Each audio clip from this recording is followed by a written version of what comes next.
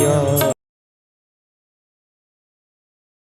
आरती पावन पुराण धर्म भक्ति विज्ञान भागवत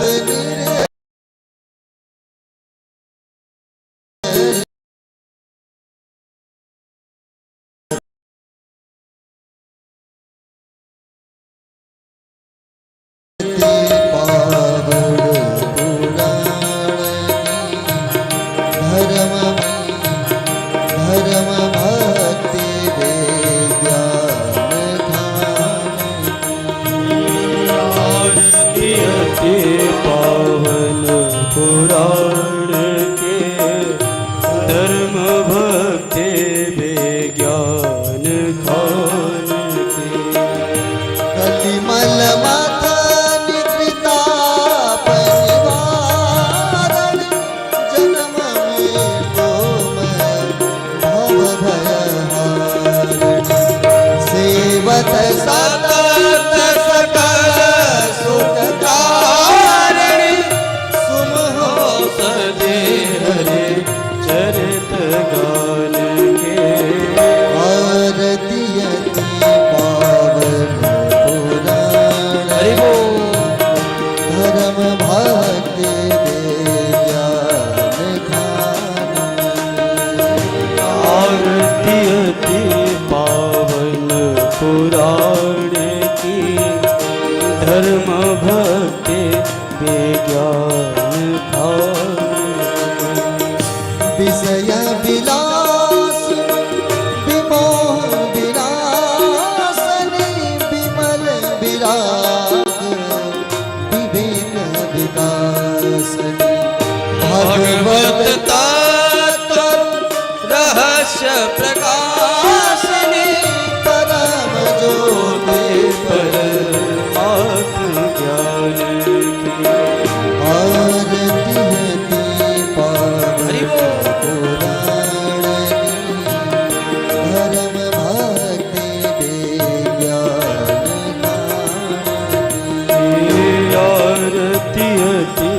पावन पुराण की धर्म भक्ति विज्ञान खान परमहंस मुनि मन उल्लासनी रस हृदय रस रास विलासनी भोक्ति मुक्ति रति प्रेम प्रकाशिनी परम ज्योति परमात्म ज्ञान आरती पावन पुराण धर्म भक्ति विज्ञान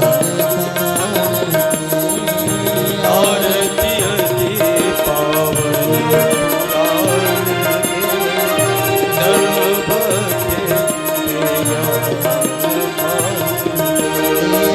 आरती पावन पुराण धर्म भक्ति विज्ञान आरती पावन पुराण के धर्म भक्ति विज्ञान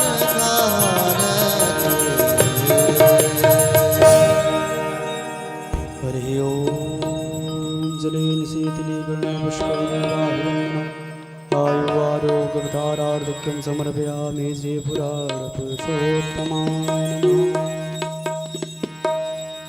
हस्ते पुष्पं चाराय अधमन्द्रपुष्पाञ्जलिः यजमानस्य हस्तो प्रक्षालयेत सः हस्ते पुष्पं चाराय हरि ओम जगन्नाथदेवास्तानि धर्माणि प्रथमान्याचरणाः तेहनाकं महिमानः सचन्द्रपूर्वे साध्याः सन्ति देवाः नाना सुगन्धिपुष्पाणि यथा कालो भवानि च पुष्पाञ्जलिर्मया दत्त गृहाण परमेश्वरः क्षमहुनाथ अपराध मम जय जग के आधार पुष्पांजलि अर्पण करो श्रीनाथ करो स्वीकार।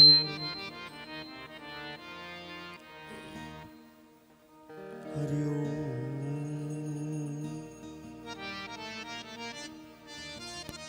हरि ओम। श्री राधे श्याम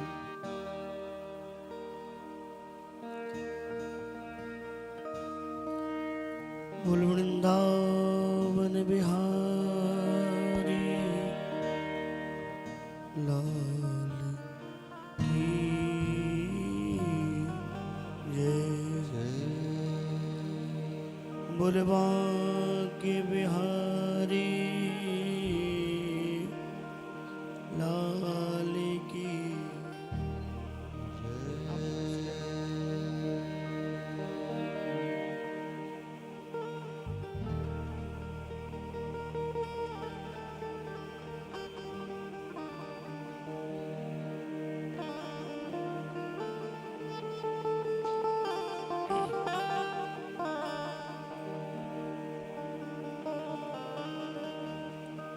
हरि ओम।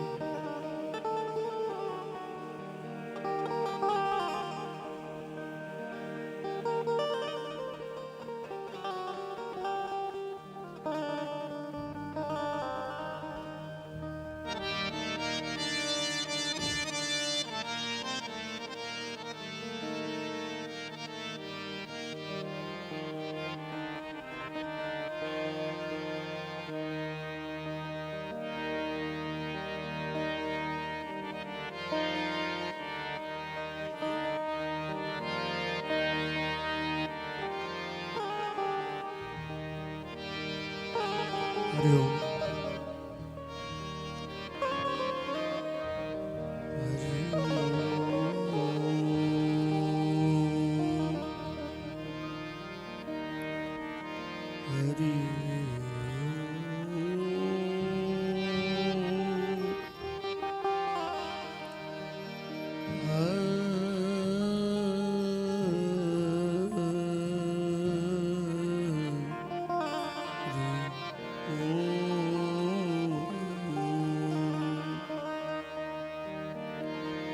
स्वस्ति श्री गणेशाय नमः। श्री सरस्वत्यै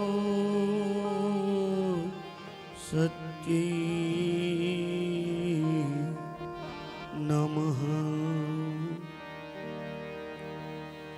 श्री गुरु चरण कमले भ्यो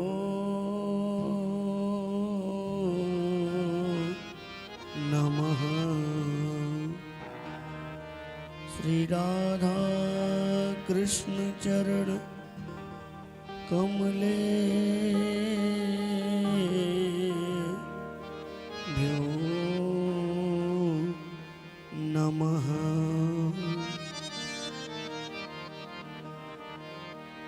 वंदे श्रीयुतपदकमलम् श्रीगुरु विष्णवांसि च श्रीरूपं साग्रजातं सहगण रघुनाथान्वितं तं संजीवनम्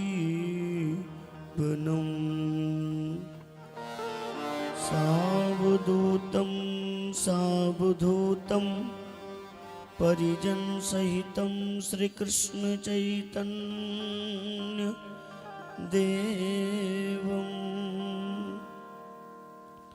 श्री राधा कृष्ण पादान सहगण ललिता श्री विशाखा वितांस च वंशी विभूषित करार नवनीर दाभार पीतांबरा दरुण बिंब फला धरुष्ठा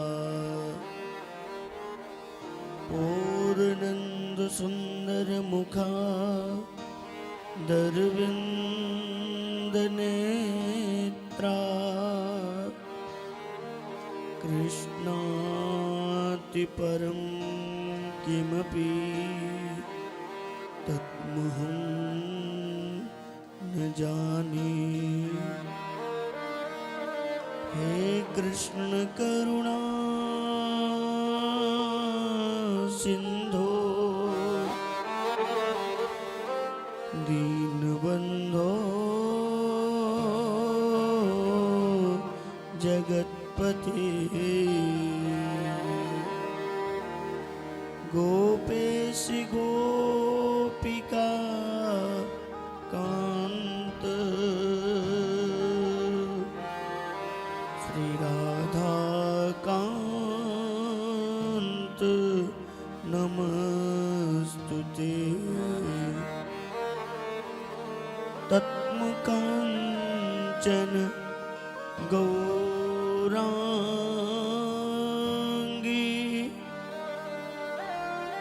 श्री राधा वृंदावनेश्वरी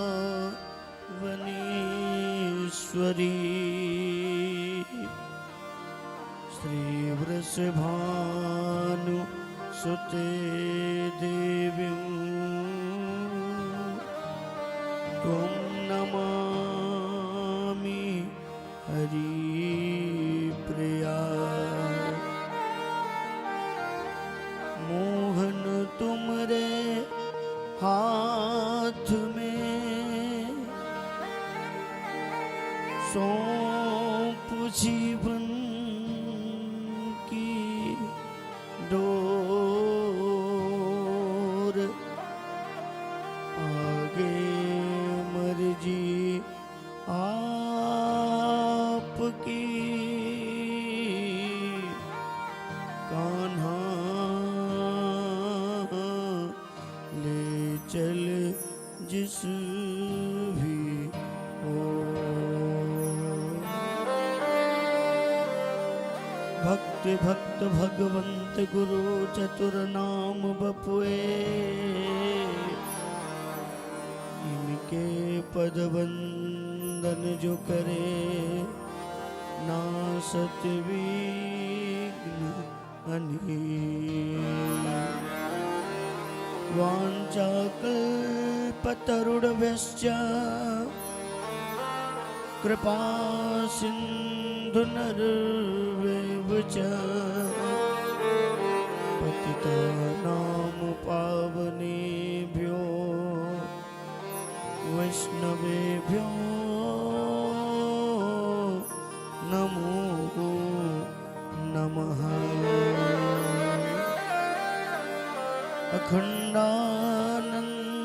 अखंडानंदबोधाय शिशुसंताप हारिणी सच्चिदानंद रूपाय तस्मै श्री गुरुवे नमः। तस्मै श्री गुरुवे नमः। जय जय श्री राधारमण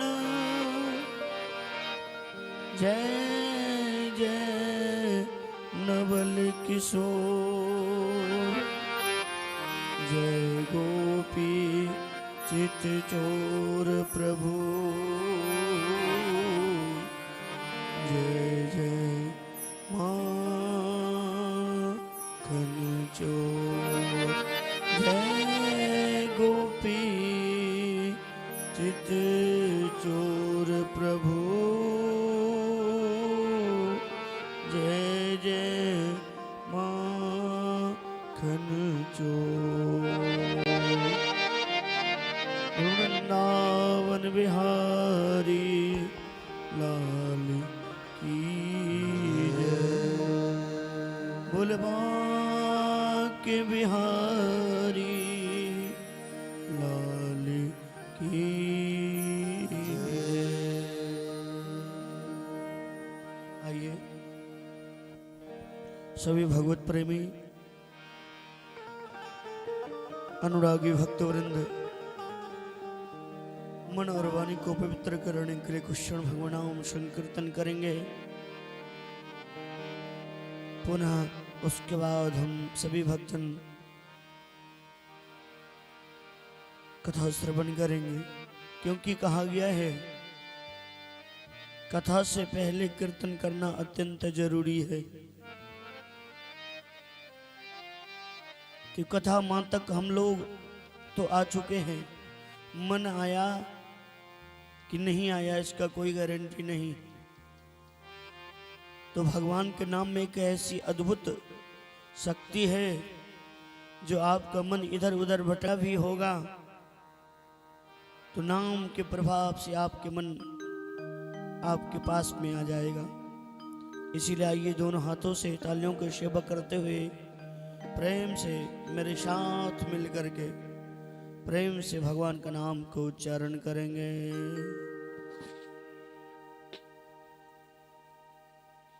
वृंदावन बिहारी लाल की कन्हैया कन्हैया पुकारा करेंगे, लताओं के ब्रज में गुजारा करेंगे। कन्हैया कन्हैया पुकारा करेंगे, लताओं में ब्रज के गुजारा करेंगे। कन्हैया कन्हैया पुकारा करेंगे, लताओं के ब्रज में गुजारा करेंगे। कन्हैया कन्हैया पुकारा करेंगे, लताओं में ब्रज के गुजारा करेंगे।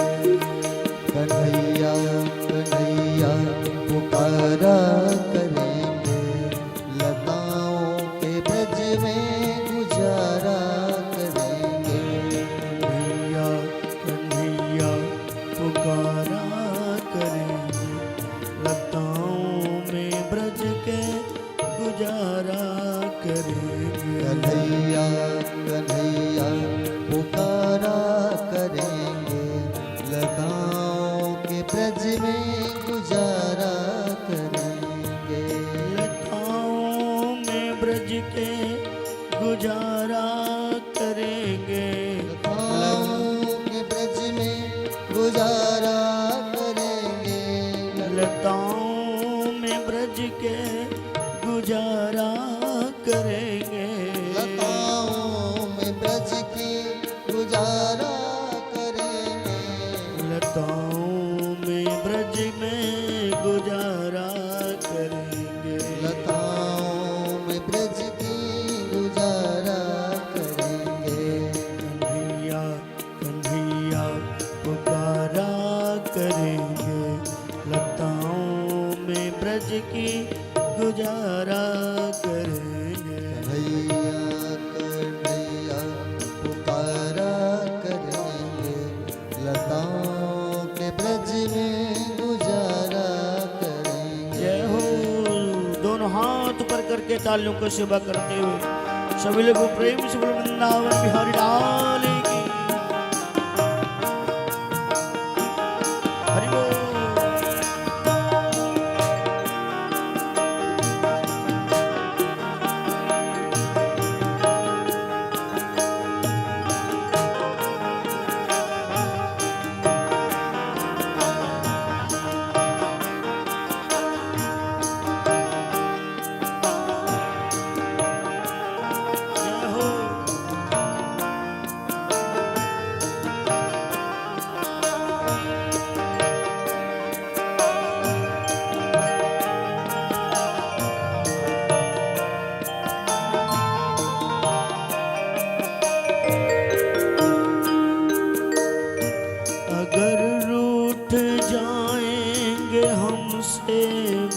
बिहारी। अगर रूठ जाएंगे हमसे बिहारी, अगर रूठ जाएंगे हमसे बिहारी। अगर रूठ जाएंगे हमसे बिहारी, चरण पकड़ उनको मनाया करेंगे। चरण पकड़ के मनाया करेंगे, चरण पकड़ के मनाया करेंगे। करके मनाया करेंगे। कन्हैया कन्हैया पुकारा करेंगे। कन्हैया पुकारा करेंगे, लताओं में ब्रज के गुजारा करेंगे। लताओं में ब्रज की गुजारा करेंगे, लताओं में ब्रज की गुजारा करेंगे। लताओं में ब्रज की गुजारा करेंगे।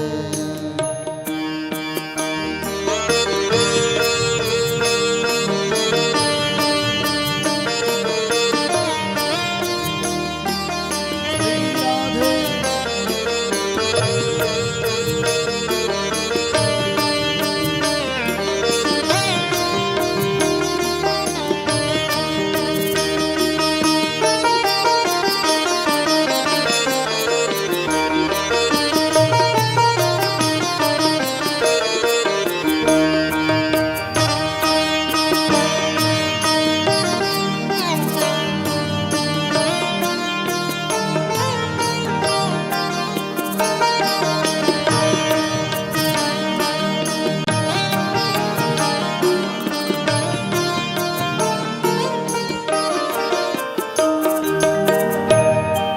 बनाएंगे हृदय में हम प्रेम मंदिर।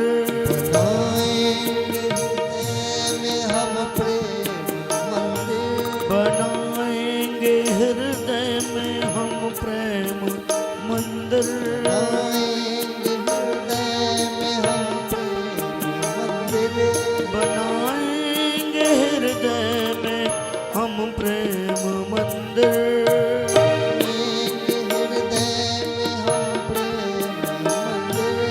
प्रेम की झूला पे झुलाया करेंगे।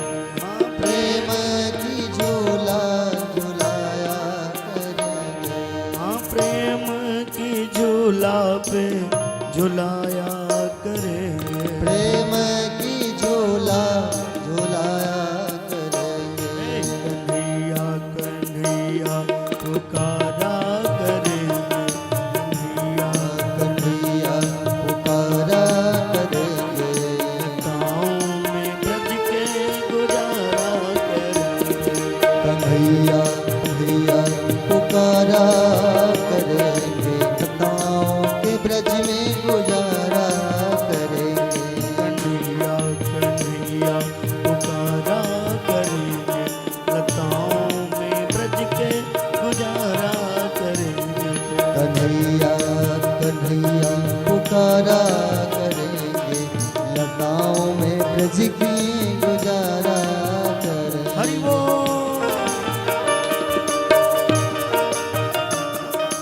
श्री राधे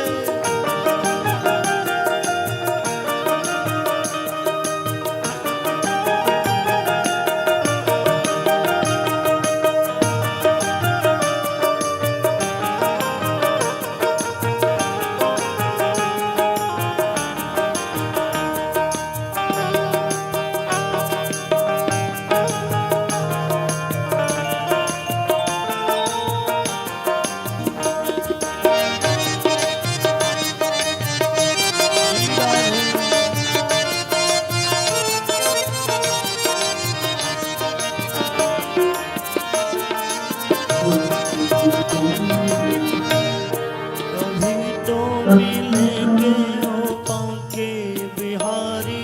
कहीं तो मिलेंगे बांके बिहारी, कभी तो मिलेंगे ओ बांके बिहारी। कहीं तो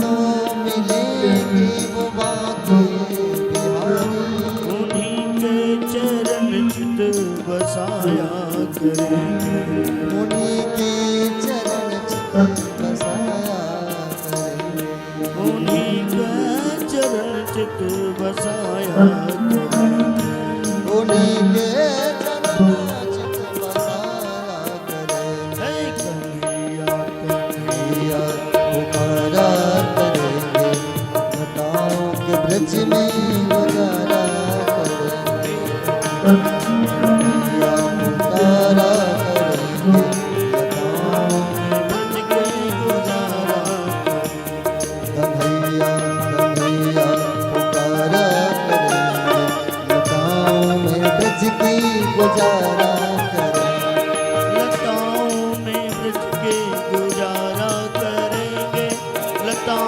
में ब्रज के गुजारा करेंगे। लताओं में ब्रज के गुजारा करेंगे। लताओं में ब्रज की गुजारा करेंगे, लताओं में ब्रज की गुजारा करेंगे। लताओं में ब्रज की गुजारा करेंगे। लताओं में ब्रज की गुजारा करेंगे। लताओं में ब्रज की गुजारा करेंगे, लताओं में ब्रज की गुजारा करेंगे। कन्हैया पुकारा करेंगे, लताओं के ब्रज की गुजारा करेंगे। कन्हैया कन्हैया पुकारा करेंगे, लताओं में ब्रज की गुजारा करेंगे। कन्हैया कन्हैया पुकारा करेंगे, लताओं के ब्रज में गुजारा करेंगे। कन्हैया कन्हैया पुकारा करेंगे, लताओं में ब्रज की गुजारा करेंगे। लताओं के ब्रज में गुजारा करेंगे, लताओं के ब्रज में हरि बोल।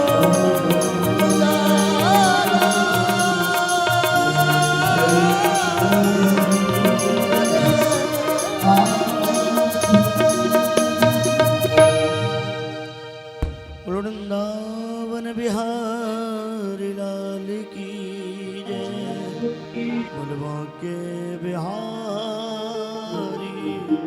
लाल की जय।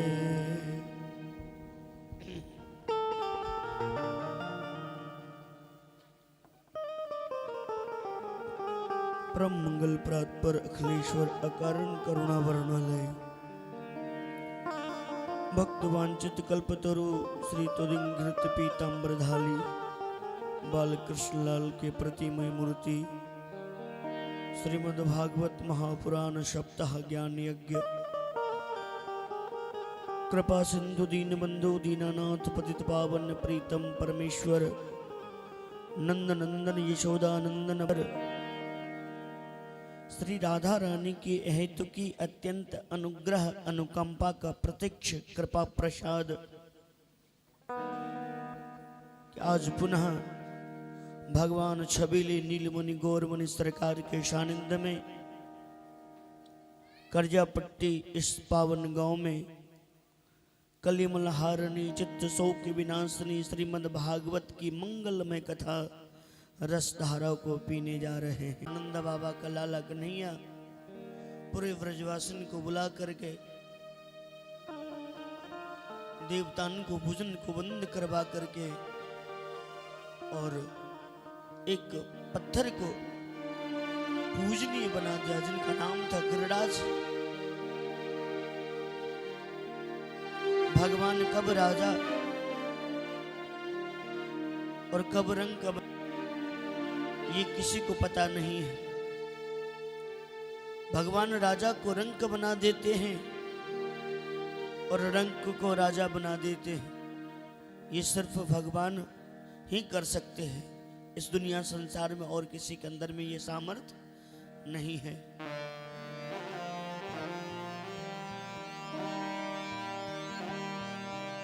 हम सभी भक्तजन जो ये कथा श्रवण कर रहे हैं ना,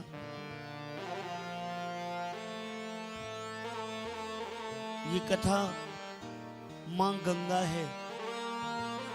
ये कथा मां गंगा है और गंगा में कोई भी व्यक्ति आकर के डुबकी लगाता है ना तो मां गंगा उन्हें उद्धार कर देती है ना।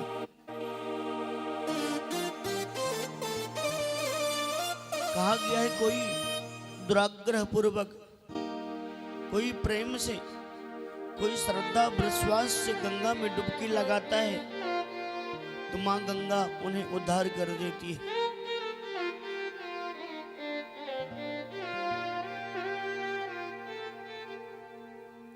उसी प्रकार ये श्रीमद् भागवत रूपी गंगा है। चाहे कोई भी व्यक्ति क्यों ना आ जाए, बहुत बरसात हुआ, बहुत जल आए, इतना जल आए गांव में बाढ़ आ गया, गांव के सारे लोग बहते हुए जा रहे थे, कोई भी नहीं बचा। उसमें सिर्फ 2 नवयुवक उस जल में बहता हुआ जा रहा था। बचने का कोई उपाय नहीं था। बहते बहते वो जल एक कुआं में जाकर के गिरता था, और कुआं भी ऐसा जो अथाह था, जो एक बार गिर जाए पुनः दोबारा बाहर नहीं निकल सकता था। दोनों बहते हुए जा रहा था। उस बहाव में एक लकड़ी पे नजर पड़ गया। दोनों बालकों ने आपस में विचार किया, अगर इस लकड़ी को सहारा अगर ले लेता हूं तो बच जाऊंगा। दोनों मित्र था। एक मित्र ने दूसरे मित्र से कहा कि मित्र, इस लकड़ी को पकड़ लो, बच जाओगे। दूसरा ने कहा, भैया इस लकड़ी को भी पकड़ लेंगे तो उस कुआं में गिरना ही है, और नहीं भी पकड़ता हूं फिर भी कुआं में गिरना है, मरना तो तय है। एक ने लकड़ी को पकड़ लिया और बहता जा रहा है, दूसरे ने उसका बात नहीं माना। भगवान का असीम कृपा हुआ, उस व्यक्ति को एक रस्सा मिल गया। एक लकड़ी को पकड़ लिया और दूसरा एक रस्सा को पकड़ लिया, और दोनों बहते हुए नदी में जा रहा था। जाते जाते जाते जब उस कुएं के किनारे तक दोनों साथ में गया, जो लकड़ी को पकड़ा हुआ था वो तो कुएं में गिर गया, वो मर गया, और जो रस्सी को पकड़ा हुआ था वो कुएं के किनारे में जाकर के अटक गया। उस कुएं में जो रस्सी था, उस रस्सी को पकड़ के धीरे धीरे धीरे धीरे, रस्सी का छोर कहां था? नदी से बाहर एक पेड़ से बंधा हुआ था। उस रस्सी को धीरे धीरे पकड़ के जल से बाहर निकल गया और बच गया। कहने का तात्पर्य यही है, ये जो भागवत रूपी गंगा है ना,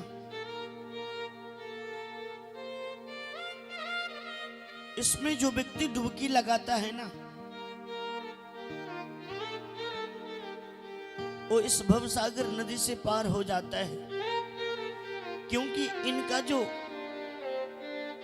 डोर है ना, ये भगवान के चरण से बंधा हुआ है।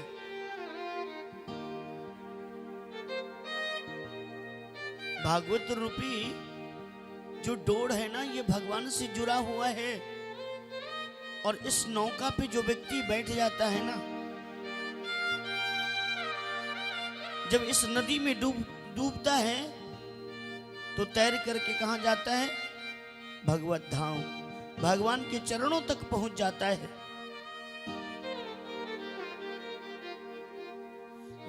गंगा में जो डुबकी लगाता है वो सागर तक पहुंच जाता है।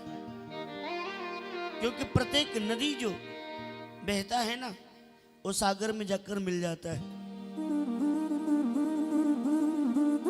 और ये भागवत रूपी में जो डुबकी लगाता है वो हमारे बिहारी जी के चरणों तक पहुंच जाता है। वृंदावन बिहारी लाल की। तो बिहारी जी के चरणों तक अगर पहुंचना चाहते हैं तो भागवत रूपी गंगा में डुबकी लगाया कीजिए। और ये मन भागवत रूपी गंगा में जैसे ही डुबकी लगाना प्रारंभ कर देंगे ना, तो श्री बांके बिहारी के चरणों में आप पहुंच जाएंगे। अच्छा एक बात बताइए, मां कथा तक आप लोग आए हैं या कोई बुला करके लेकर के आया है? आप लोग आए नहीं, आप लोगों को बुलाया गया है, आप आए नहीं, आपको बुलाया गया है। अब बुलाए कौन है? हमारे बिहारी जी।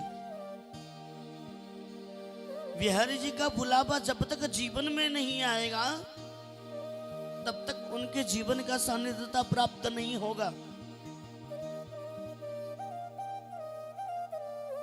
इसीलिए उनका कृपा है हम लोगों के ऊपर, जो हमको बुला लेते हैं।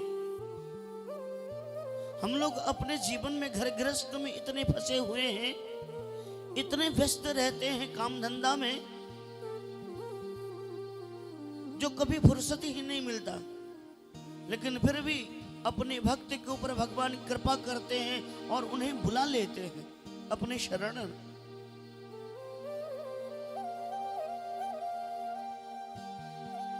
यहां पे विद्वानों ने दो बात कहा। कौन कौन? भगवान के पास में क्या है? एक है चरण और दूसरा है शरण। संतों ने कहा अगर जीवन को सुधारना है तो भगवान के शरण ग्रहण कर लो। चरण में आप ज्यादा देर तक रुक नहीं पाओगे। अच्छा आप लोग बताइए, मंदिर जाते हैं पूजन करने के लिए? जाते हैं ना? सभी लोग जाते हैं मंदिर दर्शन करने के लिए, पूजन करने के लिए। लेकिन मंदिर में आप लोग कब तक पूजा करते हैं? कभी 10 मिनट, कभी 20 मिनट, हाँ, कभी 5 मिनट, और पूजन करके तुरंत अपने घर लौट जाते हैं। ज्यादा देर तक नहीं रुकते, क्योंकि घर और परिवार भी देखना है ना। तो भगवान के शरण में ज्यादा देर तक भक्त नहीं रुक पाते, क्योंकि आप जाएंगे तो फिर दूसरा कोई आएगा, दूसरा जाएगा तो कोई तीसरा आएगा। तो ये परंपरा चलता रहता है। तो मंदिर में आप ज्यादा देर रुक नहीं पाओगे। ज्यादा देर अब रुकने का भी प्रयास करेंगे तो पुजारी पंडा आपको बाहर निकाल देगा कि भैया जल्दी से मंदिर खाली करो, कोई और आएगा दर्शन करने के। तो भगवान के चरण में अगर आप रुकना भी चाहेंगे ना तो आप रुक नहीं सकते। अगर रुकने का प्रयास कीजिएगा तो चरण में नहीं, भगवान के शरण में रहा कीजिए। भगवान के शरण में रहा कीजिए। आप घर बैठे हैं ना, काम कर रहे हैं, चिंतन कीजिए कि भगवान मेरे पास में है, मैं उनका सेवा पूजा नित्य प्रतिदिन कर रहा हूं। घर बैठे चिंतन कीजिए, आराधना कीजिए, पूजा कीजिए, सेवा कीजिए। भगवान आपको स्वीकार कर लेंगे। और शरण में रहेंगे तो आप 10 मिनट नहीं, 20 मिनट नहीं, 1 घंटा 2 घंटा नहीं, 5 घंटा 10 घंटा नहीं, आप 24 घंटा भगवान के शरण में रह सकते हैं। लेकिन आपको कोई हटा नहीं सकता। आप अपने घर में कहीं भी बैठ जाइए और एक स्थान में बैठ करके भगवान का शरण ग्रहण कीजिए और उनका चिंतन कीजिए। आपको एक बार कोई व्यक्ति पूछने के लिए नहीं आएगा। इसलिए भगवान के शरण में रह करके और उनका चिंतन कीजिए, आराधना कीजिए, पूजन कीजिए। शरण में आप लोग जाना चाहते हैं या चरण में रहना चाहते हैं? चरण में संभव नहीं है।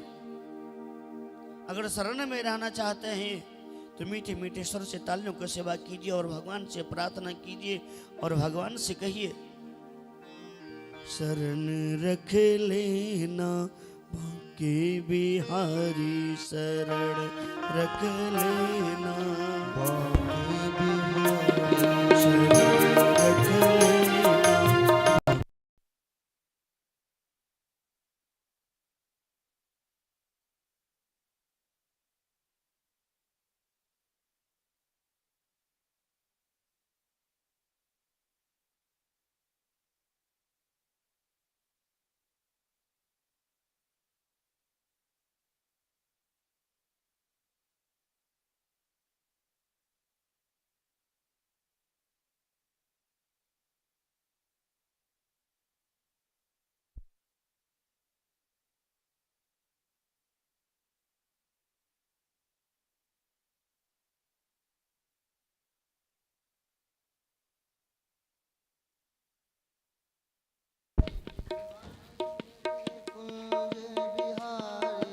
बांके बिहारी मेरे कुंज बिहारी, कुंज बिहारी, कुंज बिहारी मेरे बांके बिहारी, बिहारी मेरे बांके बिहारी, शरण रख लेना बांके बिहारी, शरण रख लेना बांके बिहारी, शरण रख लेना बांके बिहारी।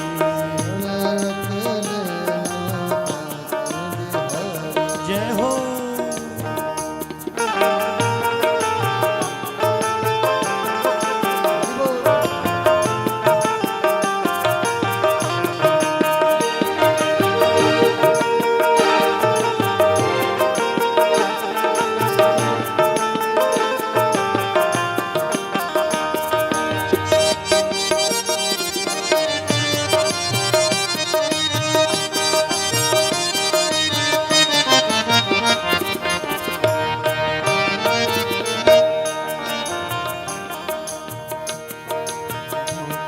बिहारी मेरे कुंज बिहारी, कुंज बिहारी मेरे कुंज बिहारी, बांके बिहारी मेरे कुंज बिहारी,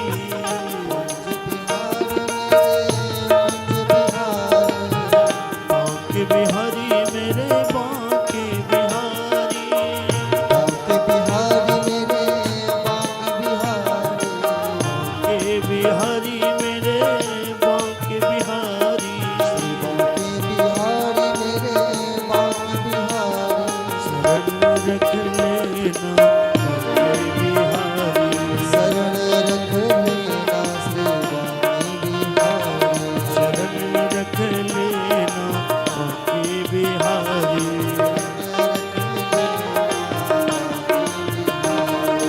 हरि बोल।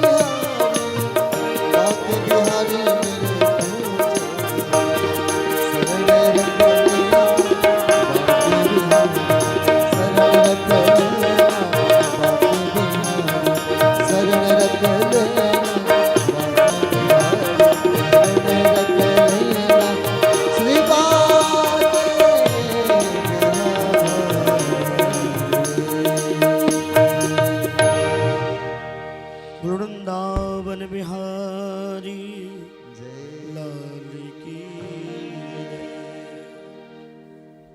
बांके बिहारी सरकार की शरण में जो आ जाते हैं ना, उनका कल्याण हो जाता है। इसीलिए चरण की उपेक्षा मत कीजिए, शरण की उपेक्षा कीजिए। जब भी अगर शरण की उपेक्षा कीजिएगा ना, तो हर वक्त आपका भी ध्यान भगवान के ऊपर रहेगा और भगवान का भी ध्यान आपके ऊपर में रहेंगे। वृंदावन बिहारी लाल की जय हो। इस प्रकार से भक्तों के ऊपर भगवान कृपा करते हैं। भगवान एक ब्रज 84 कोष के अंदर एक पत्थर को पूजनीय बना दिया। देवताओं को पूजन को बंद करवा करके और गिरिराज जी को पूजन प्रारंभ कर दिया।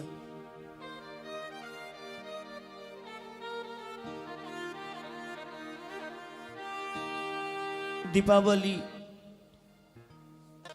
का दिन व्यतीत हुआ। दीपावली के प्रातः कालीन श्री नारद जी महाराज स्वर्ग गए देवराज इंद्र से मिलने के लिए। इंद्र बैठा हुआ था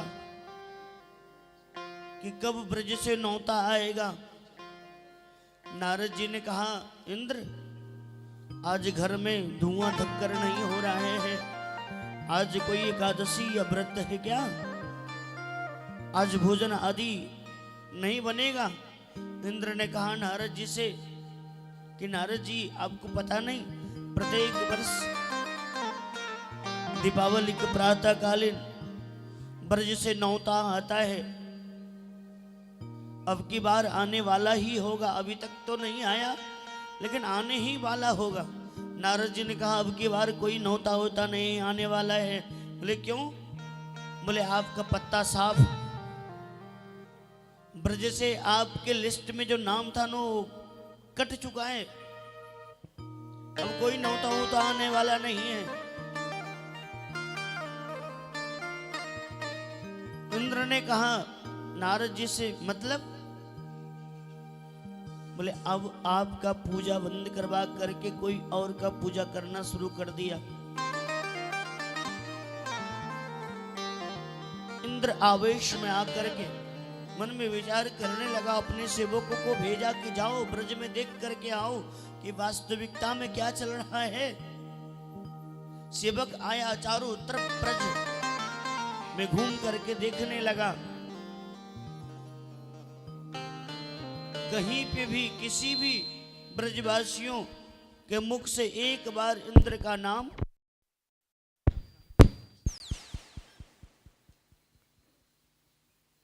सेवकगण लौट करके वापस गया और देवराज इंद्र से कहा कि महाराज ब्रज 84 कोष में मैंने चारों तरफ भ्रमण करके घर घर में जा करके देखा, एक एक व्यक्तियों से जा करके पूछा, लेकिन आपका चर्चा कहीं नहीं चल रहा है। प्रत्येक ब्रजवासियों को मुख से सिर्फ एक ही शब्द सुनाई दे रहा था, गिरिराज जी की जय हो, गिरिराज जी की जय हो, गिरिराज जी की जय हो। देवराज इंद्र क्रोध में आकर के अनाप शनाप बोलना प्रारंभ कर दिया। यहां तक भगवान के कटु वाचन बोलना प्रारंभ कर दिया। देवराज इंद्र ने कहा वाचाल वाले संलब्धा समज्ञ पंडित मानिनम। ओ वाचाल ग्वाला, ओ वाचाल कृष्ण अपने आप को पंडित समझता है, एक भी ब्रजवासियों को मैं बचने नहीं दूंगा, सबके पानी में डुबो करके समाप्त कर दूंगा, महाप्रलय ला दूंगा। देवराज इंद्र ने शमंतक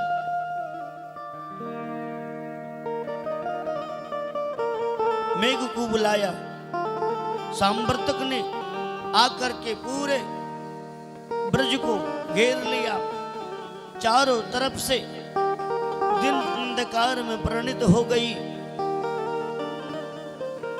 इंद्र ने आदेश दिया कि ऐसा मूसलधार बारिश बरसाओ कि ब्रज 84 कोस में जितने भी ब्रजवासी है सब डूब करके इसी में समाप्त हो जाए।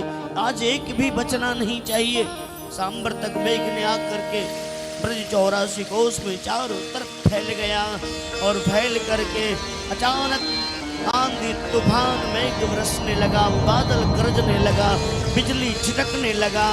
ऐसा बारिश ब्रजवासियों ने जीवन में कभी नहीं देखा था। मूसलधार बारिश बरसने लगा। श्री सुखदेव बाबा ने राजा परीक्षित से कहा कि परीक्षित, ऐसा बारिश जैसे कि एक बूंद हाथी के सुर में जितना पानी बहता है ना, उतने बड़े बड़े बूंद गिरता था ब्रज 84 कोस के अंदर। सांबर तक मेघ कब बरसता है? जब महाप्रलय होता है तब। और 1-2 दिन के लिए नहीं, बरसते रह गए। एक बूंद अब जल नीचे नहीं गिर रहा है, ऊपर का जल ऊपर ही समाप्त हो गया। सांबर तक मेघ थक चुका बरसात करते करते।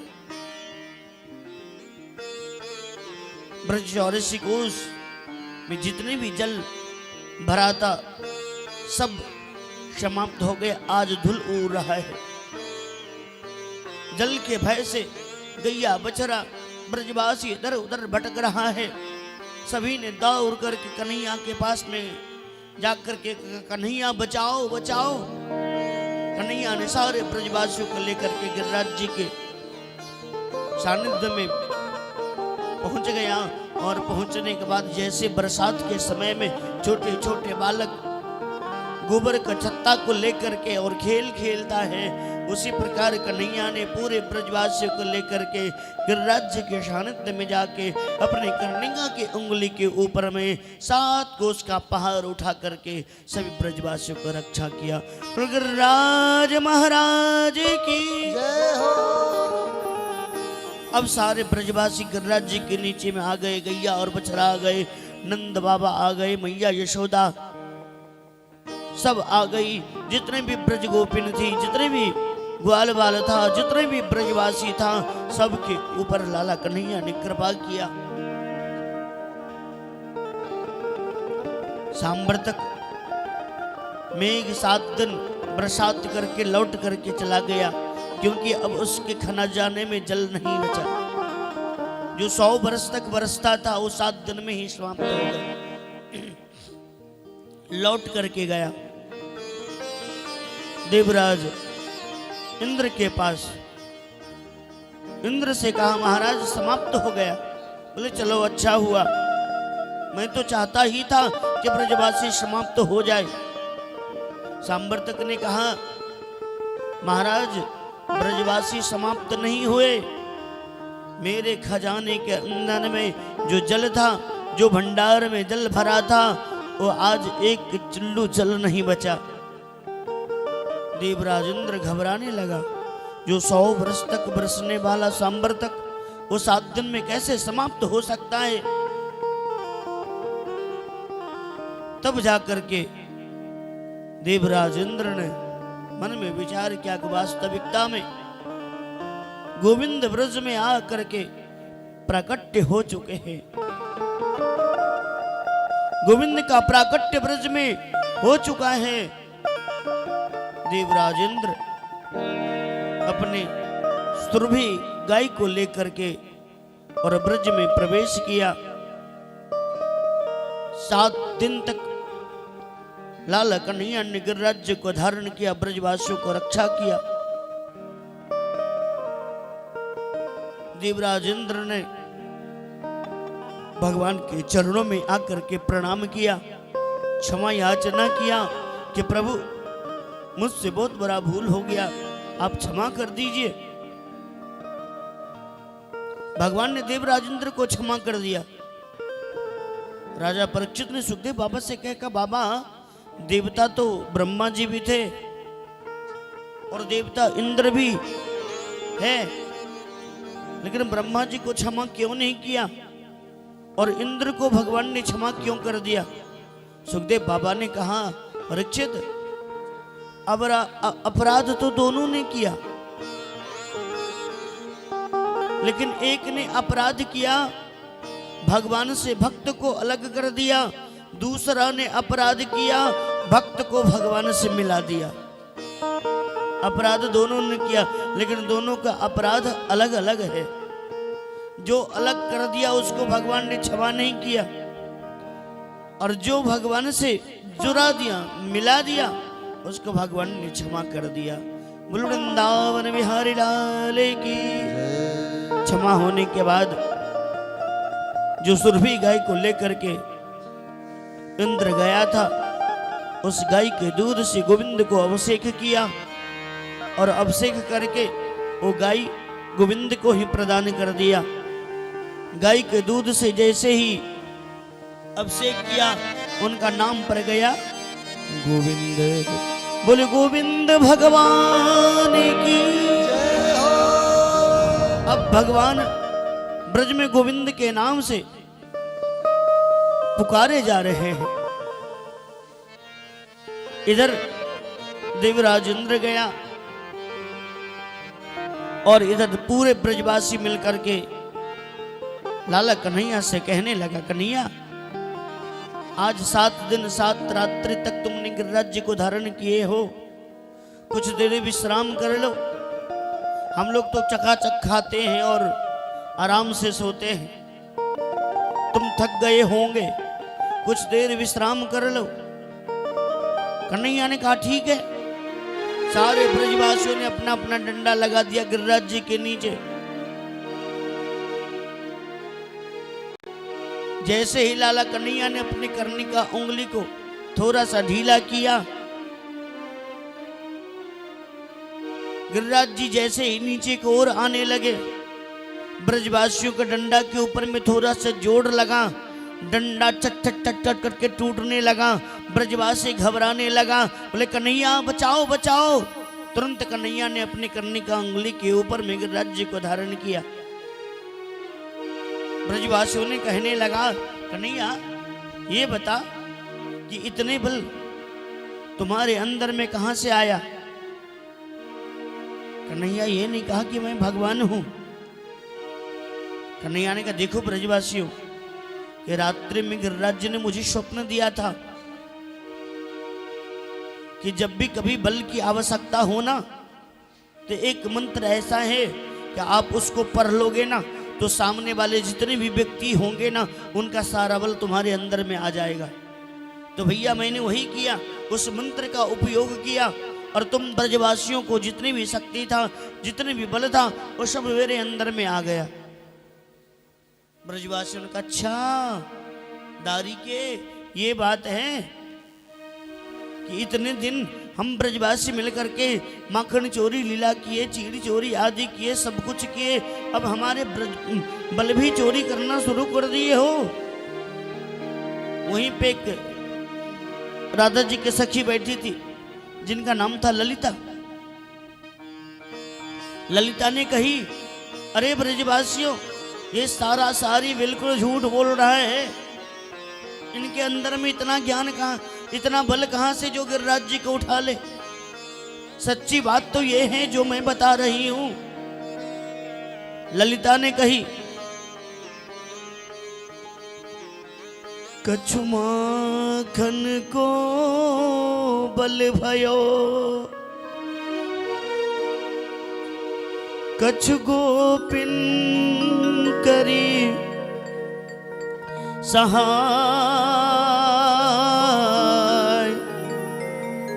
श्री राधा जू के कृपा से गिरवर लियो उठा। अरे ब्रजवासी, कछु माखन को बल भयो, वो माखन किसका? हम ब्रज गोपिन की, कन्हैया की नहीं। कछु माखन को बल भयो, यानी कि हम ब्रज गोपिन का माखन खा करके बल हुआ। कछु गोपिन ने करी सहाय, हम गोपिन मिल करके, और श्री राधा जी की कृपा से गिरवर लिया उठाई। बताओ, कहीं पे लाला कन्हैया की शक्ति दिखाई दे रहा है। ब्रजवासियों ने कहा नहीं सकी, तुम तो बिल्कुल सत्य कह रही हो। कछु माखन को बल भयो, कछु गोपिन ने करी सहाय। श्री राधा जी की कृपा से गिरवर लिए उठाए, वृंदावन बिहारी लाले की।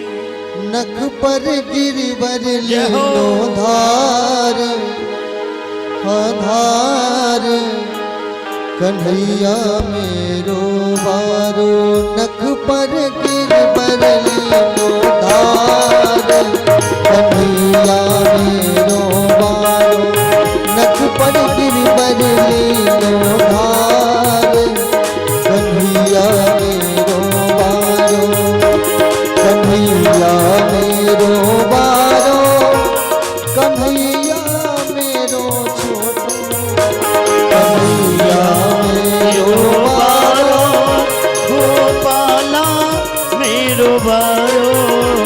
कन्हैया मेरो बारो, गोपाला मेरो छोटो। कन्हैया मेरो बारो, गोपाला मेरो छोटो। नख पर गिरवर लीनो धार, कन्हैया मेरो बारो। नख पे गिरवर लीनो धार, कन्हैया मेरो बारो। हरि बोल। सभी लोग कालू की सेवा करते हुए एक बार दोनों हाथ ऊपर करके प्रज्वल लिए। गुरुराज महाराज की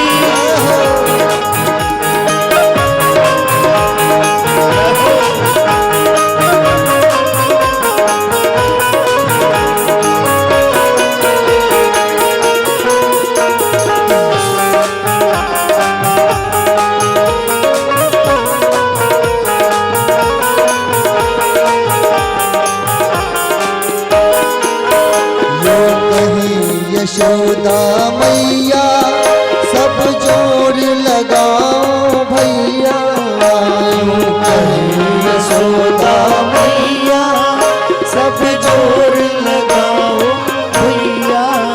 यूं कहे यशोदा मैया सब जोर लगाओ भैया। यूं कहे यशोदा मैया सब जोर लगाओ भैया। ओ गिरिवर में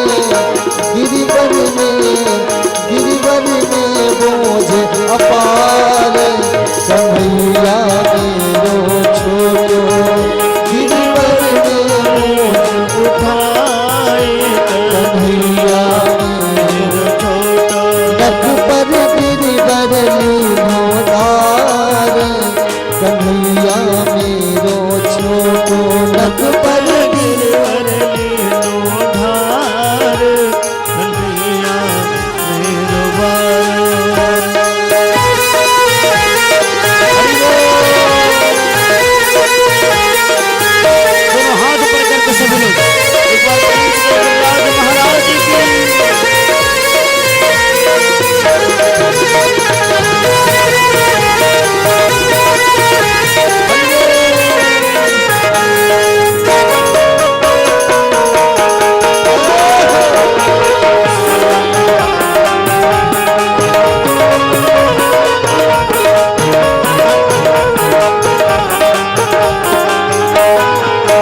लाला की नरम कलैया कहीं मूरत न जाए बाकी भैया। लाला की नरम कन्हैया कहीं मूरत न जाए कन्हैया। लाला की नरम कलैया कहीं मूरत न जाए बाकी भैया। लाला की नरम कन्हैया कहीं मूरत न जाए कि भैया। वो कैसे झेले अकेलो भार, कन्हैया मेरो बारो। कैसे झेले अकेलो भार, कन्हैया मेरो बारो। नख पर गिरवर लीनो धार, कन्हैया मेरो बारो। नख पर गिरवर लीनो धार,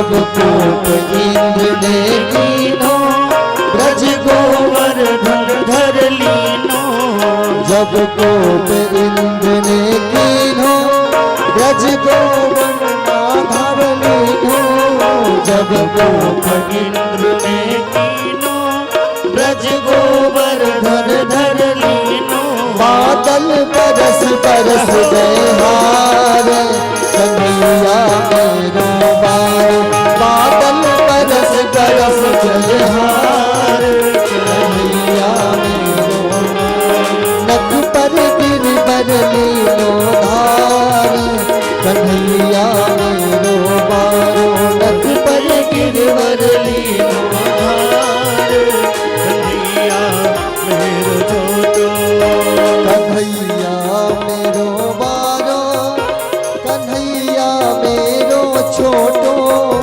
कन्हैया मेरो बारो कन्हैया मेरो छोटो ओ कान्हा मेरो बारो ओ कान्हा मेरो छोटो कन्हैया मेरो बारो गोपाला मेरो छोटो नख पर गिरवर लीनो धार कन्हैया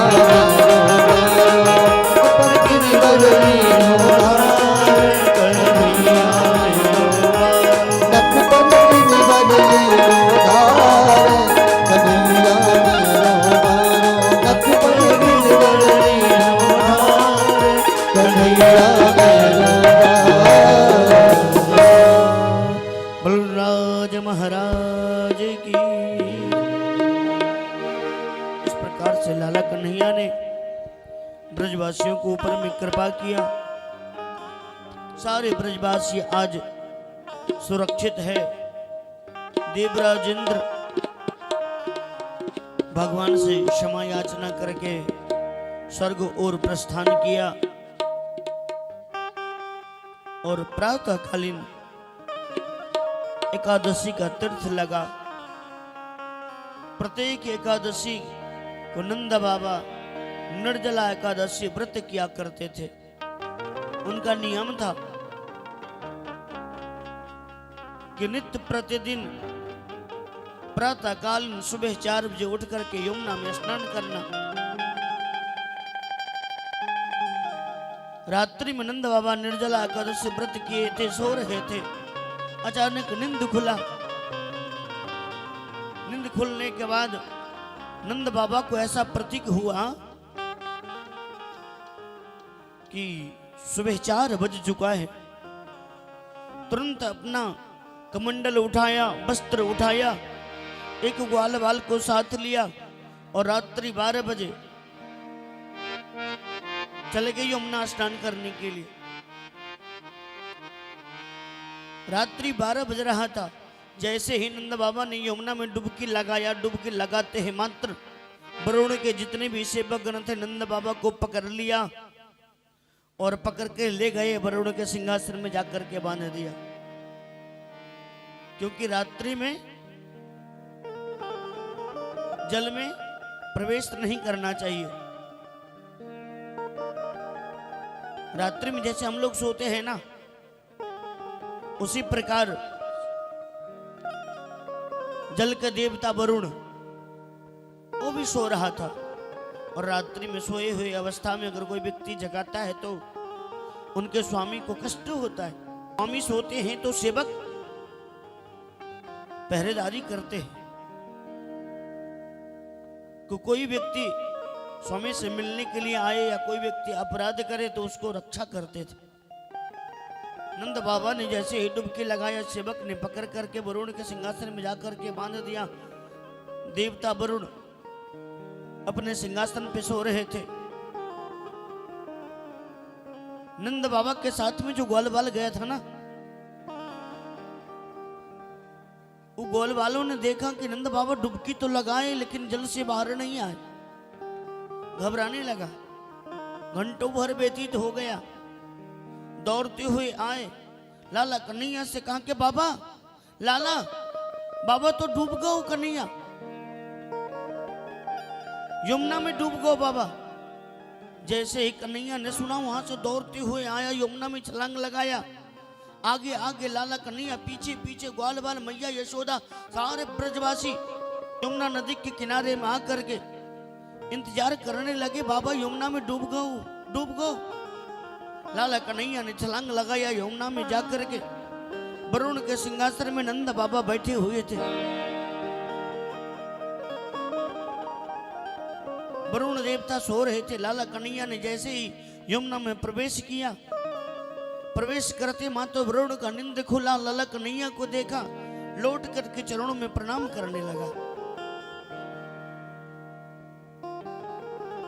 जैसे ही प्रणाम किया, स्तुति किया, विनय किया, पता चला स्वर्ग के सभी देवी देवताओं को,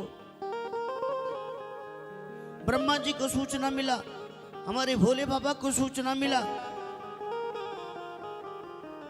गणेश कार्तिक सभी देव आज वरुण लोक में प्रकट हो जाते हैं और भगवान के सामने में हाथ जोड़ करके भगवान से प्रार्थना करने लगे। ब्रह्मा जी 4 मुख लेकर के प्रकट हो गए। हमारे भोले बाबा 5-5 मुख लेकर के वरुण लोक में पधारे। नंद बाबा खरे खरे देख रहे थे। सभी देवों ने हाथ जोड़ करके प्रार्थना करना शुरू कर दिया।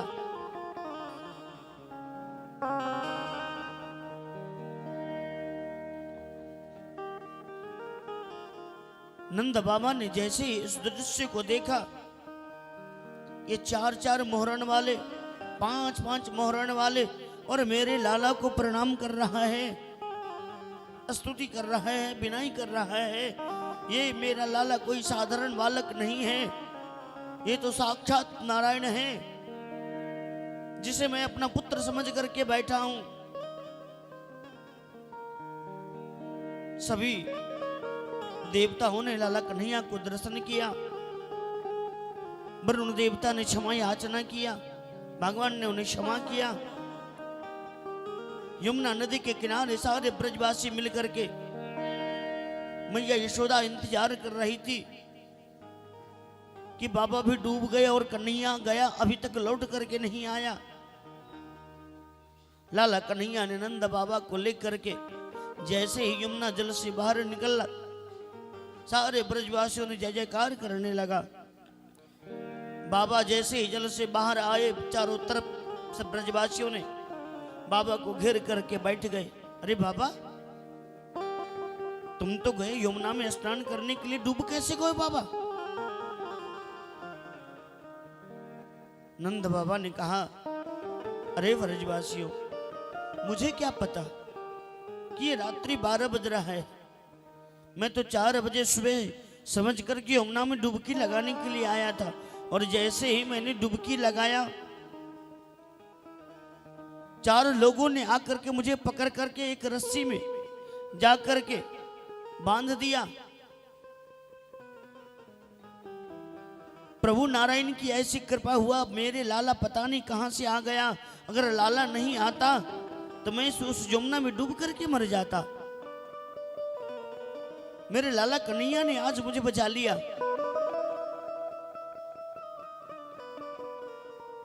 नंद बाबा ने ब्रजवासियों से कहा, अरे ब्रजवासियों, लाला कन्हैया बचा तो लिया, लेकिन बचाने के बाद मैंने देखा, मैं तो देख करके आश्चर्य रह गया। मेरे लाला के सामने बड़े बड़े देवता, ब्रह्मा, विष्णु, शंकर, गणेश, कार्तिक, सब हाथ जोड़ करके उनका प्रार्थना कर रहा था। ये जो लाला है ना, मेरे लाला नहीं, ये तो भगवान है। अब पूरे ब्रजवासी मिलकर के लाला कन्हैया को चारों तरफ से घेर लिया। कन्हैया, इतने दिन तो हम ब्रजवासी समझ रहे थे कि तुम मैया यशोदा और लाला का, नंद बाबा का छोरा हो, लाला हो ना। आज मुझे प्रतीत हुआ है, आज मुझे विश्वास हुआ है कि तुम मैया यशोदा का लाला नहीं, तुम तो भगवान हो। कन्हैया ने समझाने का प्रयास किया, अगर ब्रजवासियों समझ बैठेगा कि ये भगवान है तो मेरे पास में कोई नहीं आएगा।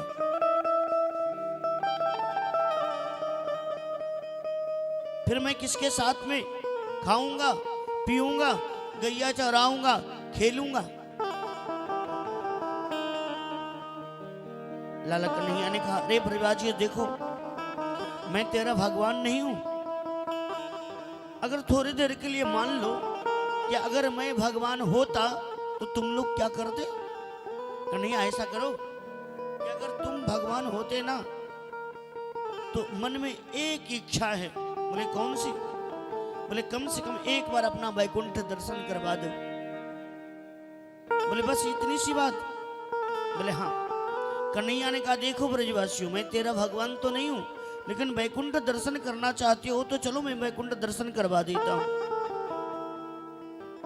वहीं यमुना नदी के किनारे श्रीधाम वृंदावन में रंगनाथ मंदिर के जस्ट दीवाल के सहारे एक ब्रह्म कुंड है, आज भी है।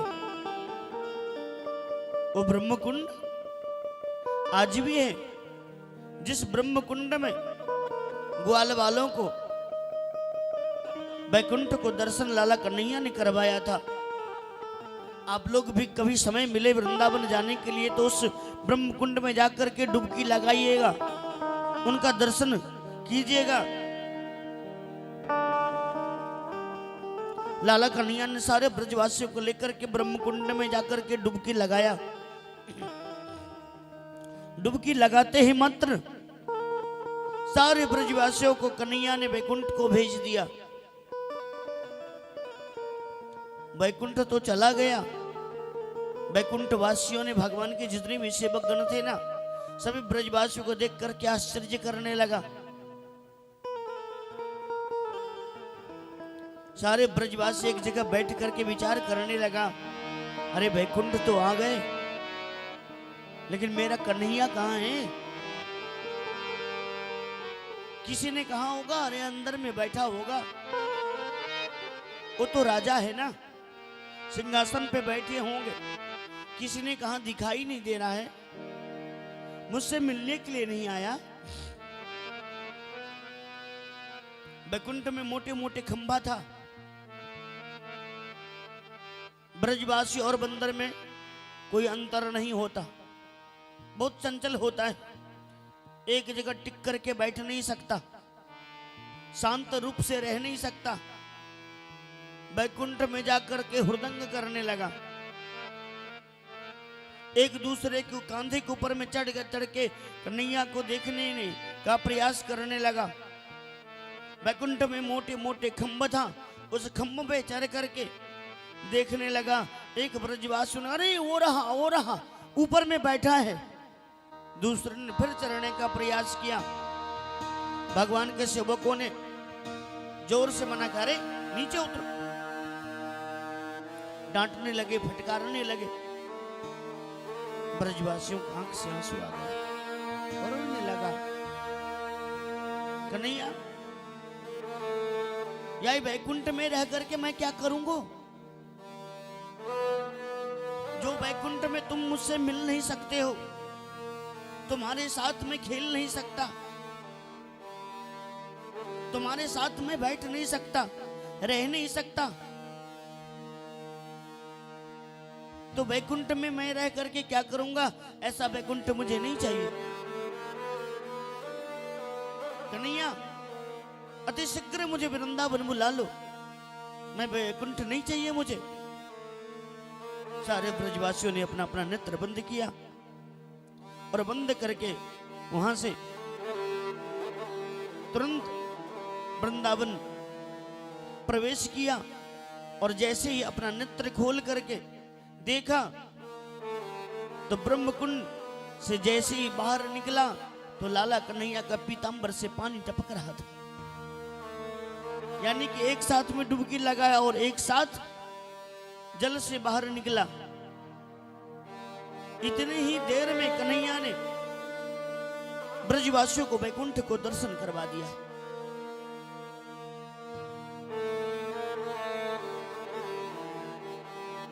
ब्रजवासियों ने लाला कन्हैया से कि कन्हैया मुझे वैकुंठ नहीं चाहिए, इससे अच्छा तो मेरा वृंदावन है।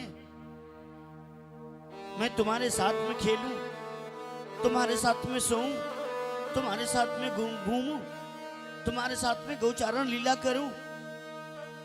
कन्हैया जिस जीवन में तुम ना हो वो जीवन मुझे नहीं चाहिए। जिस जीवन में भगवान ना हो वो जीवन जीना बेकार है। मनुष्य होकर के भी आप मनुष्य नहीं है। जो मनुष्य ने भगवान का भजन नहीं किया, सत्संग नहीं किया, उनका चिंतन नहीं किया, तो उनका मनुष्य जीवन जीना बेकार है। देवताओं ने ऐसा मनुष्य को धिक्कारता है। जीवन वही सार्थक है जो भगवान से जुड़ गया हो, और जो जीवन भगवान से नहीं जुड़ा है ना, वो जीवन बेकार है। क्या सुगर कुकर भी, कीड़े मकोड़े भी भगवान से जुड़ेगा? नहीं जुड़ेगा, क्योंकि उसके अंदर में इतना ज्ञान नहीं है। भगवान अपने से जुड़ने के लिए मनुष्य को 84 लाख योनि से बाहर निकाल करके मनुष्य योनि को प्रदान किया, और मनुष्य योनि पाकर के अगर भगवान को प्राप्त नहीं किया, भगवान को भजा नहीं, भगवान का सत्संग नहीं किया, भगवान को कीर्तन नहीं किया, तो फिर उन मनुष्य को जीवन जीना बेकार है।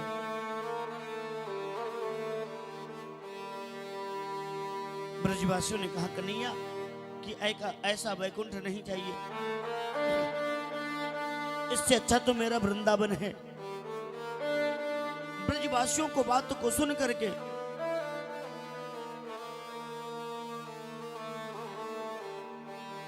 तुलसीदास जी महाराज बैठे बैठे सारे ब्रजवासियों को बात को सुन रहे थे, उस सुंदर छवि को दर्शन कर रहे थे। तुलसीदास जी महाराज को विश्वास हो गया कि वृंदावन से बढ़कर के वैकुंठ भी नहीं है। तुलसीदास जी महाराज ने वृंदावन और वैकुंठ को तोलने का प्रयास करने लगे।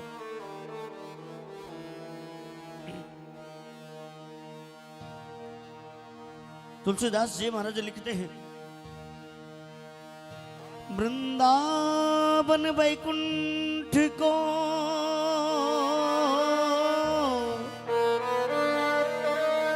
तोलियो तुलसीदास,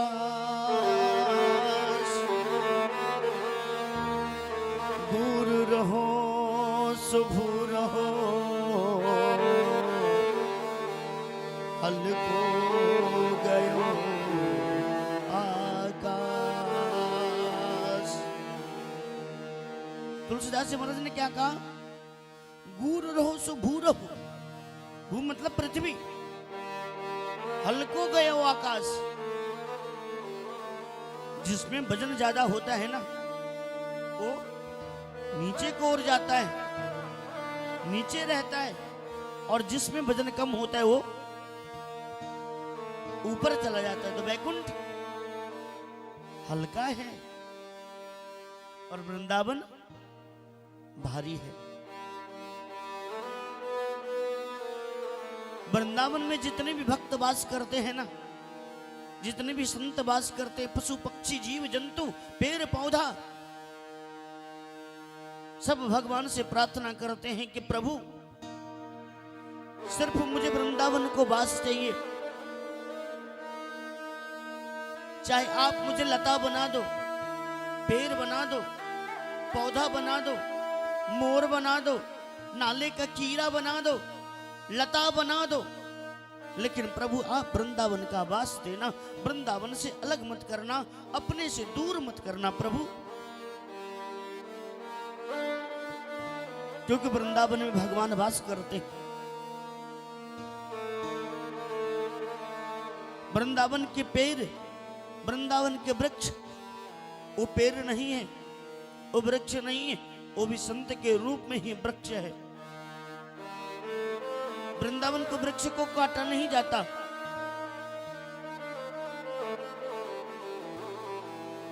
वृंदावन के वृक्ष को काटा नहीं जाता,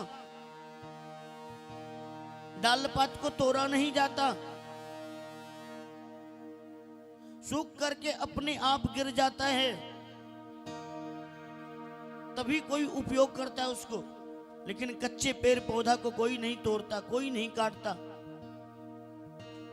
इसका प्रमाण भी है यमुना नदी के किनारे महाप्रभु जी को जहां पे बैठन है, वहां पे एक पेड़ था जिसका नाम था इमली का पेड़। राजाओं ने उसे कटवा करके एक मंदिर का निर्माण करने का प्रयास करने लगा। इमली के पेड़ में जैसे ही काटने का प्रयास किया, उसमें आरा लगाया, आरा लगाते मात्र उसमें से रक्त निकलने लगा। वो पेड़ आज भी है वृंदावन धाम में। उस दिन से कोई पेड़ पौधा नहीं काटा जाता है। वृंदावन के वृक्ष में भगवान की श्यामलता छाई हुई है। पेड़ के अंदर राधा राधा लिखा हुआ मिलता है, पताओं में डाल में भगवान का नाम लिखा आज भी मिलता है। ओ श्री धाम वृंदावन है, इसलिए वृंदावन की इतना महत्व है। ब्रजवासियों ने कहा कि कन्हैया मुझे वैकुंठ नहीं चाहिए, मुझे वृंदावन चाहिए। लाला कन्हैया ने सभी ब्रजवासियों को बुला करके वृंदावन का वास दिया और प्रेम से रहने लगे। श्रीधाम वृंदावन में एक संत थे जिनका नाम था माधोदास जी महाराज। उनका नियम था कि नित्य प्रतिदिन मधुकरी मांग करके लाते थे और भगवान को भोग लगा कर प्रसाद पाते थे। एक दिन ऐसा हुआ कि अब मधुकरी मांगने के लिए नहीं जाते हैं। जब संतों ने भंडारा आदि प्रसाद पा करके जब चले जाते थे, तो उनका उचिष्ट प्रसाद जो पत्तल को फेंक दिया जाता था, उस पत्तल में से जूठन उठा करके लेकर के आते थे, उसको धो करके और भगवान को भोग लगा करके और प्रसाद पाते थे और भगवान का नियम करते थे, भजन करते थे। संजोग एक दिन ऐसा हुआ, माधवदास जी संतों का झूठन लेकर के आए और बिना भोग लगाए उसको ग्रहण कर लिया। मुख में रख तो लिए, अचानक याद आया कि नित्य प्रतिदिन मैं भगवान को भोग लगा करके प्रसाद पाता था, आज तो बिना भोग लगाए हुए प्रसाद पा लिया, ये तो अपराध हो गया। अब क्या करूं? बाहर निकालता हूं तो संतों का उचिष्ट प्रसाद का अपमान होता है, खा लेता हूं तो बिना भगवान का भोग लगाए हुए खा लिया, ये भी अपराध। अब ना वो प्रसाद बाहर निकाल सकता है, ना अंदर निकल सकता है, संकट में पड़ गया। घंटों भर तक अपने मुख में दबाए रखा, भगवान से रहा नहीं गया। भगवान प्रकट हो गए, दर्शन दिया। भगवान ने कहा, माधो क्या बात है, आज कुछ बोल नहीं रहे हो? माधोदास जी ने इशारा किया, इशारा में वार्तालाप करने लगे। मैं बोल नहीं सकता। बोले क्यों? मुख में प्रसाद है। भगवान ने कहा प्रसाद है तो खा जाओ। माधवदास जी ने कहा नहीं, वो आपका भोग नहीं लगा है, कैसे खा लूं? भगवान ने कहा तो बाहर निकाल लो।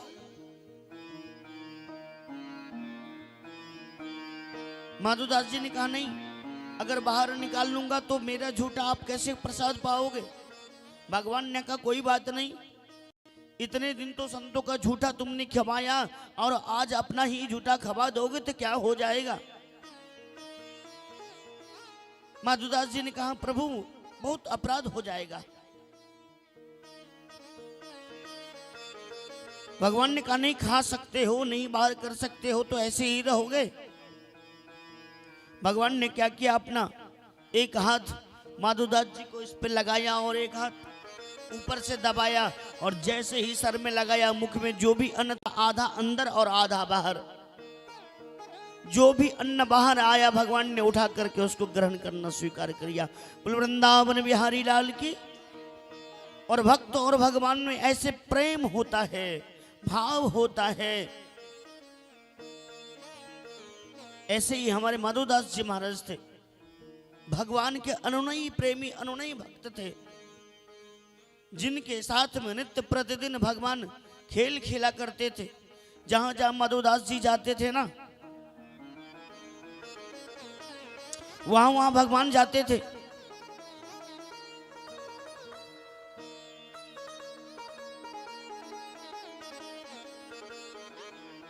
एक बार ब्रज 84 कोष में गिरिराज जी के ऊपर लाला कन्हैया नित्य प्रतिदिन दिन के 12 बजे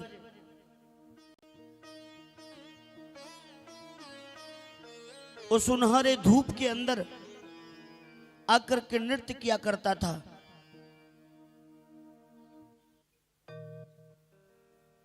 मंदिर के आहर बाहर एक झाड़ू लगाने वाला नीच जात का व्यक्ति था। नित्य प्रतिदिन झाड़ू पोछा करता था, झाड़ू लगाता था, लेकिन गिरिराज जी के मंदिर में उन लोगों का प्रवेश नहीं था। सिर्फ गिरिराज जी को पुजारी ही जा सकता था, नियम था। मंदिर का फाटक बंद हो गया, सारे पुजारी चले गए। झाड़ू लगाने वाला उसका साफ सुथरा करने लगा। झाड़ू लगा करके धूप में पैर के नीचे में बैठ गया और गिरिराज जी के ऊपर दृष्टिपात करके देखने लगा। जैसे ऊपर दृष्टिपात करके देखा, एक धूप में चमचमाता हुआ पीतांबर कसे हुए, अधरों पे मुरली धरे हुए, पांव में पायनियां बांधे हुए उस गिरिराज जी के ऊपर में नृत्य कर रहा है। झाड़ू लगाने वाले ने देखा, ये तो साक्षात कन्हैया है। कन्हैया से मिलने का इच्छा उनको होने लगा। मन में विचार करने लगा, मैं नीच जाति का हूं, कन्हैया से कैसे मिल सकता।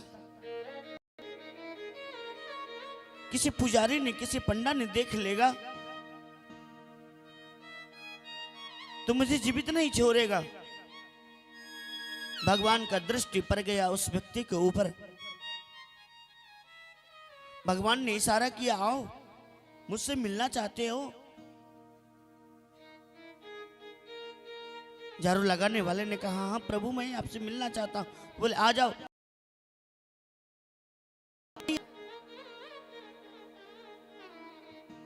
आपके शरीर में मैं स्पर्श नहीं कर सकता।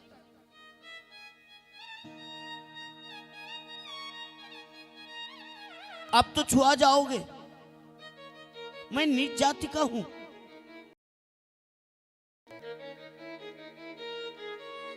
जब झाड़ू लगाने वाला ऊपर नहीं गया तो स्वयं भगवान आ गए और भगवान आकर के हृदय से लगाया। लगा करके उस झाड़ू लगाने वाले से कहा कि भैया मुझे बहुत जोर से भूख लगा है, कुछ खाने के लिए तुम लाए हो?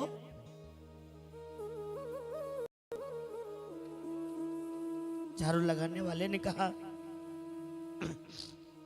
प्रभु मेरे पास तो कुछ नहीं है, तो भगवान तुम अपने कंधे के ऊपर मुझे बिठा लो और मुझे लेकर के चलो। राधा कुंड के बगल में एक संत रहते हैं जिनका नाम है माधोदास। वो आज दाल बाटी चूरमा का भोग लगाया है, चलो उससे मांग करके तुम लाना और दोनों मिलकर के प्रसाद पाएंगे।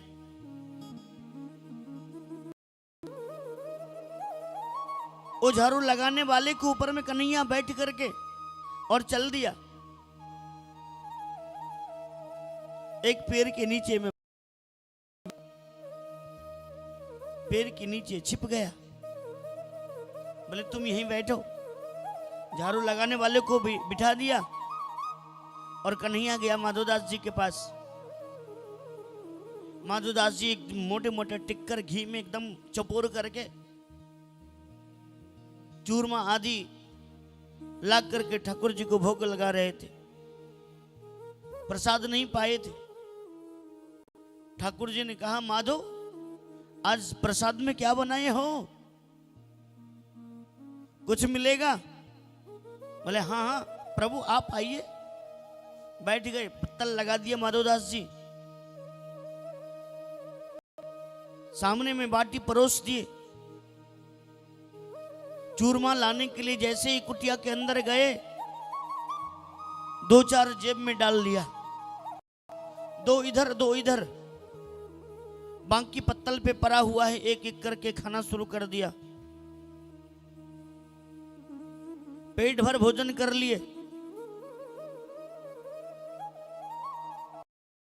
उड़ के चलने लगे तो माधवदास जी ने कहा कि प्रभु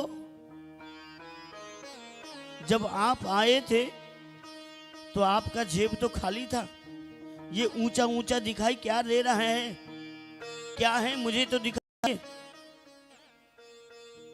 भगवान ने मना किया बच कुछ नहीं, ऐसे ही ऊंचा ऊंचा दिखाई दे रहा है।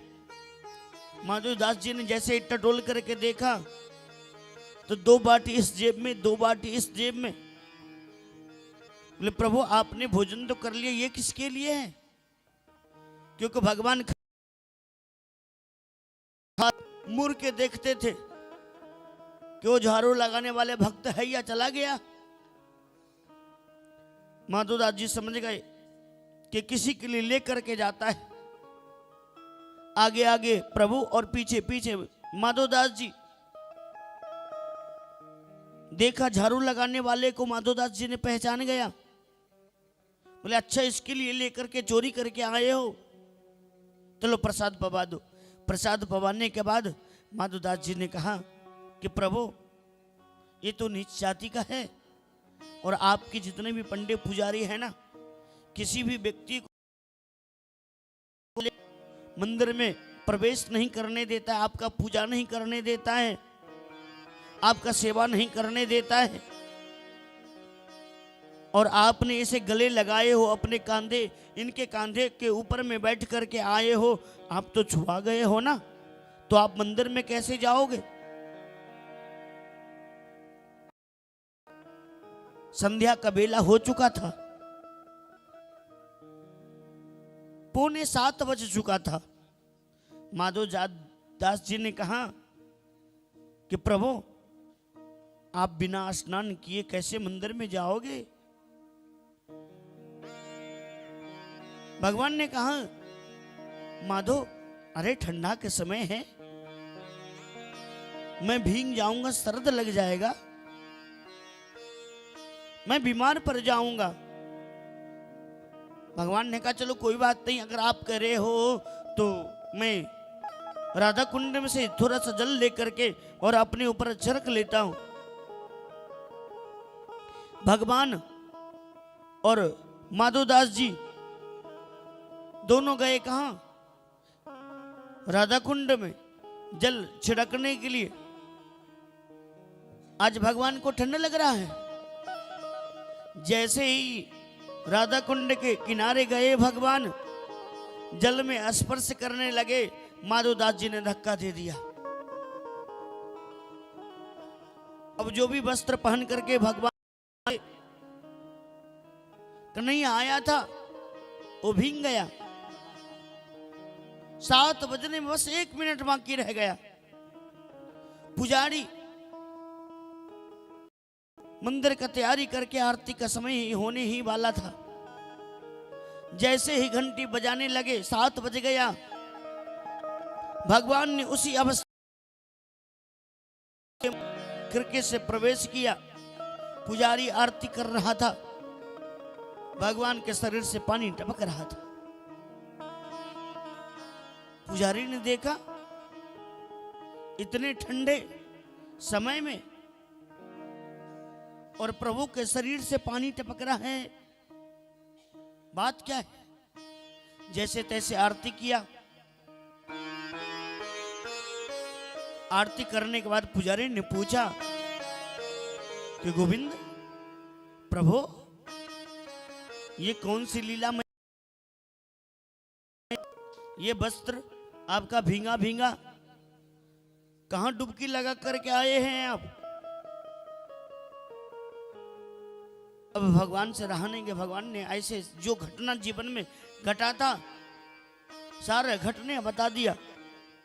पुजारी को बड़ा कष्ट हुआ, चरणों में लौट करके प्रणाम किया। बोले गोविंद प्रभु मुझे क्षमा कर दीजिए, मुझसे बहुत बड़ा भूल हो गया है। ये नियम आज के बाद गिरिराज जी में नहीं रहेगा। गिरिराज जी हमारे नहीं, गिरिराज जी तो सबके हैं। आज के बाद सब आएगा और सब पूजा करेगा। आप सबके हो प्रभु।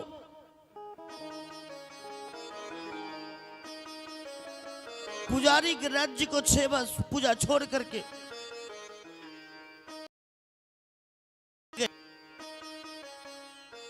इतने दिन समय सेवा कर रहा था, लेकिन उसके पीछे अपराध कर रहा था। भगवान के ऊपर सबका अधिकार है। भगवान किसी एक व्यक्ति का प्रश्न नहीं होते, भगवान सबको होते। भगवान का पूजा, भगवान का सेवा करना, भगवान का भोग लगाना सबका अधिकार है। आप चाहिए आज गिरिराज जी दर्शन करने के लिए हजारों सैकड़ों को भीड़ आज गिरिराज जी के ऊपर में कोई अभिषेक कर रहा है, कोई पूजा कर रहा है। एक जाता है, दूसरा आता है, दूसरा जाता है, तीसरा आता है। 24 घंटा भीड़ लगा रहता है।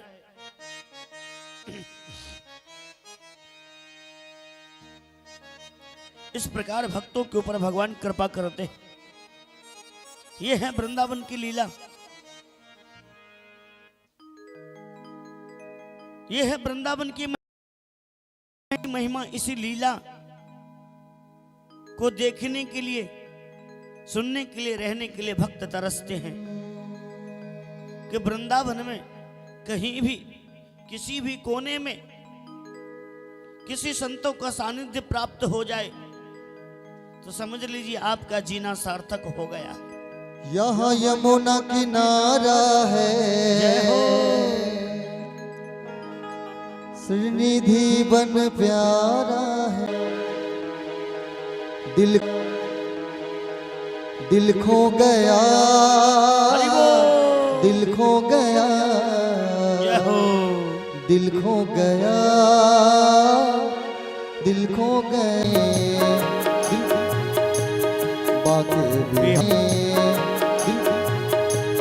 बाके बिहारी से वृंदावन में हाय मेरा दिल खो गया। जय हो।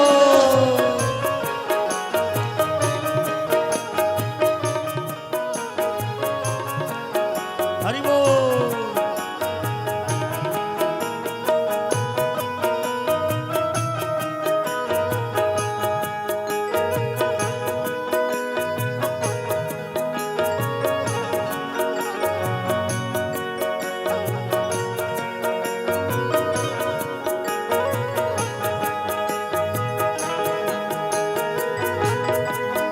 हरि बोल।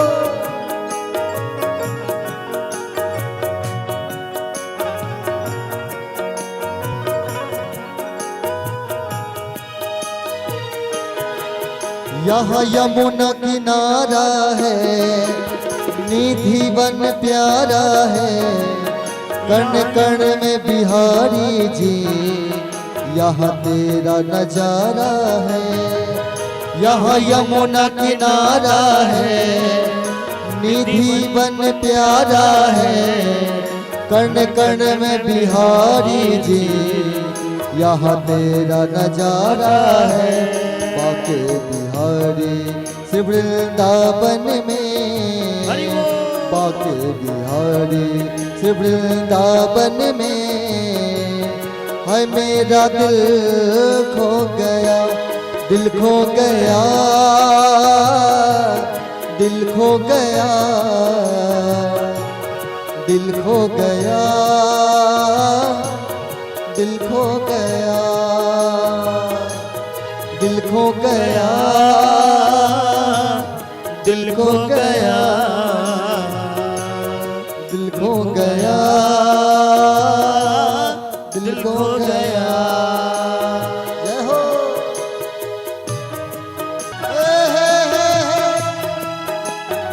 ओ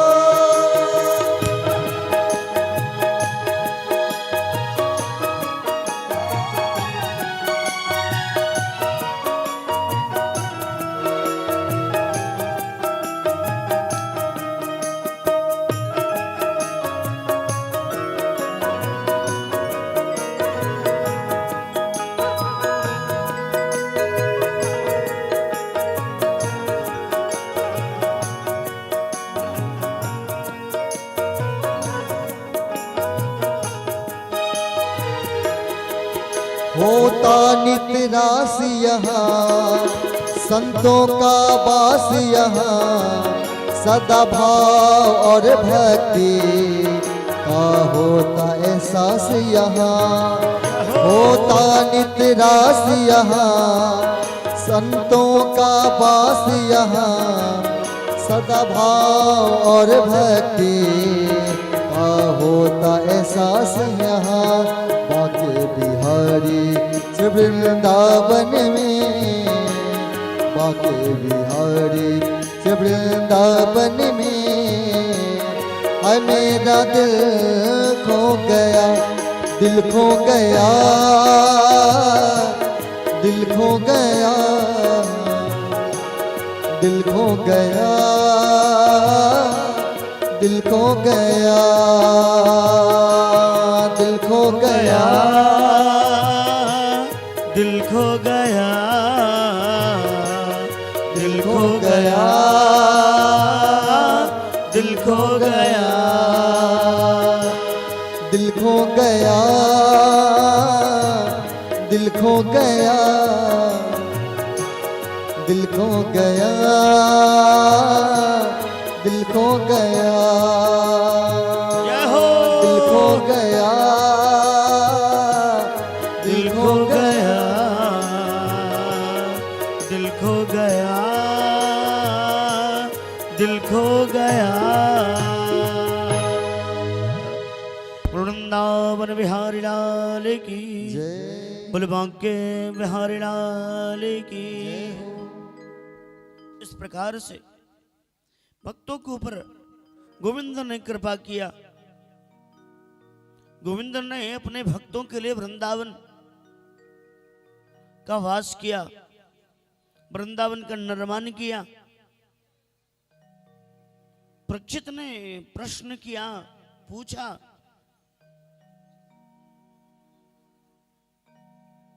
बाबा मैंने सुना कि मेरे प्रभु वृंदावन में आकर के ब्रज गोपियों के साथ में सुंदर रास किए हैं, आप उनका वर्णन कीजिए। सुखदेव बाबा ने कहा, परीक्षित, गोविंद कि जब मन प्रसन्न होता था ना, जब जीवन में मनुष्य को जब मन प्रसन्न होता है तो कुछ करने का इच्छा होता है ना।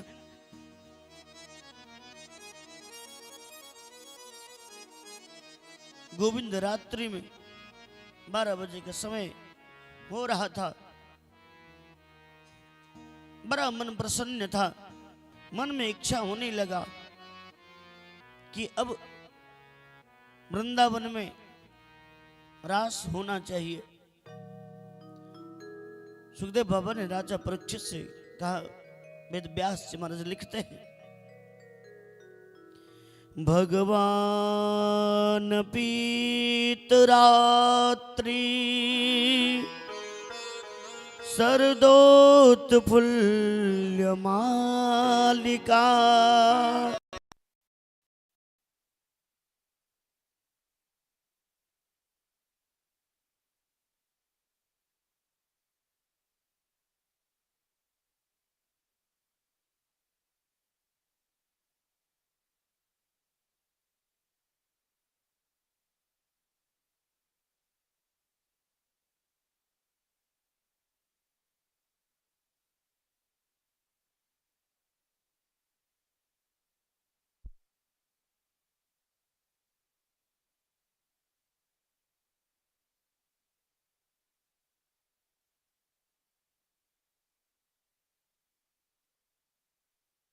कि ये मन जिस वक्त जहां स्थिर हो जाए, मन जहां स्थिर हो जाता है ना, वहीं भगवान रास करते हैं। और हम लोग का मन स्थिर नहीं है, रुकता नहीं, इतना चंचल है, इतना तीव्र गति से चलता है कि बैठे हैं कथा में और मन घूम रहा है घर में। आते वक्त जल्दीबाजी में कहीं ताला बंद करके नहीं आए होंगे तो पीछे से कोई घर में घुस ना जाए, कहीं चोरी ना हो जाए। ये जो मन है ना, बड़ा चंचल है, अस्थिर रहना ही नहीं चाहता। तो जब तक मन स्थिर नहीं होगा तब तक आपके मन में भगवान का रास का दर्शन नहीं होगा। जिन भक्तों को, जिन संतों का मन स्थिर हो जाता है, चित्त शांत हो जाता है, तब गोविंद उनके हृदय में आकर के रास करते और वास करते।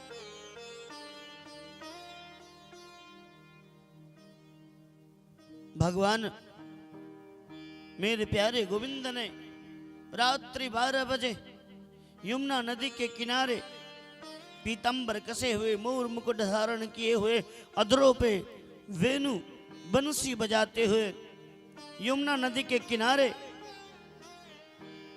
बरगद पेड़ के नीचे खड़े होकर के वो सुंदर रात्रि को, शरद पूर्णिमा का रात्रि जो दिन के जैसा दिखाई दे रहा था, चारों तरफ तारागण चमचमा रहा था, चंद्रमा पूर्ण रूप से खिली हुई थी, चारों तरफ प्रकाश से प्रकाश दिखाई दे रहा था, सुंदर वातावरण हो चुका था।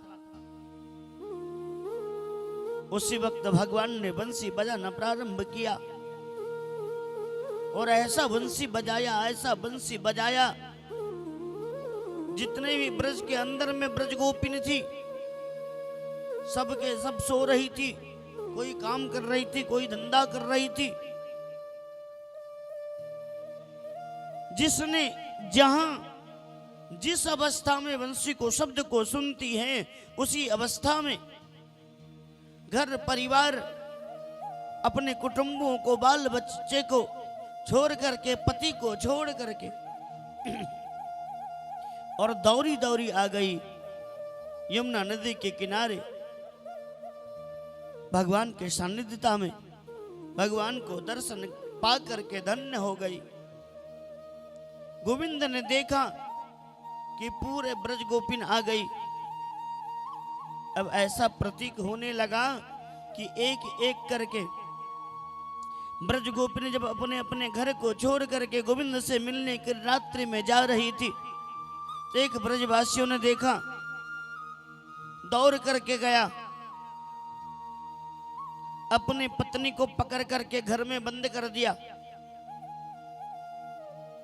मैं देखता हूं तुम कैसी जाती हो। बाहर से शंकर लगा दिया, बाहर में बैठ गया, जाने नहीं दिया। ब्रज गोपिन घर में जा करके पद्म आसन लगा करके प्राणायाम आदि करके भगवान गोविंद को चिंतन करने लगी। शरीर को वहीं छोड़ दी और दिव्य शरीर से पहुंच गई यमुना नदी के किनारे। गोविंद के चरण पकड़ करके प्राप्त करके धन्य हो गई। ब्रज गोपियों को जो शरीर जो था ना, वो साधारण शरीर नहीं था, वो दिव्य शरीर था। ब्रज गोपिन कोई साधारण नहीं थी। हजारों सैकड़ों बरस तक महात्मा तपस्या कर करके, परमात्मा को चिंतन करके, भजन आदि कर करके जब जीवन समाप्त कर चुके थे, उस जीवन में जब भगवान को प्राप्त नहीं कर पाए तो गोपी रूप में आज ब्रज में प्रकट हुए हैं। जितने भी ब्रज गोपीन है ना, वो सब संत हैं, सब महात्मा हैं। कई कई हजार वर्ष तपस्या करके आज गोपी बन करके आई हुई है ब्रज में। और उन्हीं गोपी को भगवान ने रास में बुलाया। किनको? जिनके साथ में गोविंद ने 1 वर्ष के अंदर जिनसे पहले विवाह कर चुके थे। किसी दूसरी गोपी को भगवान ने रास में नहीं बुलाया। जिनके साथ में गोविंद ने 1 वर्ष रह करके जिनके साथ में विवाह कर चुके थे, उन्हीं को बुलाए। क्योंकि 1 वर्ष गोविंद अपने ही रूप धारण करके ग्वाल बाल आदि को लेकर के और ब्रज में वास किया था। और जब 1 वर्ष में वास किया तो पूरे ब्रज के अंदर में सभी ब्रजवासियों से कह दिया, भैया अब की वर्ष जो अपनी लड़कियों को विवाह कर लेगा तो विवाह तो हो जाएगा, आगे होगा कि नहीं होगा इसका कोई पता नहीं। जो भी विवाह योग्य नहीं थी उसका भी विवाह हो गया था। उन्हीं ब्रज गोपिन को लाला कन्हैया ने बुलाया। सारे ब्रज गोपिन यमुना नदी के किनारे भगवान के सानिध्य में प्रकट हो गए। सबको लेकर के भगवान ने सुंदर वृंदावन, निधुवन, सेवाकुंज, रास मंच के पास में ले जाकर के रास क्रीड़ा करने लगे। सारे ब्रज गोपिन आ गई, राधा रानी आ गई। ब्रज गोपिन अपने मन में विचार करने लगी कि मैं तो बरभागी हूं,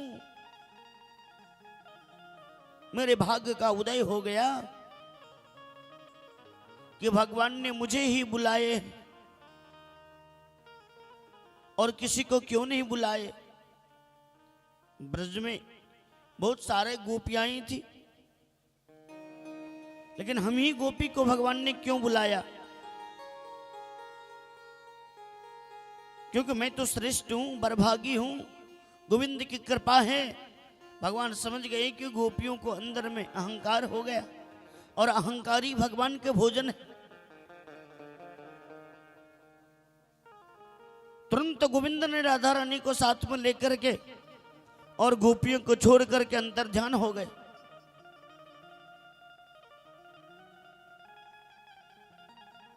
गोपियों ने चारों तरफ ढूंढा, कहीं भगवान नहीं मिले। रोने लगी, बिलखने लगी, तरसने लगी, कहीं दिखाई नहीं दिया। राधा रानी को लेकर के गोविंद पहुंच गई यमुना नदी के किनारे। चलते चलते थक गई राधा रानी। राधा रानी ने कही कि श्याम, अब मैं थक गई हूं, अब मुझसे आगे चला नहीं जाएगा, कुछ देर आप बैठ जाओ। अगर आपको यहां से आगे चलना हो तो आप अपने कंधे पे मुझे बिठा लो। भगवान श्याम सुंदर समझ गए कि राधा रानी को भी मन में अहंकार हो गया कि ब्रज गोपिन से मैं श्रेष्ठ हूं। भगवान श्याम सुंदर ने कहा राधा रानी से कि आप मेरे कंधे के ऊपर में बैठ जाइए। कदम के डाल पकड़ के जैसे ही राधा रानी बैठने का प्रयास करने लगी, डाल को अब छोड़ेगी तब छोड़ेगी। जैसे ही डाल को छोड़ती है, भगवान श्याम सुंदर अंतर्ध्यान हो गए। राधा रानी जैसे ही डाल को छोड़ करके नीचे उतरती, भगवान अंतर्ध्यान। और भगवान के बिना तो राधा रानी बेहल हो गई, आंख से अश्रुपात करके फूट फूट कर रोने लगी, चारों तरफ ढूंढने लगी, कहीं नहीं मिला। तब तक ब्रज गोपिन आ गई। ब्रज गोपिन ने राधा रानी को पा करके धन्य हो गई, अब प्रभु मिल जाएंगे। सारे ब्रज गोपिन और राधा रानी मिल करके भगवान श्याम सुंदर को ढूंढने का प्रयास किया, भगवान नहीं मिले। घंटों भर तक ढूंढा, नहीं मिले। सुंदर सुंदर रास कीड़ा किया, फिर भी नहीं मिले। गोपी गीत गायन करना प्रारंभ किया।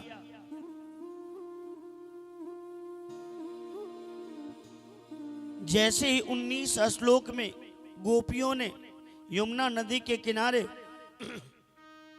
गोपी गीत गायन किया, भगवान श्याम सुंदर अपने आप को रोक नहीं पाए, प्रकट हो गए।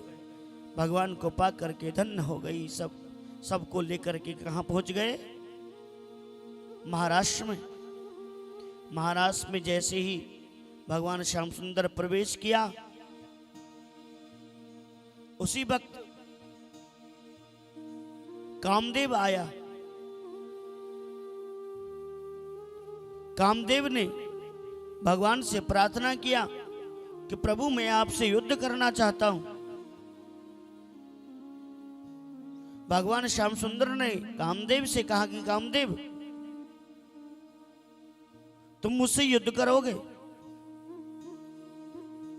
जब मैं महाराज करूंगा गोपियों के साथ में, उस वक्त आना मेरे साथ में युद्ध करने के लिए। अच्छा युद्ध तो करोगे, कौन सा युद्ध करोगे?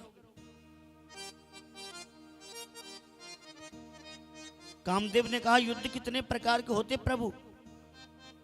प्यारे श्याम सुंदर भगवान ने कहा युद्ध 2 प्रकार का होता है, एक होता है मैदान का युद्ध और दूसरा होता है किला का युद्ध।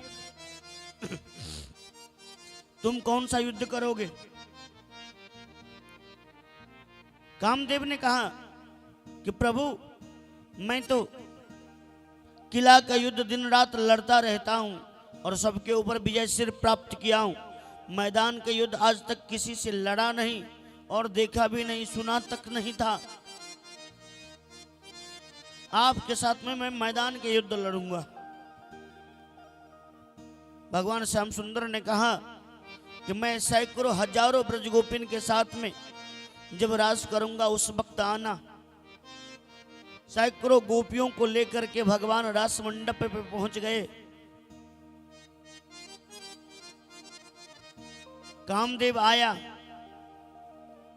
अपना बाण लेकर के भगवान से युद्ध करने के लिए। भगवान श्याम सुंदर और कामदेव को आंख से आंख मिला। कामदेव अपना बाण छोड़ने का प्रयास कर ही रहा था। भगवान ने एक दृष्टि राधा रानी के ऊपर में डाला। राधा रानी अपने तिरछी निगाह से कामदेव को देखा। कामदेव मूर्छित होकर के गिर गया। कामदेव युद्ध में परास्त हो गया और प्यारे श्याम सुंदर भगवान को विजयश्री प्राप्त हुआ।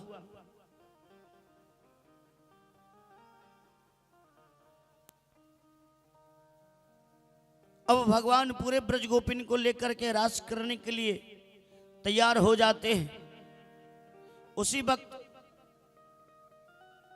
माँ सरस्वती, माँ लक्ष्मी, माँ भगवती, उमा पार्वती अपने पूरे परिकर के साथ में, अपने दासियों के साथ में श्री धाम वृंदावन आने की तैयारी करने लगी।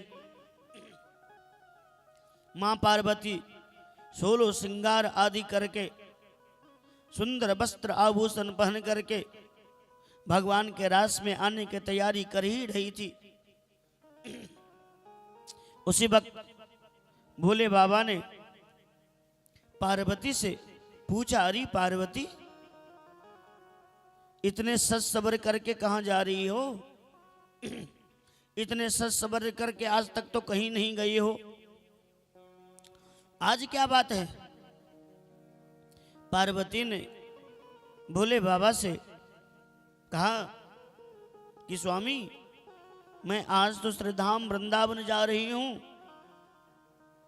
वृंदावन में मेरे प्रभु श्याम सुंदर आज ब्रज गोपिन के साथ में सुंदर रास करने की तैयारी कर रहे हैं, उसी रास में हम भी जा रहे हैं।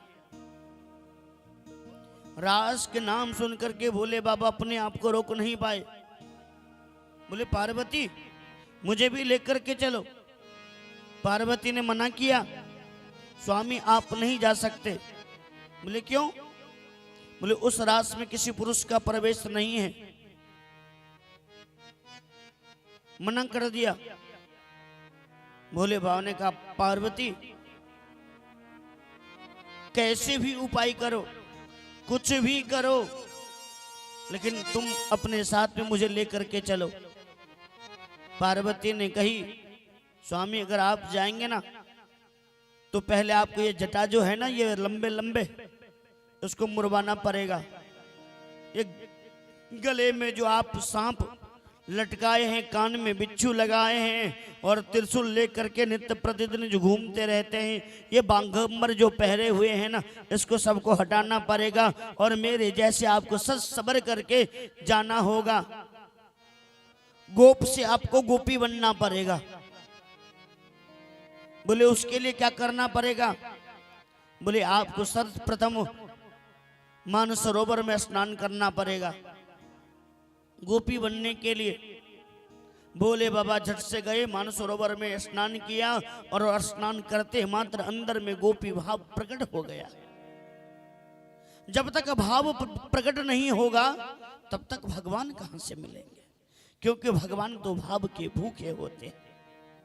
भगवान भोलेनाथ मानसरोवर में स्नान करके कैलाश पर्वत पे आ गए। पार्वती से कहने लगे कि पार्वती, मैं स्नान करके आ चुका हूं। बोले, ये जटा, ये सर्प, ये बिच्छू, इसको क्या करे? बोले, पार्वती ऐसा करो, इसको कहीं ना कहीं छिपा दो। तुम्हारे पास तो इतना वस्त्र है, आभूषण है, तुम अपने पास में जितने भी वस्त्र हैं, नाग को छिपा दो, वस्त्र से ढक दो, ये त्रिशूल को छुपा दो, अपने जैसे सारे श्रृंगार मुझे लगा दो। किसी को पता नहीं चलना चाहिए कि मैं स्वयं बाबा भगवान के रास में प्रवेश करने के लिए जा रहा हूं। किसी ने अगर पूछ दिया तो बता देना, ये मेरे सहेली है। स्वामी आज कह रहे हैं मां पार्वती से, भगवान के लिए भक्त क्या नहीं करता है? भगवान के लिए जीवन में कुछ भी करना पड़े वो स्वीकार है, लेकिन भगवान को दर्शन बिना जीवन नहीं रहना चाहिए। अब भोले बाबा बिल्कुल तैयार हो गए। मां पार्वती भोले बाबा का सुंदर वस्त्र आभूषण पहना करके, गले में हार पहना दिया, कान में कुंडल पहना दिया, बिंदी लगवा दिया, साड़ी लगा दिया, पैर में पायन पहना दिया। अब मां पार्वती अपने ही जैसे भोले बाबा को सुंदर श्रृंगार करके तैयार कर दी। आगे आगे मां पार्वती और पीछे पीछे भोले बाबा जा रहे हैं। जाते जाते पहुंच गए श्रीधाम वृंदावन। जैसे ही वृंदावन में प्रवेश किया, भगवान श्याम सुंदर दृष्टिपात करके देखने लगे पार्वती को। पार्वती को देख करके भगवान प्रसन्न हो गए कि माँ आ गई है। और ये पीछे नई नवेली सखी कहां से आ रही है, ये कौन है? सुखदेव बाबा ने कहा परीक्षित से कि परीक्षित, स्त्रियों को चाल ढाल अलग होता है और पुरुष का चाल ढाल अलग होता है। स्त्रियां जब चलती है तो 365 प्रकार की चाल को चलती है। कितना? 365 प्रकार को चाल को चलती है। दूर से ही आप देखोगे तो पता चल जाएगा कोई स्त्रियां आ रही है। और पुरुष का चाल वल्ले 65 प्रकार का होता है। इसीलिए पुरुष और स्त्री में फर्क है। भोले बाबा जब चलते थे तो भगवान को मन में शंका हुआ कि भोले बाबा देख, चारों तरफ दृष्टिपात करके भगवान ने जैसे ही देखा तो कहीं कोई अंग तो खाली नहीं था, सो दिख जाई बाबा है। जैसे ही दृष्टि चरण के ऊपर गया तो ऊपर परते ही मात्र भगवान ने क्या देखा? वही राग विभूति जो पांव में बाबा लगाते हैं, पूरे शरीर में वो बचा हुआ दिखा। भगवान पहचान गए। भगवान श्याम सुंदर ने पार्वती से कहा, अरे पार्वती, ये नई नवेली सखी सहेली को कहां से लेकर के आ गई है, ये कौन है? पार्वती ने कही कि मेरी सहेली है। मेरे साथ में जब मैं आ रही थी ना तो वो भी आने लगी तो हम लेकर के आ गए। बोलो वृंदावन बिहारी लाल की जय हो। बोले बाबा आ गए। भगवान पहचान गए कि साथ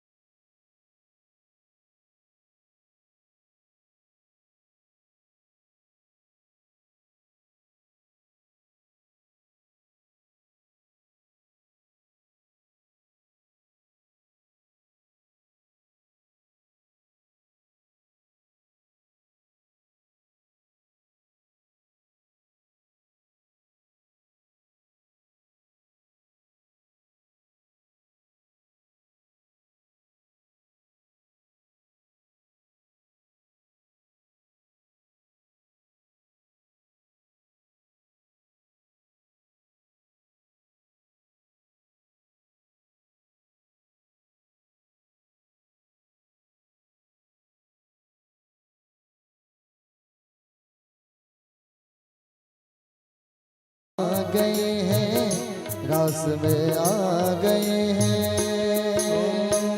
सभी लोग तालियों का सेवा करते हुए एक बार प्रेम से बोलो वृंदावन बिहारी लाल की हरि बोल।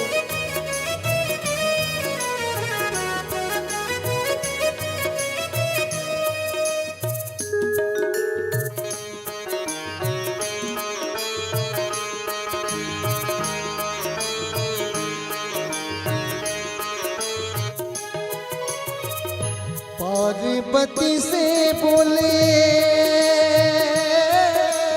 जय हो। मैं भी चलूंगा तेरे संग में है। पार्वती से बोले मैं भी चलूंगा तेरे संग में। राधा संग श्याम नाचे, मैं भी नाचूंगा तेरे संग में। रास रचेगी ब्रज में भारी, रास रचेगी ब्रज में भारी, हमें देखना प्यारी, रास में आ गए हैं, हरि रास बोल। में आ गए हैं। एक दिन ओ भोले भंडारी बन करके ब्रज नारी, रास में आ गए हैं, रास में आ गए हैं। सभी लोग दोनों हाथ ऊपर करके एक बार प्रेम से बोलिए, बोले रास रासेश्वर भगवान की। हरि बोल।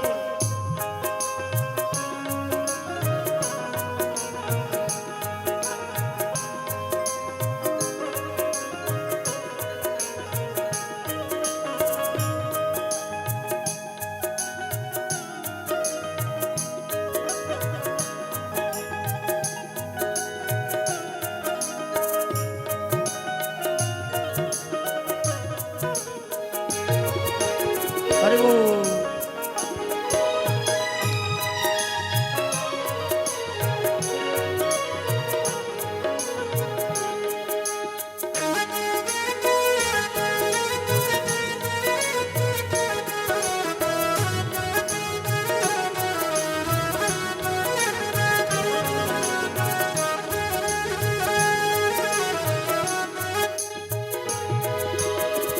ओ मोरे भोले स्वामी, कैसे ले जाऊं उस रास में। ओ मोरे भोले स्वामी, कैसे ले जाऊं उस रास में। मोहन के सिवा कोई पुरुष न जाए उस रास में। ब्रज की नारी हंसी करेगी, ब्रज की नारी मानो बात हमारी, रास में आ गए हैं, रास में आ गए हैं। एक दिन ओ भोले भंडारी बन करके ब्रज नारी, रास में आ गए हैं, रास में आ गए हैं। सभी लोग तालियों को सेवा करते हुए एक बार प्रेम से बोलो वृंदावन बिहारी लाल की।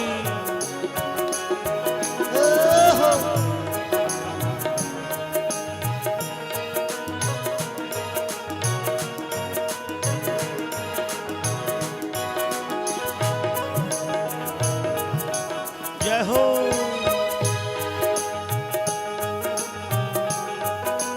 जय जय।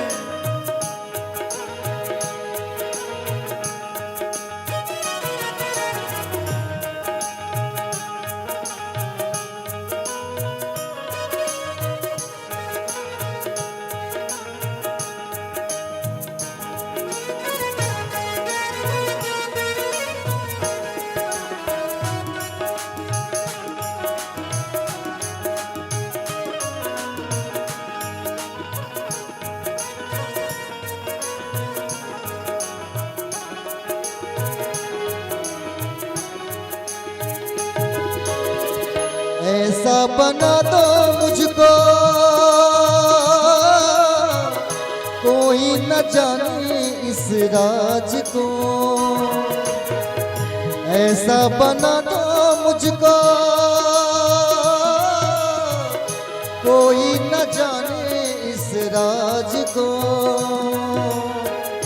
ये है सहेली मेरी ऐसा बताना ब्रजराज को। लगा के बिंदिया पहन के साड़ी, लगा के बिंदिया पहन के साड़ी, चाल चले मतवाली रास में आ गए हैं। एक दिन ओ भोले भंडारी बन करके ब्रजनारी रास में आ गए हैं, रास में आ गए हैं। एक दिन ओ भोले भंडारी बन करके ब्रजनारी रास में आ गए हैं, रास में आ गए हैं, रास में आ गए हैं, रास में आ गए हैं, रास में आ गए हैं, रास में आ गए हैं। वृंदावन बिहारी लाल की जय, बोलो सरासेश्वर भगवान की जय, प्यारे श्याम सुंदर भगवान की जय। भगवान प्यारे श्याम सुंदर सभी ब्रज गोपिन को लेकर के सुंदर रास मंच में आकर के रास करना प्रारंभ किया। प्रणाम करने के बाद सुंदर रासलीला जब पूर्ण हो गया, सब तो नृत्य कर रही थी, नाच रही थी, गा रही थी, और भोले बाबा को तो नाचना आता ही नहीं था। कभी कभी कमर हिलाते, कभी कभी सर हिलाते, कभी इधर घूमते, कभी उधर घूमते। प्यारे श्याम सुंदर भगवान ने मन में विचार किया, अब बाबा आ ही गए हैं तो बाबा वृंदावन से बाबा को जाने नहीं देंगे। भगवान ने अपना जैसे ही बंसी बजाया, वंशी को शब्द को सुन करके भोले बाबा अपने आप को भूल गए, और भूलने के बाद जैसे ही नृत्य करने लगे, नाचना तो आता नहीं था, नृत्य करते थे, तांडव तांडव नृत्य करना भोले बाबा ने जैसे ही प्रारंभ किया, ऐसा तांडव किया, ऐसा तांडव किया कि शरीर के ऊपर में जितने भी वस्त्र पहन करके आए थे सब वस्त्र बिखर गया, इधर चला गया, उधर चला गया। अब वही डमरू, वही त्रिशूल, वही बागंबर, वही नाग, वही बिच्छू फुफकार करने लगा। सारे ब्रज गोपिन ने देखा, देख करके सब बैठ करके और भोले बाबा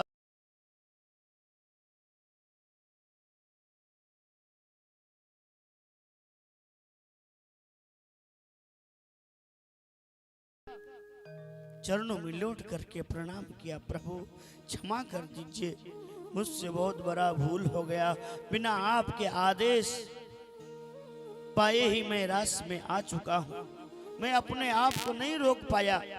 जैसे मैंने सुना कि आप रास कर रहे हैं ना, पार्वती ने कही कि भगवान के अलावा कोई और नहीं जा सकता था, तो मैं गोपी भेष को दर्शन करने के भगवान प्रसन्न हो गए।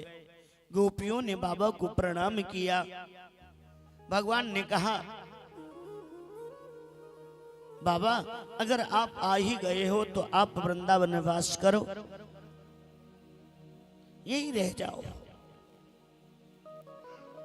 बाबा ने यमुना नदी के किनारे एक सुंदर मंदिर का निर्माण किया और उसमें गोपेश्वर महादेव बन करके आज वृंदावन धाम में वास कर रहे हैं।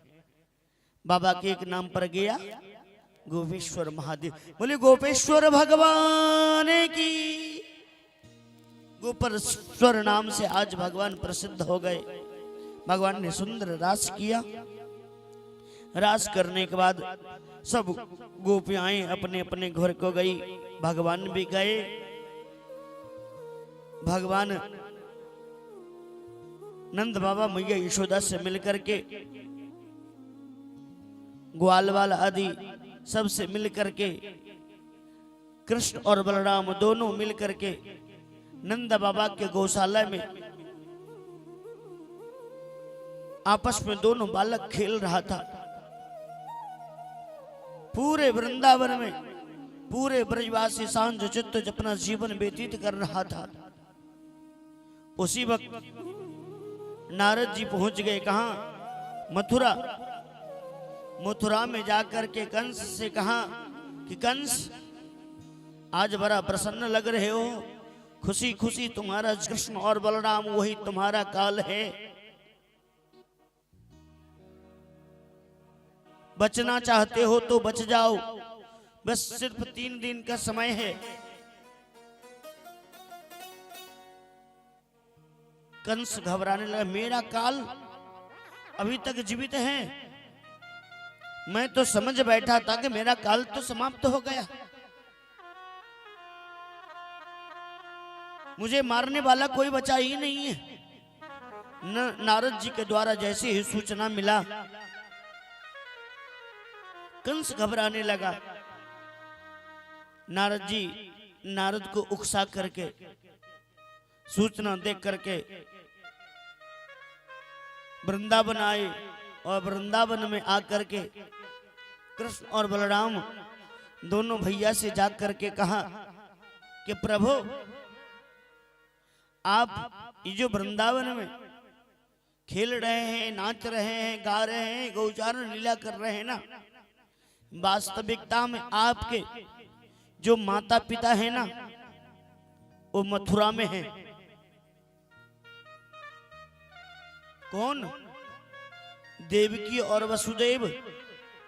कंस के भय से आपको आपके पिता वसुदेव जी महाराज मथुरा से आपको गोकुल में छोड़ आए हैं। आपके असल में माता पिता देवकी और वसुदेव हैं जो मथुरा में हैं। कंस के भय के द्वारा आप यहां पे हैं। आपके माता और पिता को कंस ने बहुत सताया, बहुत दुख दिया, आपको 6 भाई को मार करके समाप्त कर दिया। भगवान क्रोध में आकर के कंस ने ऐसा काम किया, मैं उस दुष्ट को छोड़ूंगा नहीं। मेरे माता और पिता को अपराध किया, सताया, दंड दिया। क्रोध में आकर के भगवान ने नारद जी से कहा कि नारद, आज के ठीक तीसरे दिन मैं कंस को मार करके समाप्त कर दूंगा। अब दोनों तरफ आग लगा करके नारद जी महाराज चल दिए। कंस ने कृष्ण और बलराम को मारने के लिए अक्रूर जी महाराज को बुलाए। अक्रूर जी से कहा कि अक्रूर, तुम वृंदावन जाओ और कृष्ण बलराम को यज्ञ देखने के लिए छल से बुला करके लेकर के आओ और मथुरा में इसको पकड़ करके हम पूरे मथुरावासी मार करके समाप्त कर देंगे।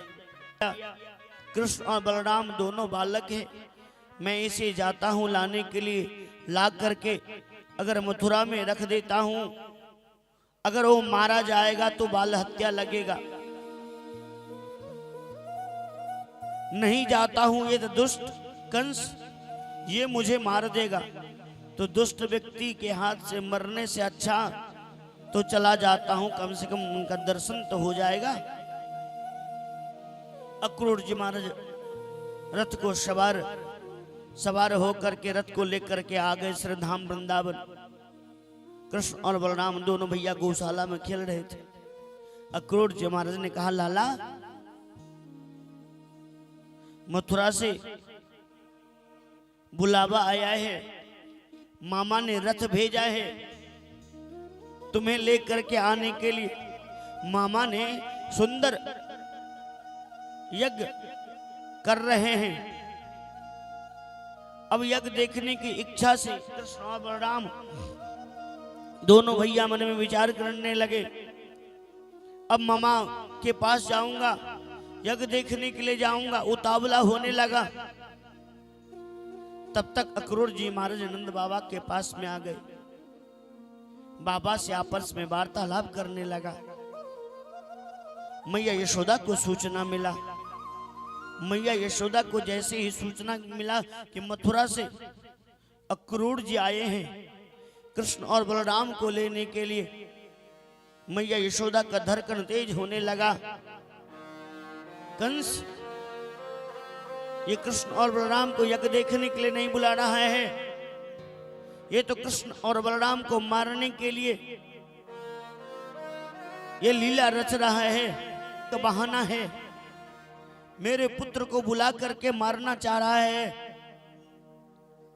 मैया यशोदा ने कृष्ण और बलराम को अपने हृदय से लगा लिया। बेटा, मैं तुझे नहीं जाने दूंगी। तुम मुझे छोड़ करके नहीं जा सकता। तेरे बिना तो मैं एक पल जीवित नहीं रह सकती हूं। कभी गाल में चुम्बन करती है, कभी हृदय से लगाती है, कभी दोनों भुजाओं से पकड़ लेती है। आंख से अश्रुपात करने लगती हैं, रोने लगती हैं। अब लाला के बिना ये जीवन कैसे रहेगा? ग्वाल वालों को पता चला, ग्वाल वालों ने आकर के कन्हैया को घेर लिया। ब्रज गोपियों को पता चला, ब्रज गोपी ने आके चारों तरफ से घेर ली।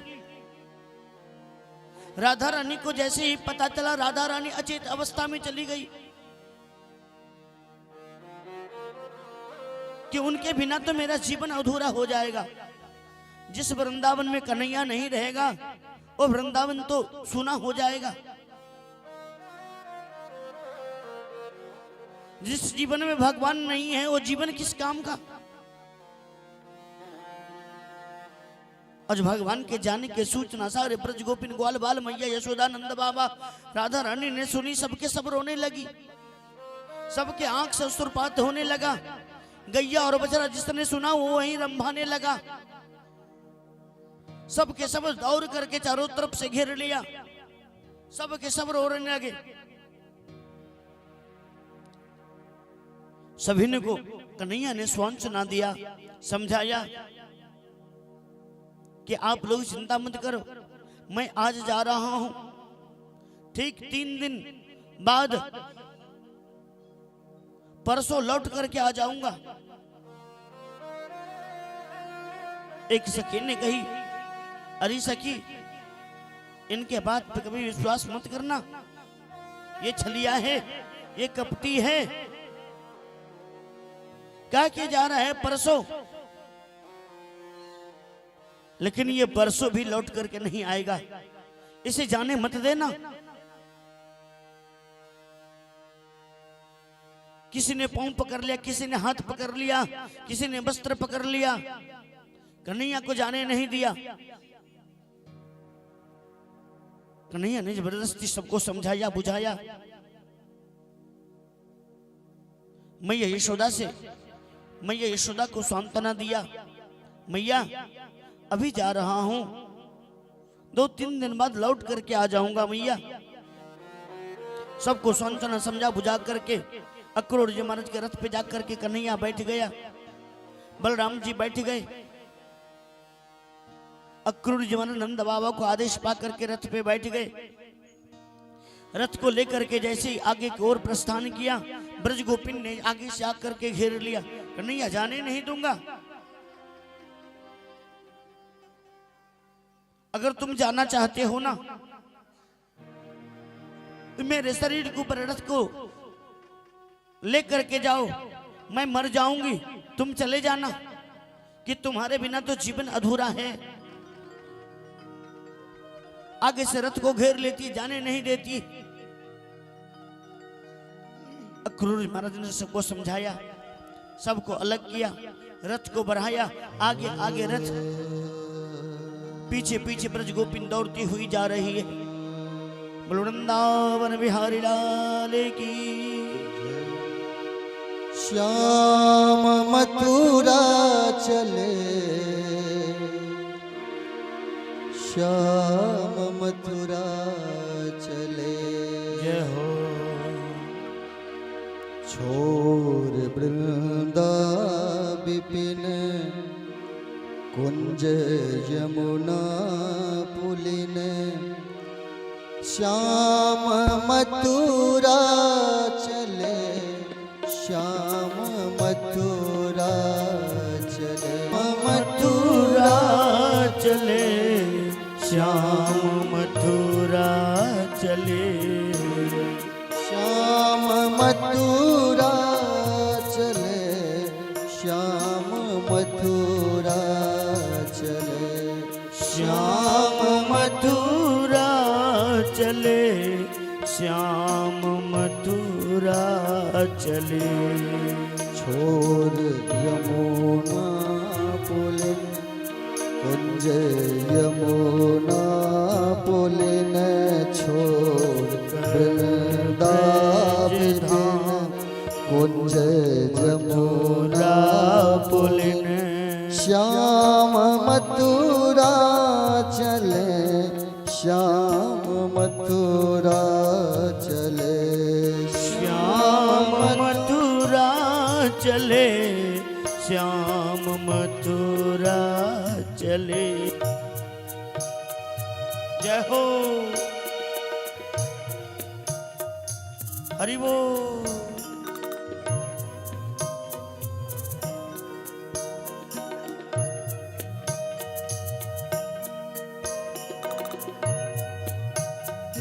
ब्रज के अंदर कन्हैया मथुरा जाने लगे। सारे ब्रज गोपिन मैया यशोदा सब रो रो करके भगवान से प्रार्थना कर रही है और कह रही है,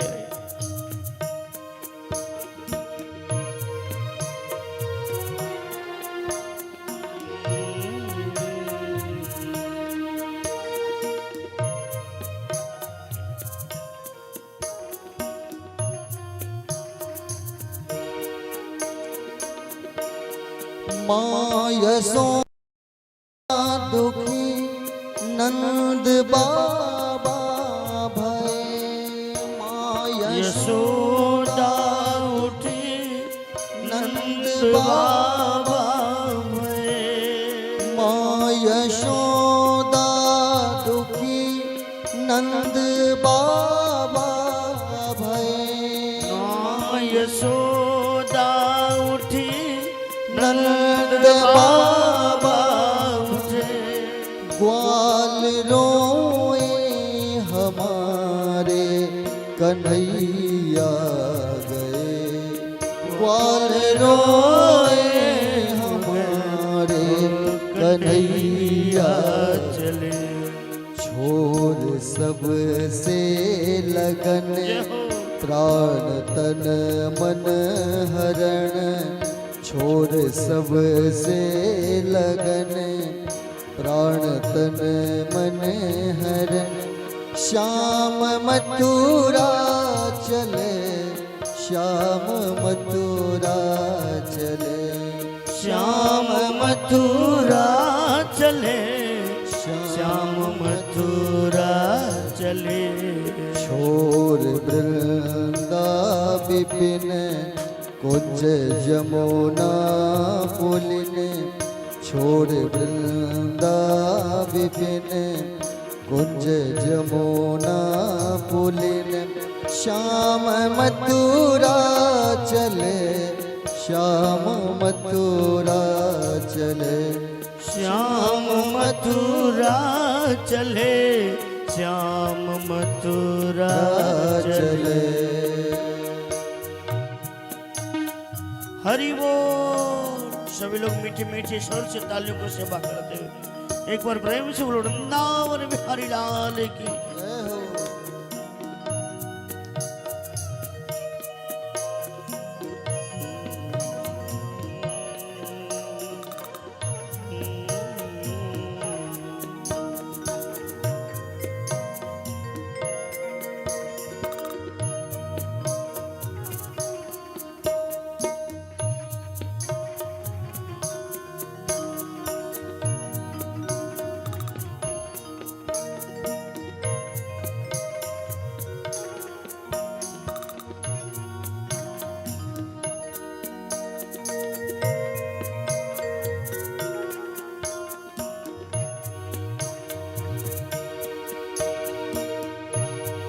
हाय मोहन बिना चैन कैसे परे। हाय मोहन बिना चैन कैसे परे। हाय मोहन बिना चैन कैसे परे। हाय मोहन बिना चैन कैसे परे। कौन नवनीत माखन हरि बोल। की चोरी करे। कौन नवनीत माखन की चोरी करे। गैया करते रुदन प्राण तन मन हरण। गैया करती रुदन प्राण तन मन हरण। श्याम मथुरा चले। श्याम मथुरा चले। श्याम मथुरा चले, श्याम मथुरा चले। छोड़ वृंदा विपिन कुंज जमुना पुलिन, छोड़ वृंदा विपिन कुंज जमुना पुलिन। श्याम मथुरा चले, श्याम मथुरा चले। श्याम मथुरा चले, श्याम मथुरा चले। श्याम मथुरा चले, श्याम मथुरा चले। श्याम मथुरा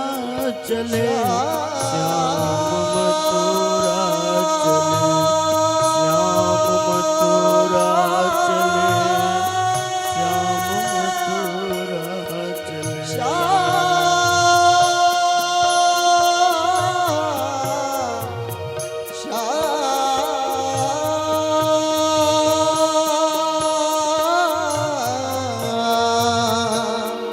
श्याम मथुरा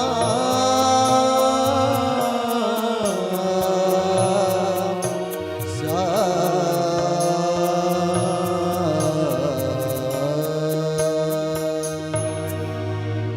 वृंदावन बिहारी लाल की जय।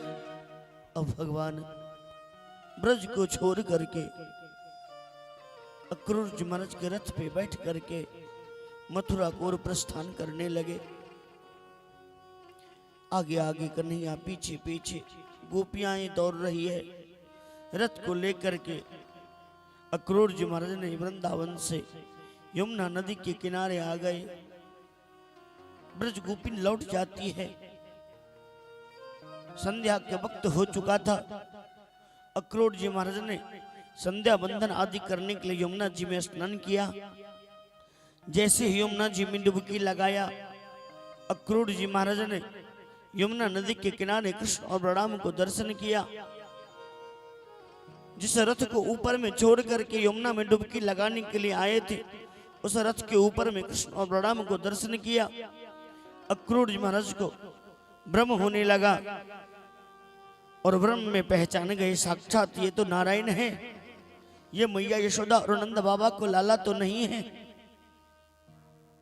ये तो नारायण ही कृष्ण और बलराम बन करके आए हुए हैं।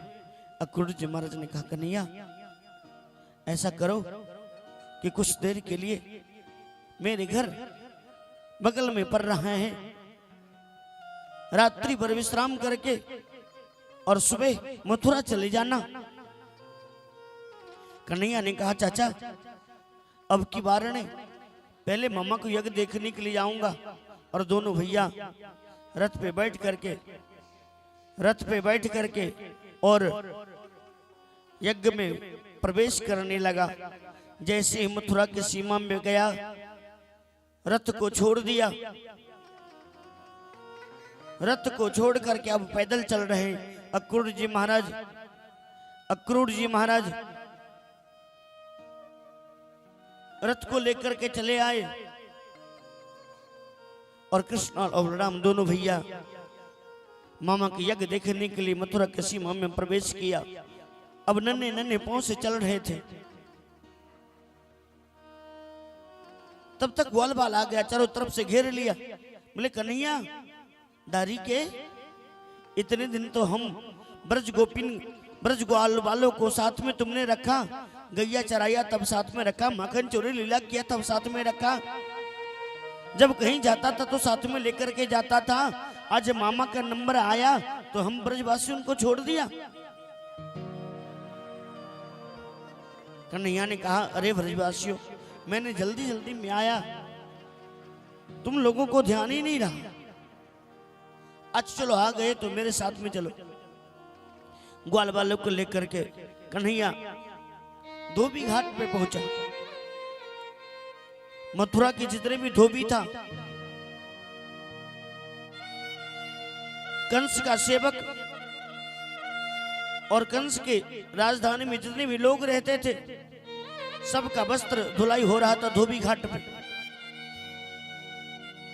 लाला कन्हैया ने ग्वाल बाल को लेकर के पहुंचा और जोर से आवाज लगाया, अरे धोबी मामा राम राम।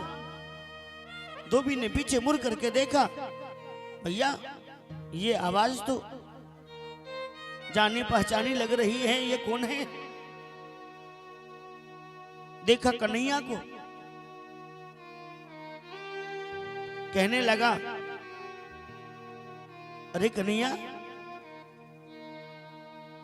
मैंने तुम्हारे कब से मामा हो गए? बोले देखो धोबी मामा, मथुरा का राजा कौन? बोले महाराज कंस। तो कंस हमारे कौन लगे? बोले आपके लगे मामा। तो मथुरा में जितने भी लोग रहते हैं ना, वो सब तो रिश्ते में मामा ही लगे ना, तो मामा के नाते मैं आपको मामा कह दिया। धोबी अनाप शनाप बोलने लगा। लाला कन्हैया ने मन में विचार करने लगा, धोबी आज तुम मुझसे बच नहीं सकते हो।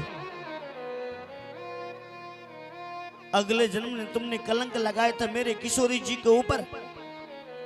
मैं मर्यादा पुरुषोत्तम राम होने के नाते से तुमसे कुछ नहीं कहा। उस दिन तुम मुझसे बच गया, लेकिन आज कोई बचाने वाला नहीं है।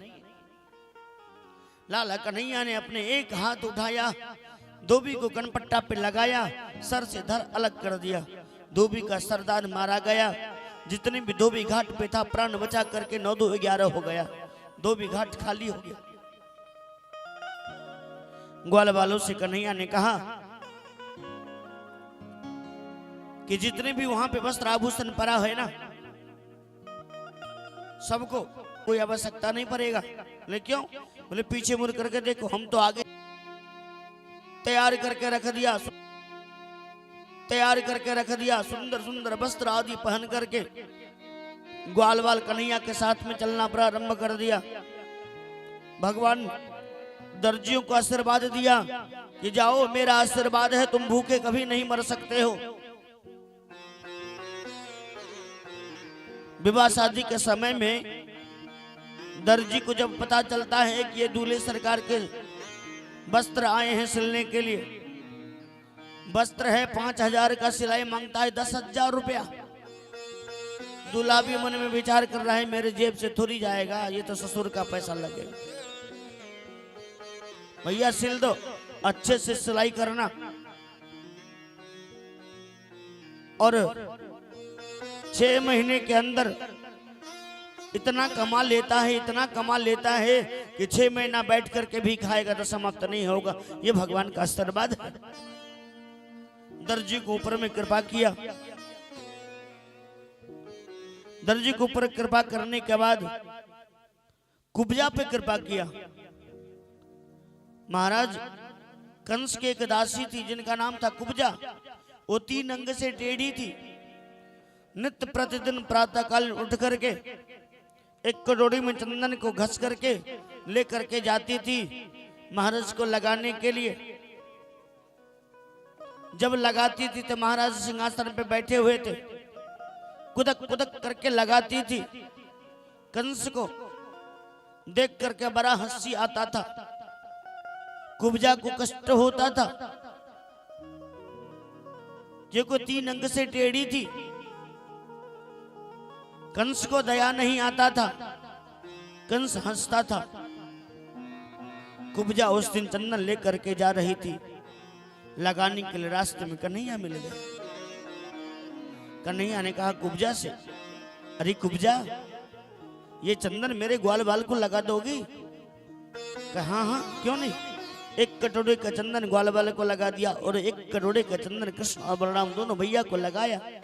बलराम जी ने कहा कन्हैया तूने सबको दिया, कुब्जा को भी कुछ दे दो। लाला कन्हैया ने अपने अंगूठे से कुब्जा का अंगूठा को दबाया, एक हाथ कमर पे रखा, दूसरे हाथ दाढ़ी में लगाया और एक लगाया झटका और कुब्जा हो गई समर सटका। जो 3 अंग से कुब्जा टेढ़ी थी वो दिव्य सौंदर्य रूप में परिणित हो जाती है। भगवान श्याम सुंदर को देख करके प्रसन्न हो जाती है, उनके अनुनय विनय प्रार्थना करने लगती है और सुंदर रूप पा करके कुब्जा भगवान का भजन करने लगी और उनका उद्धार हो गया। वृंदावन बिहारी लाल की जय हो। कुब्जा को उद्धार करने के बाद भगवान यज्ञशाला में प्रवेश किया। कंस ने कृष्ण और बलराम दोनों भैया को मारने के लिए कुबलिया पीरक नामक हाथी को रखा हुआ था। पिलमान को बता दिया था कि जैसे कृष्ण और बलराम आएगा हाथी से कुचलवा देना, उसको मार देना, समाप्त कर देना। कृष्ण और बलराम जैसे ही यज्ञशाला में प्रवेश किया, हाथी को उकसाया। हाथी कृष्ण और बलराम को जैसे ही मारने का प्रयास किया, बलराम जी ने कन्हैया को सावधान किया। कन्हैया ने छलांग लगाया, जाकर के सूर पकड़ लिया। बलराम जी ने पूंछ पकड़ लिया, हाथी को घुमाया और जमीन पर पटक दिया। हाथी का चकनाचूर हो गया, हाथी मारा गया। पिलमान अपने जान बचा करके ऐसे तैसे भागा, फिर से दोबारा मुड़ करके वापस नहीं आया। धनुष यज्ञ में प्रवेश किया, धनुष को तोड़ करके कृष्ण और बलराम दोनों भैया, एक कृष्ण ने लिया, दूसरा बलराम जी ले लेंगे। और यज्ञशाला में जितने भी मामा कंस के पहरेदार था, सेवक था, सबको मार पीट करके भगा दिया। जग मंडप खाली हो गया। अब उसके बाद कृष्ण और बलराम दोनों भैया पहुंच गए कहां? मामा कंस के कहां पे? सानिध्य में जा करके, जहां पे मल्ल युद्ध का अखाड़ा बनाया हुआ था कंस कृष्ण और बलराम को मारने के लिए। अखाड़े में प्रवेश किया। प्रवेश करते मात्र महाराज कंस के दो पहलवान था, मुष्टिक और चाणूर, जोर से आवाज लगाने लगा, अरे भैया, कोई माई का दूध पिया है, वो आकर मुझसे मल्ल युद्ध करे। कृष्ण और बलराम से रहा नहीं गया, अपना पीताम्बर नंद बाबा को दिया और युद्ध में छलांग लगाया। मुष्टिक और चाणूर दोनों आपस में मल्ल युद्ध करने लगा। लड़ते लड़ते काफी समय व्यतीत होने के बाद कुछ ही क्षण में मुष्टिक और चाणूर को मार करके समाप्त कर दिया। अब बच गए कौन? मामा।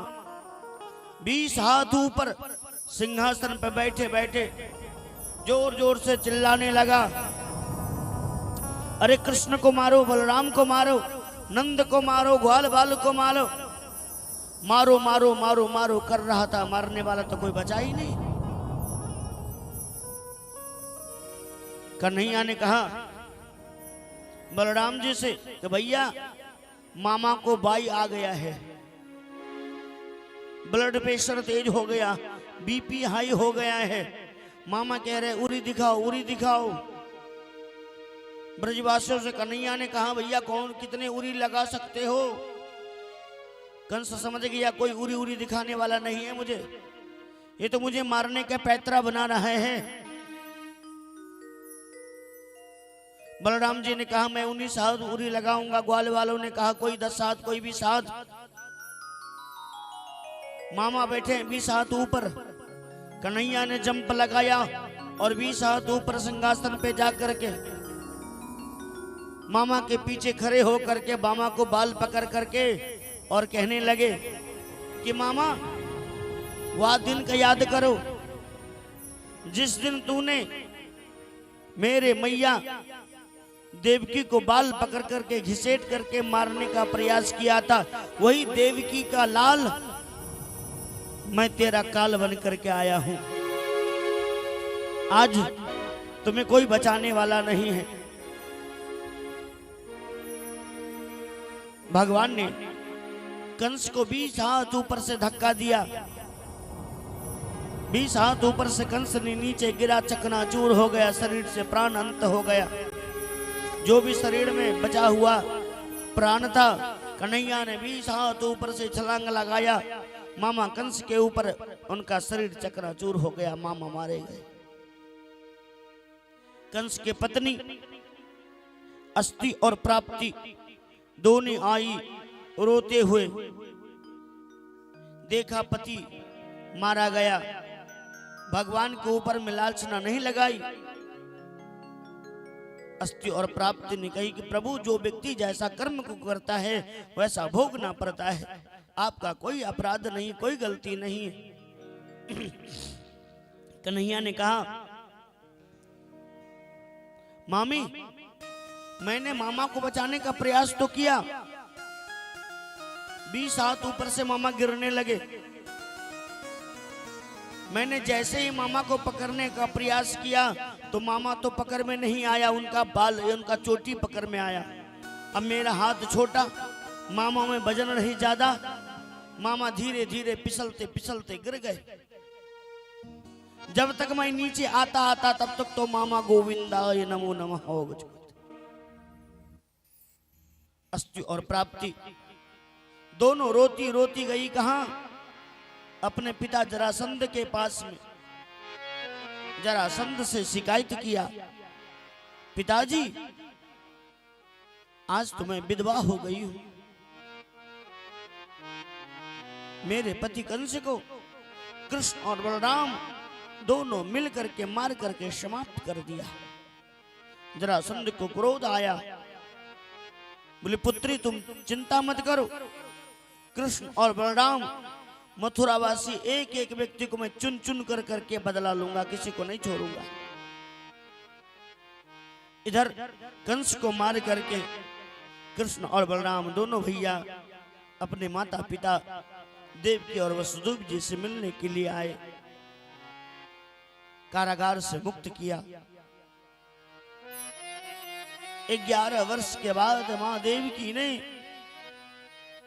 कृष्ण और बलराम को देखा, हृदय से लगा लेती, आंख से अश्रुपात करने लगती है, फूट फूट करके रोने लगती है, बेटा इतने दिन तुम कहां चले गए थे? तेरे बिना तो एक पल जीवन काटना मेरा बेकार हो गया था। लार प्यार दुलार आदि चारों तरफ शरीर में चुम्बन आदि करती है। वसुदेव जी महाराज अपने पुत्र को पा करके धन्य हो गए। समय बीतता गया। बीतने के बाद वसुदेव जी महाराज ने दोनों बालकों को गुरुकुल में विद्या अध्ययन करने के लिए एडमिशन करवाया। उज्जैन सांदीपनी मुनि के कुटिया में दोनों बालकों को नाम एडमिशन करवाया। कुछ ही दिन में विद्या अध्ययन कर को लौट करके आ गए। 64 दिन में 64 प्रकार का विद्या अध्ययन करके कृष्ण और बलराम वापिस आ गए। आने के बाद जरासंध ने मथुरा के ऊपर में आक्रमण किया। कृष्ण और बलराम दोनों भैया ने मन में विचार किया, युद्ध करने के लिए जरासंध आएगा, पूरे मथुरावासी मारे जाएंगे, इसलिए कृष्ण और बलराम दोनों भैया ने पूरे मथुरा को चारों तरफ से दीवार से घिरवा दिया और एक रास्ता आने जाने को रख दिया। एक तरफ कन्हैया और एक तरफ बलराम। जरासंध युद्ध करने के लिए आया।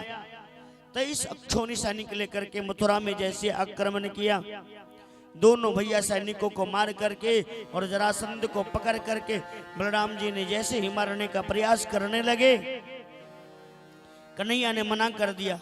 बोले भैया अभी इसे मत मारो, इसके पास में अभी हजारों सैकड़ों सैनिक है। 1-2 बार नहीं, 17 बार आक्रमण किया मथुरा के ऊपर जरासंध, और 17 बार हार का मुख देख करके जरासंध वापिस चला गया। 18वां बार जरासंध जब मथुरा में युद्ध करने के लिए आए तो साथ में अपने मित्र कालियाबन को लेकर के आया। कालियाबन को वरदान था कि जिनसे तुम युद्ध करोगे तुम्हारे सामने में टिक नहीं पाएगा, वो मारा जाएगा। अब 18वीं बार जैसे ही मथुरा के ऊपर में आक्रमण किया, भगवान ने बलराम जी से कहा कि भैया कि अब युद्ध नहीं करेंगे, अब तो भागेंगे। बलराम जी ने कहा भागोगे? बोले हाँ। लोग क्या कहेंगे? रणछोड़। बोले कोई बात नहीं, एक और नाम पड़ गया तो क्या होगा। जरासंध कालियाबन को लेकर के आए, मथुरा के ऊपर आक्रमण किया। भगवान ने मथुरा को छोड़ करके वहां से भागे भागे भागे भागे, आगे आगे भगवान और पीछे पीछे कालियाबन। धौलपुर गुफा में जाकर के भगवान छिप गए। देवता के बेटा मुचकुंद सो रहा था। भगवान ने अपना पीतांबर मुचकुंद के ऊपर में डाल दिया। कालियाबन गुफा में जैसे प्रवेश किया, मुचकुंद समझ करके, गोविंद समझ करके मुचकुंद को लात मारा। मुचकुंद को जैसे ही नींद खुला, कालियाबन को जैसे ही देखा जल करके राख हो गया। भगवान गुफा से बाहर आए, मुचकुंद के ऊपर में कृपा किया और वहां से भगवान पहुंच गए कहां? गिरनार पर्वत के ऊपर। जरासंध ने चारों तरफ से पर्वत को घेर लिया, सेवक के द्वारा उसमें आगे लगवा दिया और पहाड़ को जलाना शुरू कर दिया। बोले इसके ऊपर कृष्ण और बलराम जल करके समाप्त हो जाएगा। और वहां से विजय श्री का ध्वजा फहराते हुए चला आया पूरे मथुरा में। मथुरा वासियों से कहने लगा कि भैया कृष्ण और बलराम मारा गया और मैं तो विजय श्री प्राप्त कर चुका हूं। दोनों भैया गिरनार पर्वत पे बगल में एक टापू था, उस टापू में छलांग लगाया और टापू पे जाकर के, उस टापू में जाकर के एक सुंदर नगरी का निर्माण किया जिसका नाम था द्वारकापुरी। विश्वकर्मा बाबा से कह करके कृष्ण और बलराम दोनों भैया ने द्वारकापुरी का निर्माण किया और द्वारका में वास करने लगे। बोलो वृंदावन बिहारी लाल की, बोले द्वारकाधीश भगवान की। अब गोविंद भगवान द्वारका में रह करके पूरे सुंदर महलों का निर्माण किया। सुंदर महल बन करके तैयार हो गए। रातों रात भगवान ने पूरे मथुरावासी को लेकर के और द्वारका में वास कर दिए। मां देवकी और वसुदेव जी महाराज अपने पूरे परिवार को लेकर के, मथुरा वासियों को लेकर के द्वारका में रहना प्रारंभ किया। अब द्वारका में जाने के बाद कन्हैया का उम्र हो गया 25 वर्ष। 11 वर्ष वृंदावन, 14 वर्ष मथुरा, दोनों मिलाकर कितना हुआ? 25 वर्ष हो गया। वसुदेव जी महाराज ने मन में विचार किया अब पुत्र बड़ा हो गया है, इनका विवाह करना अत्यंत जरूरी है। आपस में वार्तालाप हो ही रहा था। कन्हैया ने बलराम जी से कहा भैया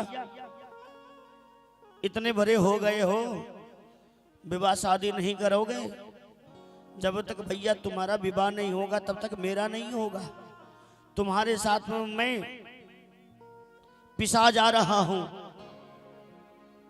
बलराम जी ने कहा छोटे होकर के बड़े भैया के सामने में विवाह शादी का बात कर रहा है, शर्म नहीं आ रहा है?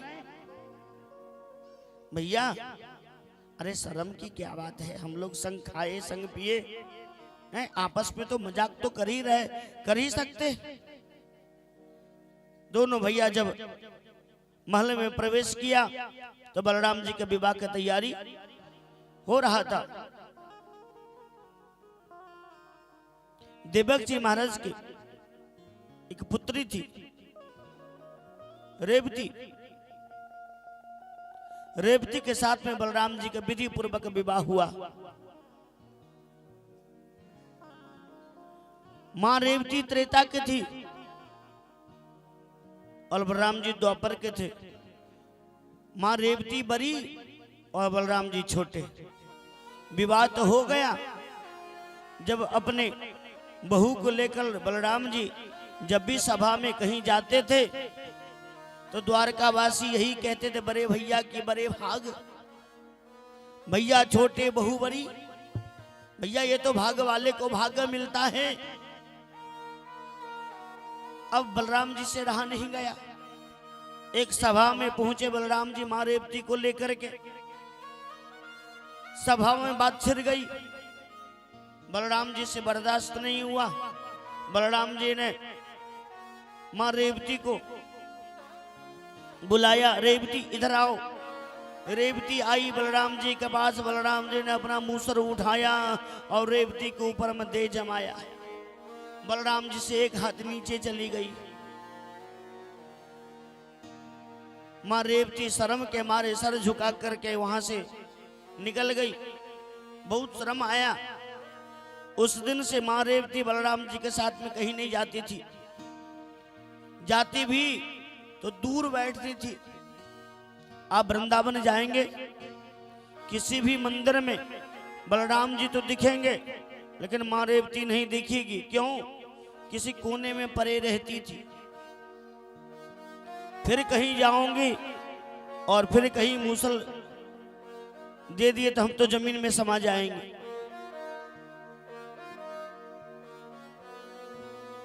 मां रेवती ने कही कि अगर आपको ऐसा ही करना था तो घर जा करके घर में करते, कोई देखता तो नहीं। इसलिए मां रेवती अलग होकर के जीवन यापन करने लगी। अब बलराम जी को तो विवाह हो गया।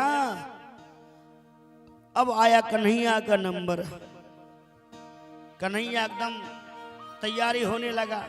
अब तो भैया मेरा ही नंबर आने वाला, मैं तो धूमधाम से विवाह करूंगा। अब कैसे विवाह करोगे? राजा परीक्षित ने सुखदेव बाबा से कहा कि बाबा, मैंने सुना कि मेरे प्रभु राक्षस विधि के द्वारा रुक्मिणी के साथ में विवाह किया, रुक्मिणी का हरण कर लेकर के आए और विवाह किए। आप कृपा करके मुझे बताइए, रुक्मिणी कौन थी, किसकी बेटी थी, कहाँ के रहने वाली थी और मेरे प्रभु के साथ में कैसे विवाह हुआ? आप कृपा करके मुझे बताएं। श्री सुखदेव बाबा ने कहा, परीक्षित, रुक्मिणी जी थी ना, वो कुंदलपुर के रहने वाली थी, राजा भीष्मक के बेटी थी। सुखदेव बाबा ने कहा, भगवान भीष्मक देश का राजा भीष्मक जी महाराज के एक बेटी थी जिनका नाम था रुक्मिणी। रुक्मिणी जी के 5, भीष्मक जी के 5 बेटे थे।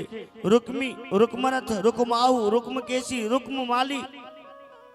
रुक्मिणी का 5 भाई था और 5 भाई में एक ही बहन थी जिनका नाम था रुक्मिणी। रुक्मिणी को विवाह को लेकर के भीष्मक जी महाराज बड़ा चिंता में रहते थे।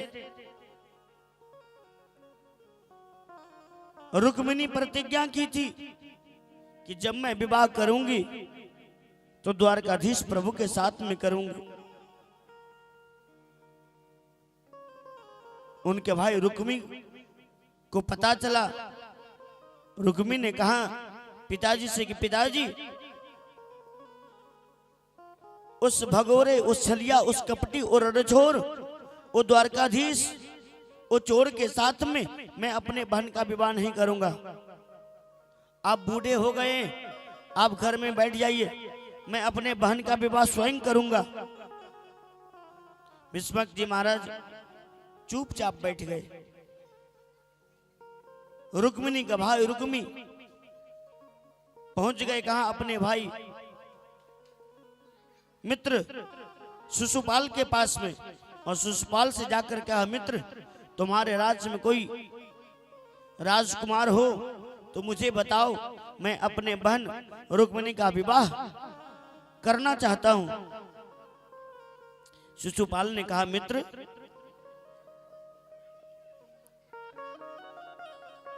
रुक्मी, मैं तो राजकुमार हूं, मेरा भी विवाह नहीं हुआ है और मैं तो तेरा मित्र हूं। ऐसा करो कि तुम अपने बहन का विवाह मेरे साथ में कर दो। एक तो मित्रता का रिश्ता और दूसरा विवाह कर दोगे तो एक साला और बहनों का संबंध हो जाएगा। रुक्मी ने कहा शिशुपाल से, मित्र, जब ऐसी बात है तो ठीक है, आज के ठीक तीसरे दिन बारात लेकर के कुंदलपुर आ जाना, मैं दोबारा नहीं आऊंगा कहने के लिए। तुम बारात लेकर के आ जाना, मैं विवाह की तैयारी करने जा रहा हूं। शिशुपाल आया, विवाह का तैयारी करने लगा। रुक्मिणी को पता चला कि मेरा भाई शिशुपाल के साथ में मेरा विवाह कर रहा है। रुक्मिणी अपने महल में जाकर के फुट फुट करके रोने लगी और रोते हुए एक पत्र लिखती है और पत्र लिख करके एक ब्राह्मण को दे दिया। इसे लेकर के आप द्वारकापुरी जाए। ब्राह्मण पत्र लेकर के गए, द्वारकाधीश प्रभु के हाथ में थमा दिया। रुक्मिणी का लिखा हुआ पत्र द्वारकाधीश प्रभु ने सभा में उस पत्र को खुलवाया, पढ़वाया। उस पत्र में देवी रुक्मिणी लिखती है, श्रुत्वा गुणान भुवन सुंदर संवृतान्ते। रुक्मिणी लिखती है, श्रुत्वा गुणान भुवन सुंदर संवृतान्ते। हे द्वारकाधीश प्रभु, इस त्रिभुवन के अंदर अगर कोई सुंदर है तो प्रभु आप हो। इस त्रिभुवन के अंदर जो दिख रहे हैं वो आप हैं। बोल वृंदावन बिहारी लाल की, बोले भक्त और भगवान की जय। रुक्मिणी सुंदर पत्र लिखती है। द्वारकाधीश प्रभु ने देख करके प्रसन्न हो गए और उस पत्र को लिख करके और भगवान ने तुरंत एक पत्र लिखा। उस पत्र को लेकर के आप जाओ, रुक्मिणी से कह देना कि रुक्मिणी चिंता मत करे,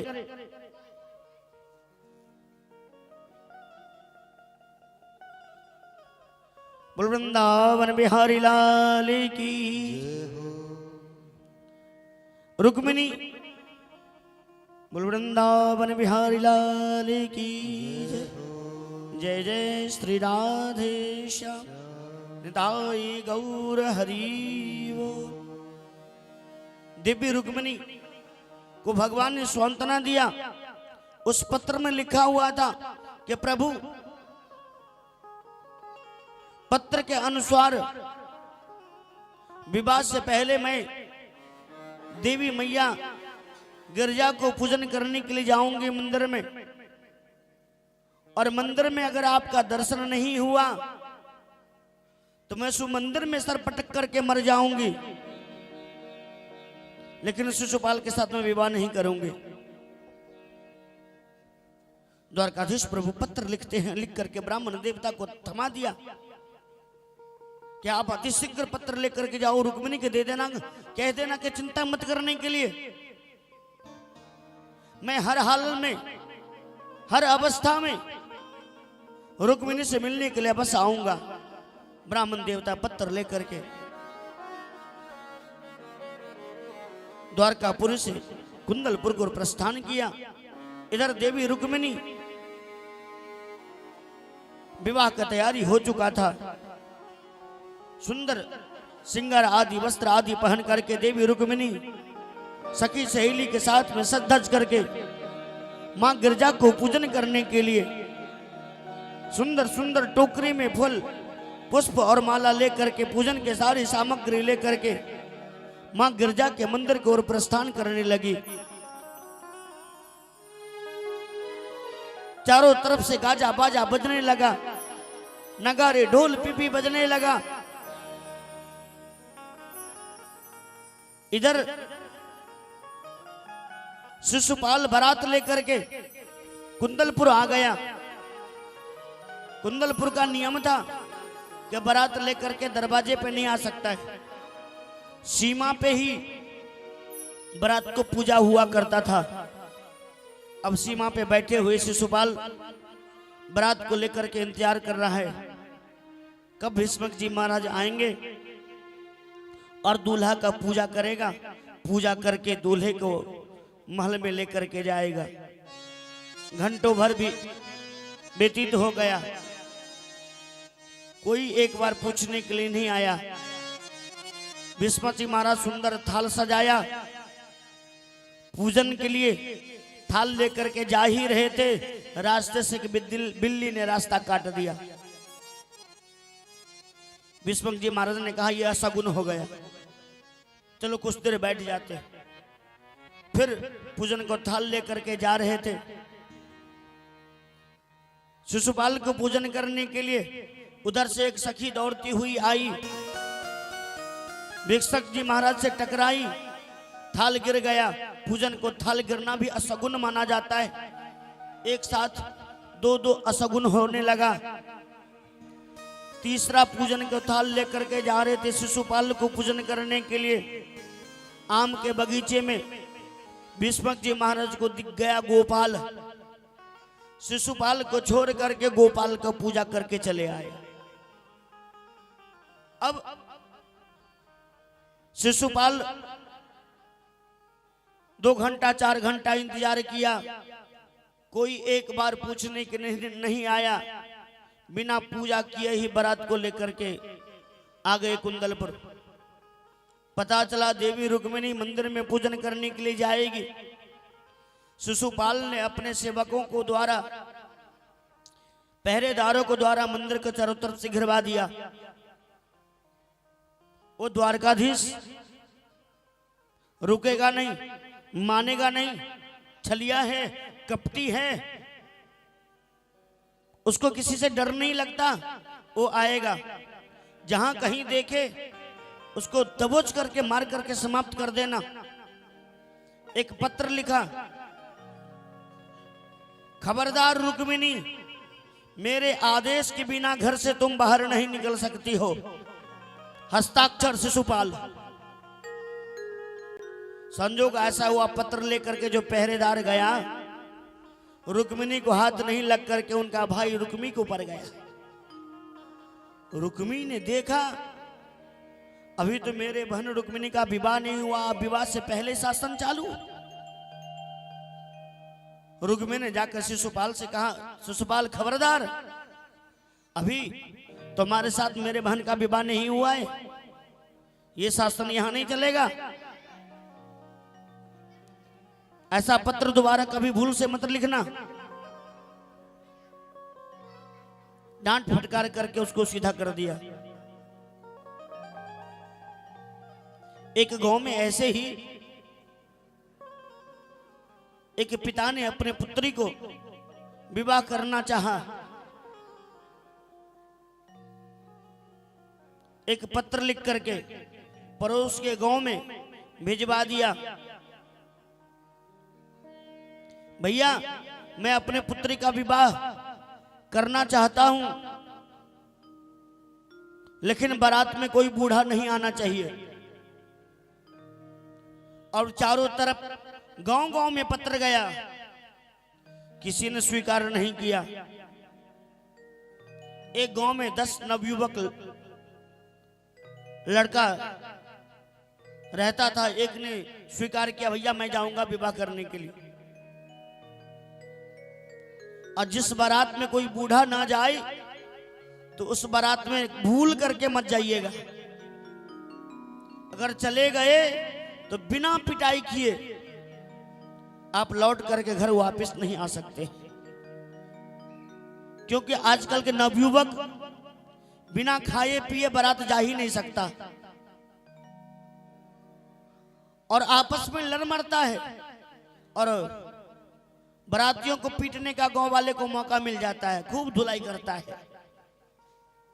मार पीट करके घर से वहां से भगा देता है। शर्त यही था, विवाह में बारात में कोई बूढ़ा नहीं आना चाहिए। एक लड़का ने तैयार हुआ, अपने 10 मित्र को तैयार किया, भैया चलो मेरा विवाह है, मैं विवाह करने जा रहा हूं। सैलून में जाकर के बढ़िया सा बाल बनवाया, स्नो पाउडर लगाया, सुंदर वस्त्र आदि पहन करके एकदम तैयार हो गया, मुकुट धारण कर लिया, घोड़े पे सवार हो करके अपने मित्र को लेकर के विवाह करने के लिए तैयार हो करके जाने लगा। मेरा बाल पक गया, मेरा दाढ़ी पक गया, मेरा नाम है ना, तुम ले जाओ ना ले जाओ, फिर भी मैं नहीं मानने वाला हूं। तुम चाहे जैसे ले जाओ, दिखा कर ले जाओ या छिपा कर ले जाओ, लेकिन मैं तो अवश्य जाऊंगा। मित्रों ने कहा जब नाना ऐसे जिद कर रहे हैं तो नाना को उठा कर एक बक्से में बंद कर दो, बाहर से ताला बंद करके, किसी को पता नहीं चलेगा। नाना को चारपाई पे उठाया, एक बड़ा बक्सा लेकर के, और नाना को पेटी में बंद करके बाहर से ताला लगा दिया। बारात पहुंच गया, दरवाजे लग गया। लड़की वाले के पिता ने धूमधाम से स्वागत सत्कार आदि किया, बारात को खिलाया पिलाया। अब जैसे ही विवाह की तैयारी होने लगा, फिर एक पत्र आ गया। उस पत्र में लिखा था, मेरे गांव के बगल में एक नदी बह रहा है, उस नदी में प्योर दूध अगर बहा दोगे तब जाकर के मेरे पुत्री के संग में तुम विवाह करोगे। लड़के जितने भी थे सब नवयुवक, भैया नदी में इतना दूध कहां से आएगा, अब विवाह नहीं होगा। सब उदास हो गए, नाराज हो गए, अब क्या होगा भैया, जब तक विवाह नहीं होगा तब तक जाऊंगा न, शर्त है नदी में दूध बहा दो तब जाकर के विवाह, वो भी प्योर। नदी में इतना पानी, इतना दूध कहां से आएगा। मित्रों ने कहा अब विवाह नहीं होगा, चलो वापिस। जाने लगे। बोले जब विवाह ही नहीं होगा तो नाना को क्यों बंद करके मार रहे हो, नाना को बाहर निकाल लो। ताला खोल करके नाना को निकाला। बोले क्या हुआ, बोले नाना अब कोई विवाह हुआ नहीं होगा। बोले क्यों, तो लड़की वाले के तरफ से शर्त है कि नदी में प्योर दूध बहाने के बाद विवाह होगा। नाना ने कहा कि चिंता मत करो, जब आए हैं तो बहू को लेकर के जाएंगे। तुम भी एक पत्र लिखो, वो उस पत्र में लिखो कि नदी का पानी तुम खाली करवा दो, दूध मैं बहा दूंगा।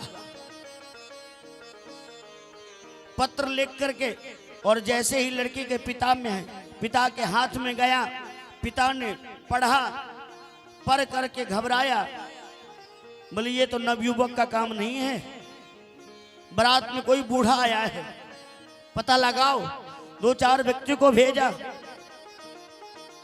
फिर से नाना को ताला बंद करके बंद कर दिया बक्से के अंदर। 2-4 व्यक्तियों ने पता लगाया, कहीं कोई दिखाई नहीं दिया।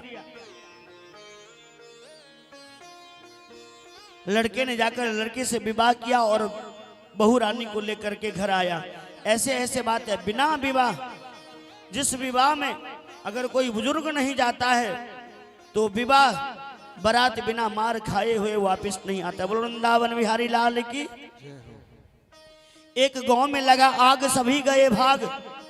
जलने के लिए 2 व्यक्ति तैयार था। कौन कौन, एक लंगड़ा और एक अंधा। एक गांव में लगा आग, सभी गए भाग। जलने के लिए 2 व्यक्ति, एक लंगड़ा और एक अंधा। लंगड़ा भाग नहीं सकता, अंधा दिख नहीं सकता। अंधा ने भागने का प्रयास किया, जिधर आग लग रहा था उधर ही दौड़ रहा था। लंगड़ा ने कहा भैया उधर मत जाओ, आग लगा है। एक काम करो, बचना चाहते हो तो अपने कांधे पे मुझे बिठा लो। लंगड़ा ने कहा अंधा से, अपने कांधे के ऊपर मुझे बिठा लो, मेरा आंख और तुम्हारा टांग दोनों बच जाएंगे। ऐसे ही किया, अंधे के ऊपर में लंगड़ा बैठ गया। लंगड़ा ने जिधर जिधर कहा जाने के लिए उधर उधर गया। गांव जल करके राख होती बच गया। बोल वृंदावन बिहारी लाल की। अंधा कौन और लंगड़ा कौन? अंधा जवानी और लंगड़ा बुढ़ापा।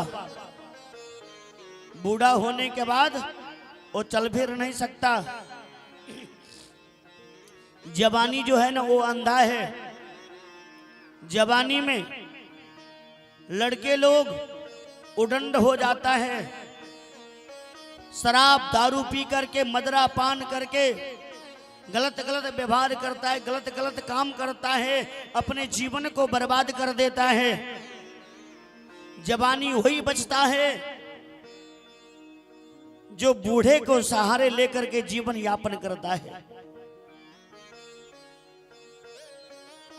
जो जवान बचना चाहता है वो पिता को कहने के बाद चले, बड़े बुजुर्ग को आदर करे, उनका सम्मान करे, पिता का आज्ञा का पालन करे। अगर ऐसा नहीं करता है तो उसका पतन हो जाता है।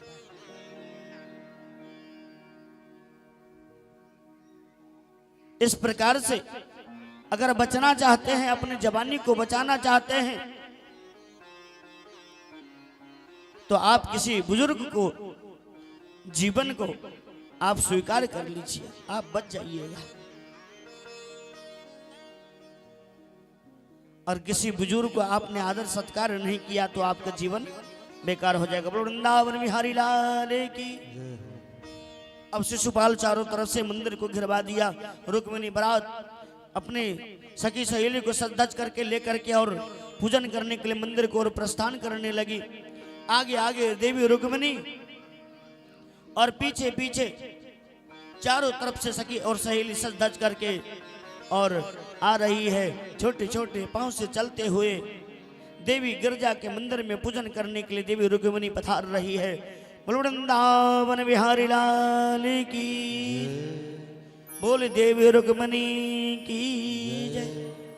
रुक्मिणी लक्ष्मी स्वरूपा रुक्मिणी है और रुक्मिणी सिर्फ नारायण को ही भजती है। और रुक्मिणी को जो अपनाना चाहता है उसको शिशुपाल की तरह रोना पड़ता है। देवी रुक्मिणी सज धज करके और अपने सखी के साथ में मां गिरजा के मंदिर में पूजन करने के लिए आ रही है। वृंदावन बिहारी लाल की जय। हरि बोल। चंद्र बदन मृगलोचनी भवानी के पूजा बहे। चंद्र बदन मृगलोचन भवानी के पूजा बहे। चंद्र बदन मृगलोचन भवानी के पूजा बहे। चंद्र बदन मृगलोचन भवानी के पूजा बहे। भवानी के पूजब भवानी भवानी के पूजा बहे। भवानी के पूजब भवानी भवानी के पूजा बहे। चंद्र बदन मृगलोचन भवानी के पूजा बहे। चंद्र बदन मृगलोचन भवानी के पूजा बहे।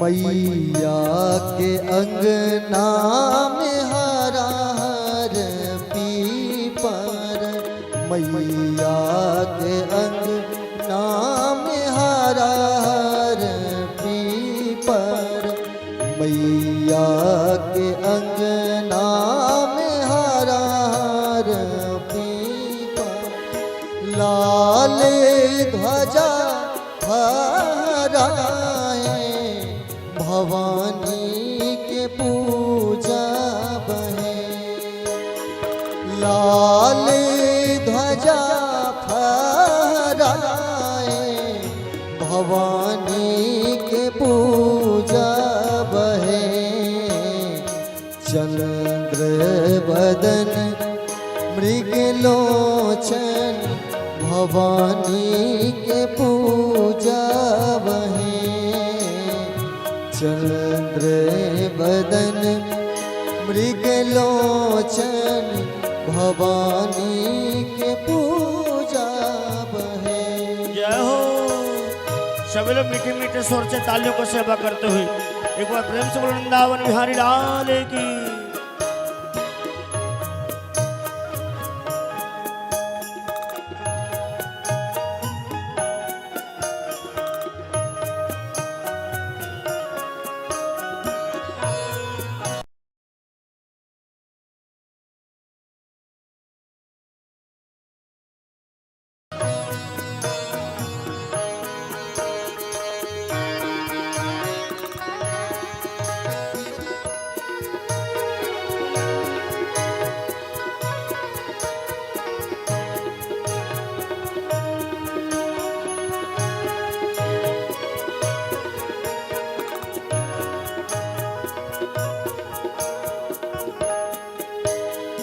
मैया के बगिया में लाल लाल फूलबा, मैया के बगिया में लाल लाल फूलबा, मैया के बगिया में लाल लाल फूलबा, ताही पर सुगा में गराए भवानी के पूजा बहे, ताही पर सुगा में राए भवानी के पूजा बहे, चंद्र बदन मृगलोचन भवानी के पूजा बहे, चंद्र बदन मृगलोचन भवानी के पूजा बहे।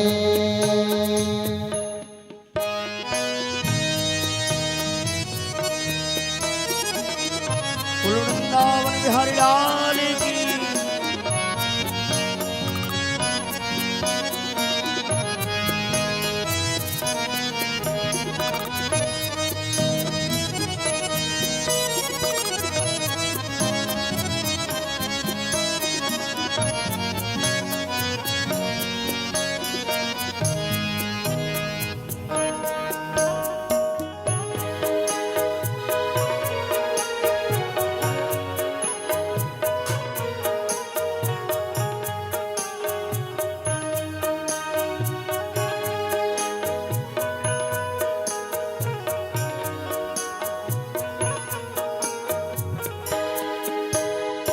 अचरा पसारी मैया तो से बार मांगी, अचरा पसारी मैया तो से बार मांगी, अचरा पसारी मैया तो से बार मांगी, स्नेह लता लतराए भवानी के पूजा बहे, स्नेह लता लतराए भवानी के पूजा बहे, चंद्र बदन मृग लोचन भवानी के पूजा बहे चंद्र बदन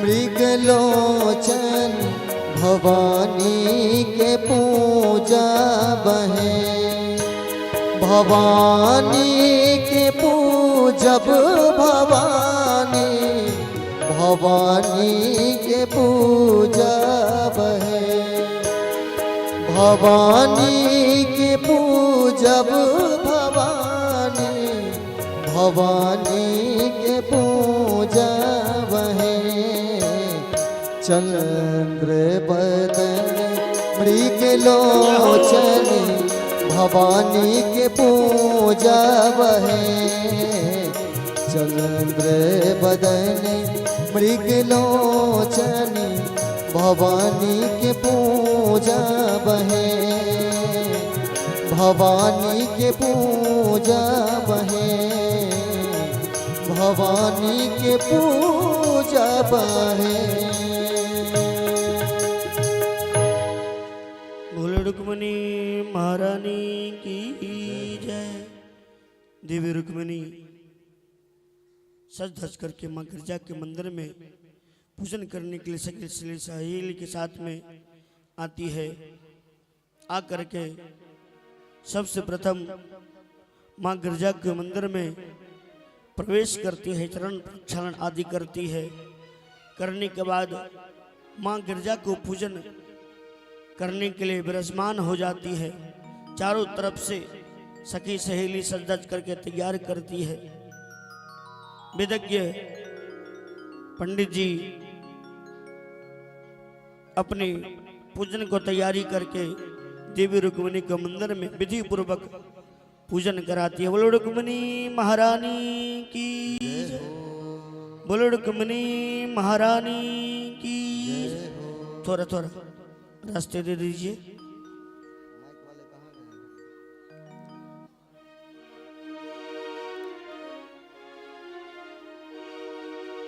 आओ मेरी सखियां मुझे मेहंदी लगा दो जय हो। मेहंदी लगा दो मुझे सुंदर सजा दो हो मुझे श्याम सुंदर की दुल्हन बना दो मुझे श्याम सुंदर की दुल्हन बना दो मुझे श्याम सुंदर की दुल्हन बना दो मुझे श्याम सुंदर की बना दो।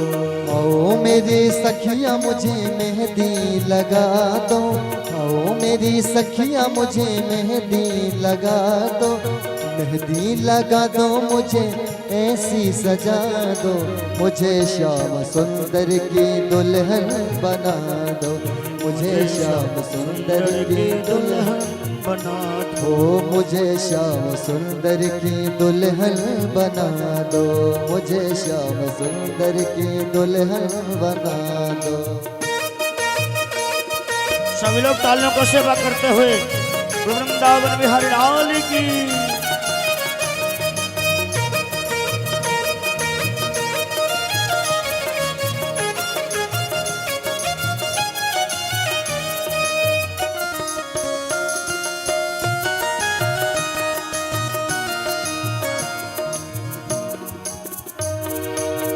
सत्संग में मेरी बात चलाई मेरी बात चलाई सदगुरु ने मेरी की मेरे सगाई सदगुरु ने मेरी किन्न सगाई सत्संग में मेरी बात चलाई सत्संग में मेरी बात चलाई सदगुरु ने मेरी की मेरे सगाई सदगुरु ने मेरी किन्न सगाई उनको बुला के हाथ ले बातों लगा दो उनको बुला के हाथ ले बातों करा दो उनको बुला के हाथ ले बातों लगा दो उनको बुला के हाथ ले बातों लगा दो मुझे श्याम सुंदर की दुल्हन बना दो मुझे श्याम सुंदर के दुल्हन बना दो। मुझे श्याम सुंदर की दुल्हन बना दो। मुझे श्याम सुंदर की दुल्हन बना दो। आओ मेरी सखियाँ मुझे मेहंदी लगा दो। आओ मेरी सखियाँ मुझे मेहंदी लगा दो। मेहंदी लगा दो मुझे ऐसी सजा दो। मेहंदी लगा दो मुझे ऐसी सजा दो। मुझे श्याम सुंदर की दुल्हन बना दो। मुझे श्याम सुंदर की दुल्हन बना दो। मुझे श्याम सुंदर की दुल्हन बना दो। मुझे श्याम सुंदर की दुल्हन बना दो। हरि बोल।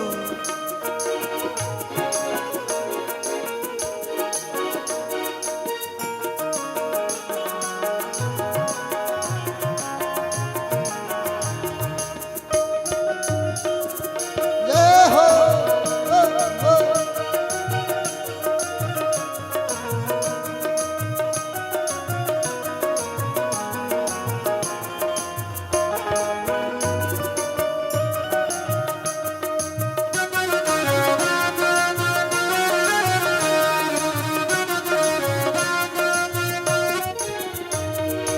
ऐसी पहनू चूड़ी जो कबहू न टूटी। ऐसी पहनू चूड़ी जो कबहू न टूटे। ऐसी पहनू चूड़ी जो कबहू न टूटे। ऐसी पहनू चूड़ी जो कबहू न टूटे। ऐसा बरू दुल्हा जो कबहू न छूटे। ऐसा बरू दुल्हा जो कबहू न रूठे। ऐसा बरू दुल्हा जो कबहू न छूटे। ऐसा बरू दूल्हा जो कबहू न छूटे। अटल सुहाग की बिंदिया लगा दो। अटल सुहागन की बिंदिया लगा दो। अटल सुहाग की बिंदिया लगा दो। अटल सुहागन की बिंदिया लगा दो। मुझे श्याम सुंदर की दुल्हन बना दो। मुझे श्याम सुंदर की दुल्हन बना दो। मुझे श्याम सुंदर की दुल्हन बना दो। मुझे श्याम सुंदर की दुल्हन बना दो। हरि बोल।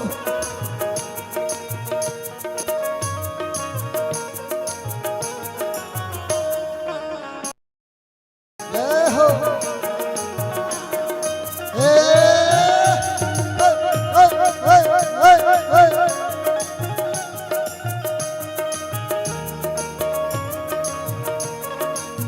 ओ हो, ओ हो।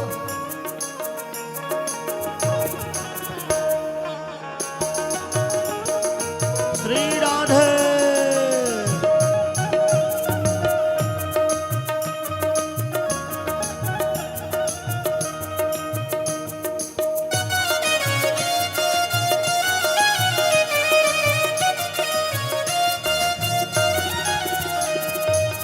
भक्ति का सुरमा मैं आंख में लगाऊंगी। भक्ति का सुरमा मैं आंख में लगाऊंगी। भक्ति का सुरमा मैं आंख में लगाऊंगी। भक्ति सुरमा मैं आंख में लगाऊंगी। दुनिया से नाता तोड़ श्याम श्याम गाऊंगी। दुनिया से नाता तोड़ उनकी हो जाऊंगी। दुनिया से नाता तोड़ उनकी हो जाऊंगी। दुनिया से नाता तोड़ उनकी हो जाऊंगी। सतगुरु बुला के फिरे तो लगवा दो। सतगुरु बुला के फिर वाई तो करा दो। सतगुरु बुला के फिर वाई तो लगवा दो। सतगुरु बुला के फिर वाई तो करा दो। मुझे श्याम सुंदर की दुल्हन बना दो। मुझे श्याम सुंदर की दुल्हन बना। ओ मुझे श्याम सुंदर की दुल्हन बना दो। मुझे श्याम सुंदर की दुल्हन बना दो। हरि बोल।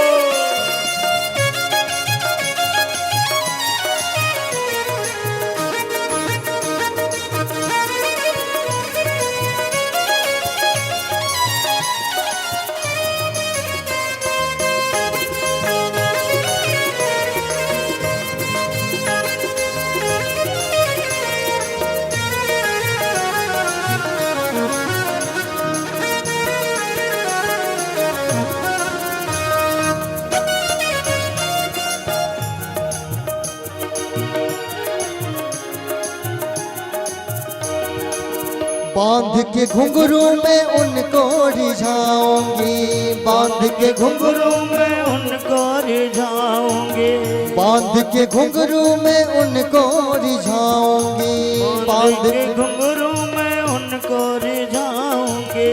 लेके एक तारा में श्याम श्याम गाऊंगी, लेके एक तारा में श्याम श्याम गाऊंगी, लेके एक तारा में श्याम श्याम गाऊंगी, लेके एक तारा में श्याम श्याम गाऊंगी। सखिया को बुला के फिरे तो लगवा दो, सखियों को लगे हथ लेवा तो करा दो, सखिया को बुला के हथ लेवा तो लगा दो, सखियों को बुला के हथ लेवा तो करा दो। मुझे श्याम सुंदर के दुल्हन बना दो, मुझे श्याम सुंदर के दुल्हन बना दो।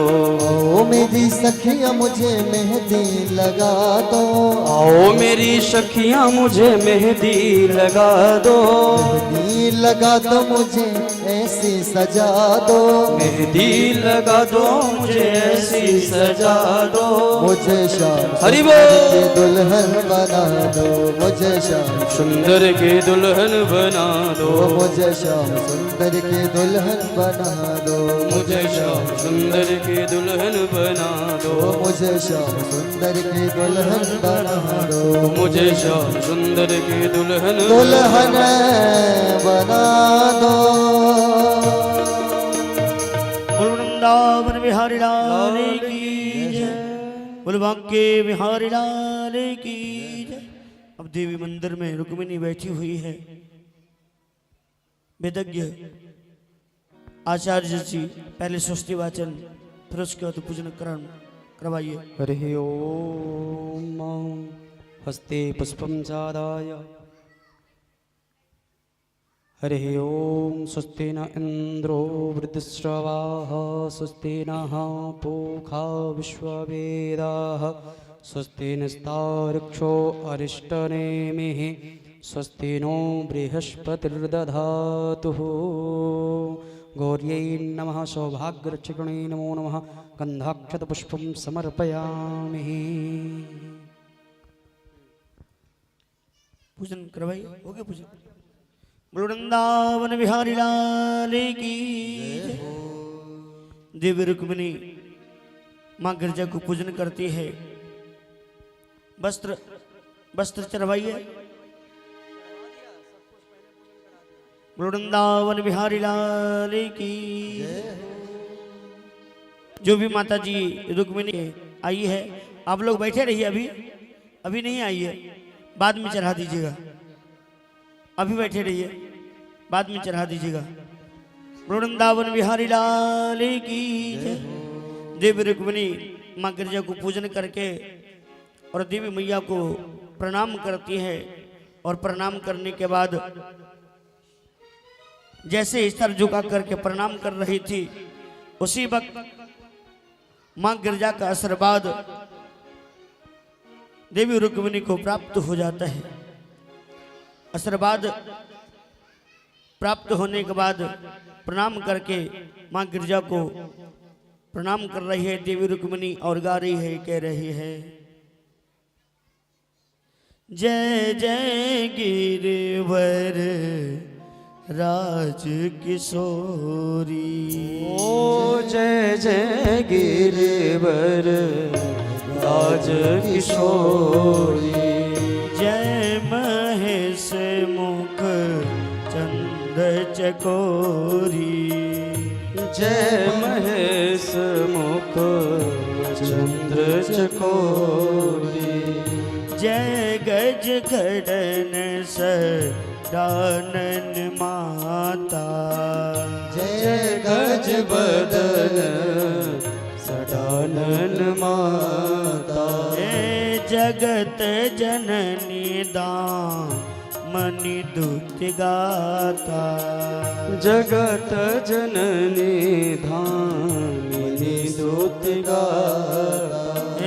नहीं तब आदि मद अवसाना। आदि मत अवसाना। वेद नहीं जाना। अमित प्रभा देह नहीं जाना। भव भव विभव पराभव कारिणी।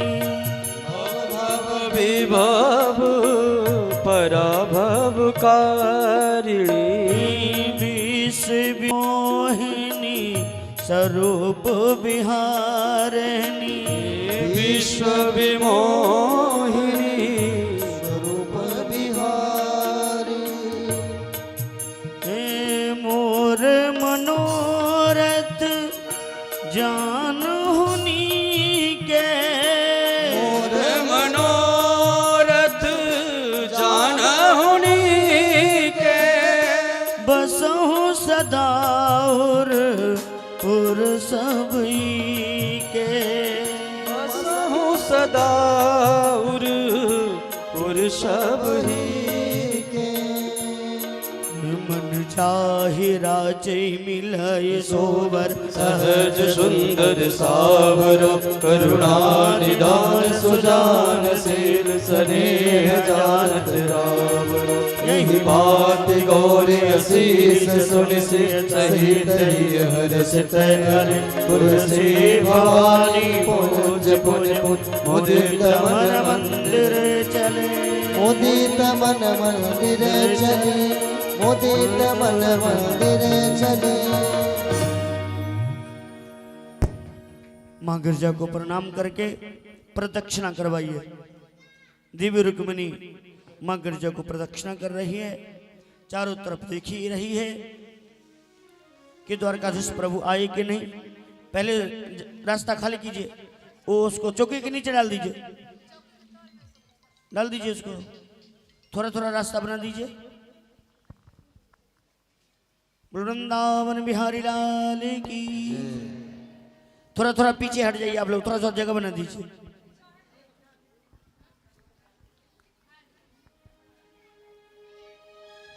देवी रुक्मिणी माँ गिरजा को प्रदक्षिणा कर रही है।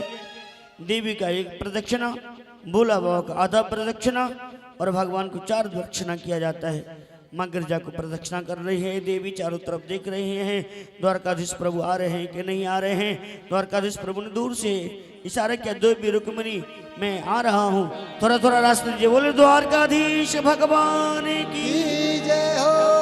बोले द्वारकाधीश भगवान की जय हो। बोले भक्त वत्सल भगवान की जय हो। मंदिर में द्वारकाधीश भगवान प्रवेश करते हैं। देवी रुक्मिणी को हाथ पकड़ करके और रथ में बिठा करके देवी रुक्मिणी का हरण किया। बोलो वृंदावन बिहारी लाल की जय हो। बोलो रुक्मिणी हरण भगवान की। बोलो रुक्मिणी हरण भगवान की। बोले भक्त वत्सल भगवान की। बोले जय जय श्री राधेश निराय गौर हरि बोल। बिठा दीजिए। देवी रुक्मिणी और द्वारकाधीश प्रभु को बिठा दीजिए।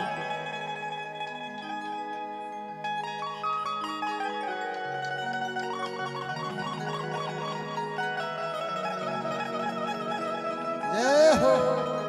बोलो रुक्मिणी हरण भगवान की। जय। बोले भक्त वत्सल भगवान की जय। जय जय श्री राधे श्याम।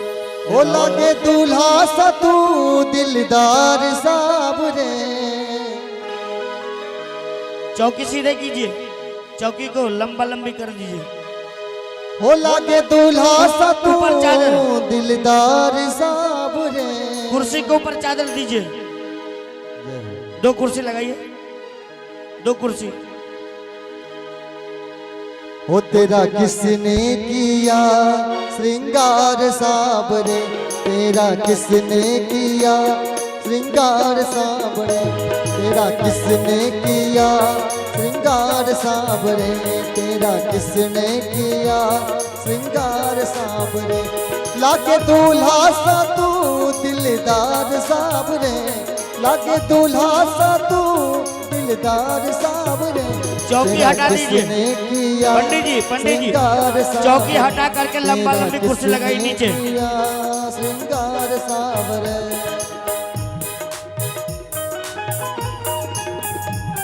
नहीं तो 3 कुर्सी लगाए, 3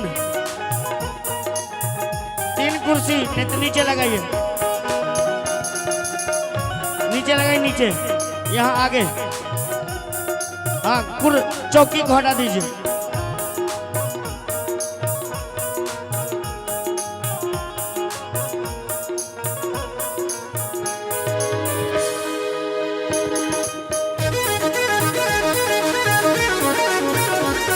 पंडित जी कुर्सी हटा करके चौकी बिठाइए, कुर्सी हटा, कुर्सी।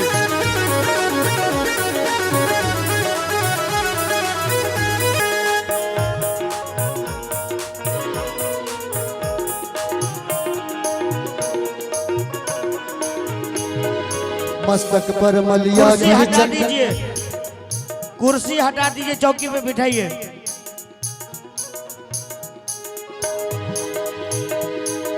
मस्तक पर मलिया गिर चंदन केसर तिलक लगाया, मस्तक पर मलिया गिर चंदन केसर तिलक लगाया। रहे सलामत हाथ सदा वो जिसने तुम्हें सजाया, रहे सलामत हाथ सदा वो जिसने तुझे सजाया।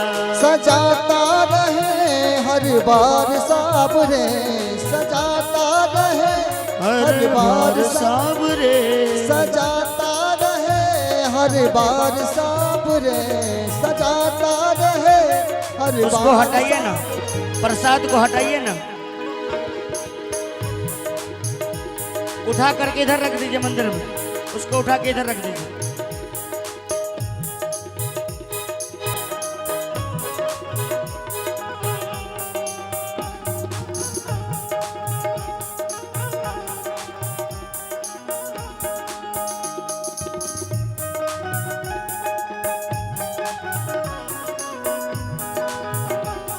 सभी लोग तालियों को सेवा करते हुए वृंदावन बिहारी लाल की।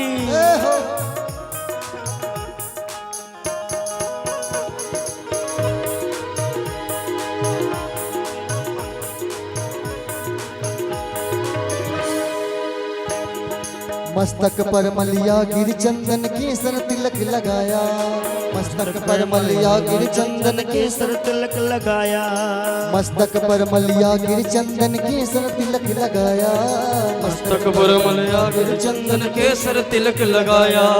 मोर मुकुट कानों में कुंडल इत्र बहुत बरसाया, मोर मुकुट कानों में कुंडल इत्र बहुत बरसाया। महकता रहे दरबार साबरे, महकता रहे दरबार साबरे, महकता रहे दरबार से, महकता रहे दरबार साबरे। तेरा किसने किया श्रृंगार साबरे, तेरा किसने किया श्रृंगार साबरे। वो झोला को थोड़ा साइड कर लीजिए, प्रसाद को हटाइए वहां से, थोड़ा जगह बना दीजिए ना। हाँ, इधर लेकर आइए, और लेकर आइए इधर।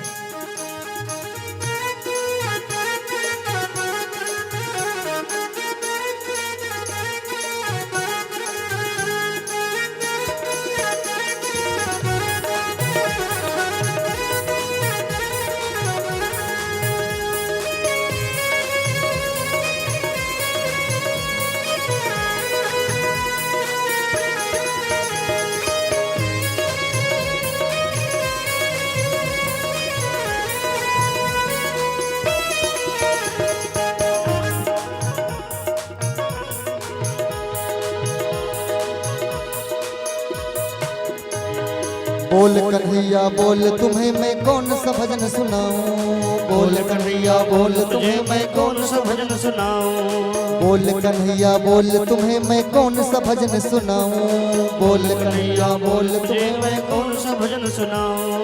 ऐसा कोई राग बता दे तू नाच मैं गाऊं, ऐसा कोई राग बता दे तू नाच मैं गाऊं। नचाता रहे हर बार साबरे, नचाता रहे हर बार साबरे, लगे दूल्हा सा तो दिलदार सावरे, लगे दूल्हा सा तो दिलदार सावरे, लगे दूल्हा सा तो दिलदार सावरे, लगे दूल्हा सा तो दिलदार सावरे, दूल्हा सा तो दिलदार सावरे, ये दूल्हा सा तो दिलदार सावरे। वृंदावन विहारी लाल की जय। इस प्रकार द्वारकाधीश प्रभु देवी रुक्मिणी को हरण लेकर के और सुंदर विवाह का तैयारी करने लगे। बोलो वृंदावन बिहारी लाल की जय।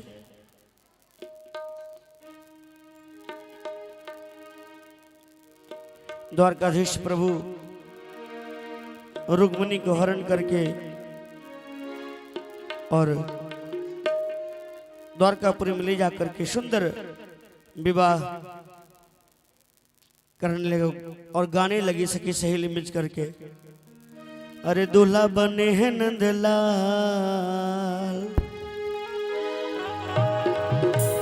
जय हो जय हो जय हो जय हो जय हो जय हो जय हो जय हो जय हो जय हो जय हो जय हो जय हो।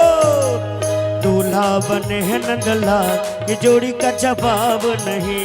दूल्हा बने हैं नंदलाल, जोड़ी का जवाब नहीं।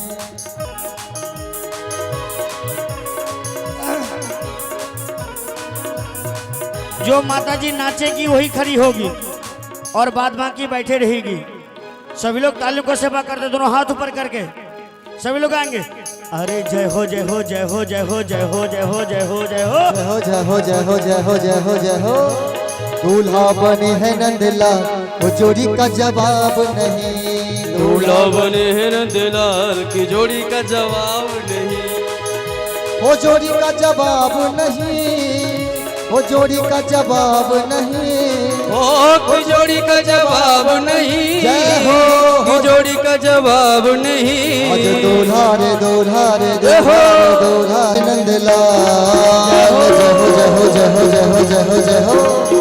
गाय चरावे नंदलाल, वो जोड़ी का जवाब नहीं। दूल्हा बने हैं नंदलाल, जोड़ी का जवाब नहीं। आज दूल्हा बने हैं नंदलाल, जोड़ी का जवाब नहीं। ओ दूल्हा बने रुक्मणी ओढ़े लाल चुनरिया। रुक्मणी ओढ़े लाल चुनरिया, रुक्मणी ओढ़े लाल चुनरिया। लाल चुनरिया हो लाल चुनरिया, लाल चुनरिया हो लाल चुनरिया। लाल चुनरिया हो लाल चुनरिया, लाल चुनरिया हो लाल चुनरिया, लाल चुनरिया हो लाल चुनरिया।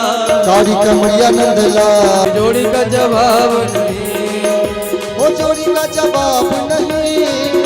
वो जोड़ी का जवाब नहीं। वो जोड़ी का जवाब नहीं। वो जोड़ी का जवाब नहीं। आज दूल्हा रे दूल्हा रे दूल्हा रे दूल्हा रे दूल्हा रे दूल्हा बने हैं नंदलाल, जोड़ी का जवाब नहीं। दूल्हा बने हैं नंदलाल की जोड़ी का जवाब नहीं। आज दूल्हा बने हैं नंदलाल की जोड़ी का जवाब नहीं। आज दूल्हा बने हैं नंदलाल, नंदलाल का जवाब। दूल्हा बने नंदलाल की जोड़ी का जवाब नहीं। दूल्हा बने हैं नंदलाल, जोड़ी का जवाब नहीं। दूल्हा बने नंदलाल की जोड़ी का जवाब नहीं। दूल्हा बने नंदलाल की जोड़ी का जवाब नहीं। वृंदावन बिहारी लाल की जय। इस प्रकार से द्वारकाधीश प्रभु रुक्मिणी का विवाह हुआ। जयमाला करवाइए। खड़े हो जाइए। हाँ, आमने सामने दोनों खड़े हो जाएंगे और दिव्य माला हाथ में लेकर के पहले द्वारकाधीश प्रभु रुक्मिणी को माला डालेगी, फिर उसके बाद सभी लोग तालियों के साथ में हुआ। मंगलम वृंदावन बिहारी लाल की। मंगलम भगवान विष्णु मंगलम गरुड़ध्वज मंगलम पुंडरीकाक्ष मंगलाय तनोहरि। मंगलम भगवान विष्णु मंगलम गरुड़ध्वज मंगलम पुंडरीकाक्ष मंगलाय तनोहरि। भगवान की जय हो द्वारकाधीश भगवान की जय हो कुल रुक्मिणी महारानी की। इस प्रकार से दिव्य रुक्मिणी का मंगलमय विवाह संपन्न हुआ। अब मिथिलानी सखी सुंदर पद के द्वारा रुक्मिणी का मंगल गीत गा रही है। हाँ, जिसको भी पूजन करना है बैठ जाएं, पूजन कर लें। कन्यादान करना है कन्यादान करें। जो भी माता जी रुक्मिणी हाँ, के इसी लिए भजन के वस्त्र बीच आभूषण लेकर के आप लोग आए हैं, एक एक करके आए और रुक्मिणी को उर में चढ़ा करके और फिर अपने स्थान में पुनः विराजमान हो जाए। आजू मिथिला नगरिया निहाल, आजू मिथिला नगरिया निहाल सखिया, चारों दुल्हा में बर का कमाल सखिया, चारों दुल्हा में ऊपर बिठाइए बर का कमाल सखिया, चारों दुल्हा में बर का कमाल सखिया। ओ आजू द्वारिका नगरिया निहाल सखिया, आजू मिथिला नगरिया निहाल सखिया, चारों दुल्हा में बड़े का कमाल सखिया, चारों दुल्हा में बर का कमाल सखिया, चारों दुल्हा में बड़े का कमाल सखिया।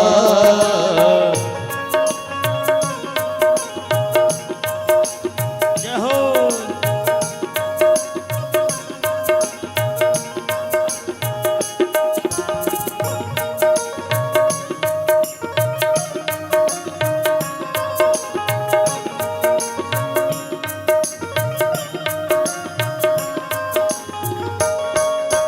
हरि बोल।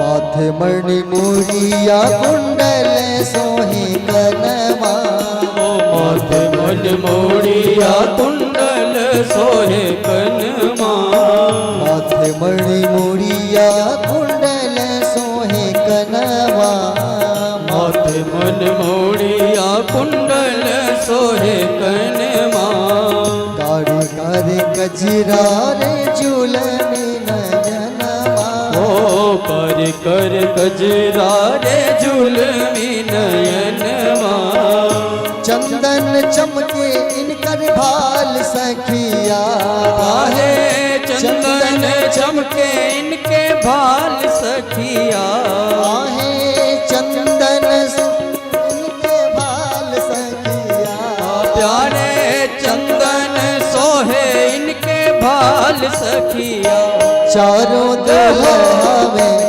बर का कमाल सखिया, ओ चारों दुल्हा में बड़े का कमाल सखिया, आजू मिथिला नगरिया निहाल सखिया, आजो मिथिला नगरिया निहाल सखिया, चारों दुल्हा में बर का कमाल सखिया, चारों दुल्हा में बड़े का कमाल सखिया।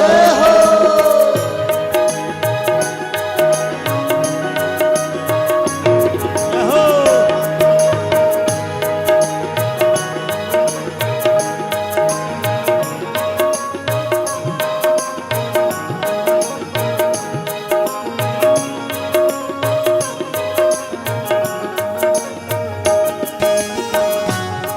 सभी लोग अपने स्थान पर बैठते जाइए, सभी लोग अपने स्थान पर बैठ जाएं। हरि बोल। तालियों की सेवा करते हुए रुक्मिणी रमण भगवान की जय हो।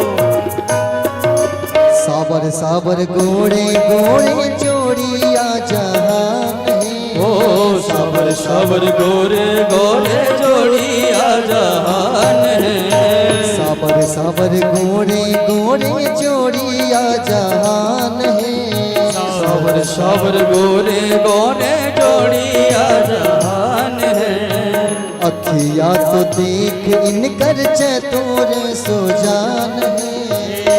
अखिया सुनी कर चतुर सुजान है। जुग जुग जोड़ी जिए बेमिसाल सखिया। जुग जुग जोड़ी जीवे बेमिसाल सखिया। जुग जुग जोड़ी जीवे बेमिसाल सखिया। जुग जुग जोड़ी जीवे बेमिसाल सखिया। चारों दुल्हे में बड़का कमाल सखिया। हो चारों दुल्हा में बड़का कमाल सखिया। आजो मिथिला नगरिया निहाल सखिया। अरे ना, एक मिनट सुनिए। ऐसे नहीं, ऐसे तो मिथिलावासी नहीं कहलाएंगे आप सब। अरे हम इतने दूर से चल करके वृंदावन से आए हैं, आप सबके हाथों से ताली भी नहीं निकल रही है, सब खाली खाली जा रहा है। अरे कम से कम ताली तो बजाइए, भगवान का विवाह है। अरे किसी परिवार में किसी का विवाह हो रहा हो तो पूरा का पूरा डीजे का साउंड फाड़ देंगे हैं?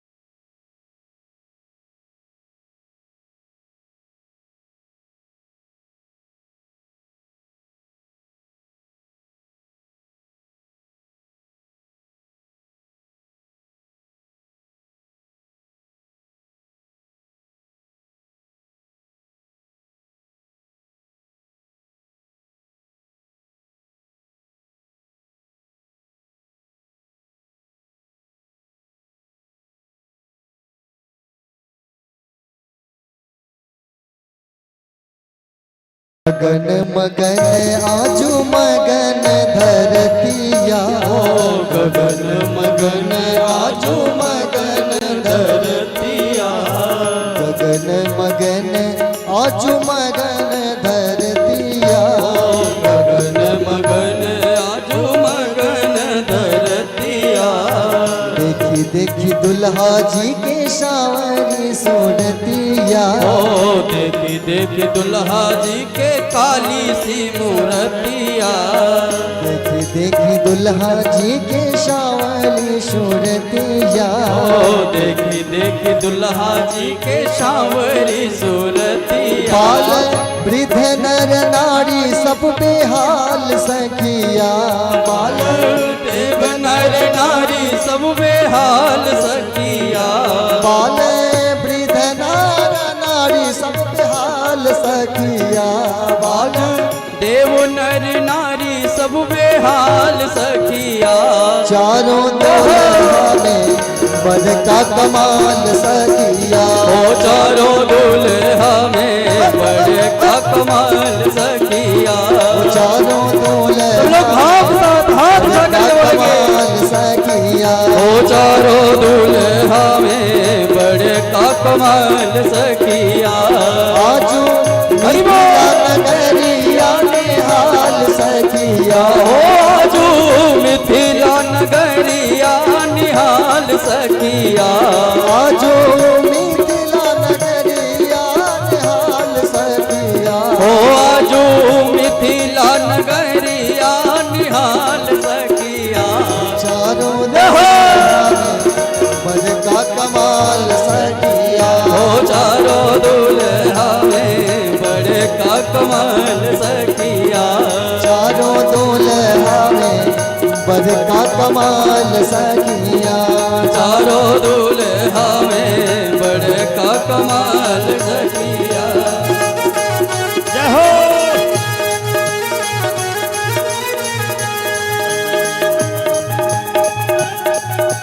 जय जय।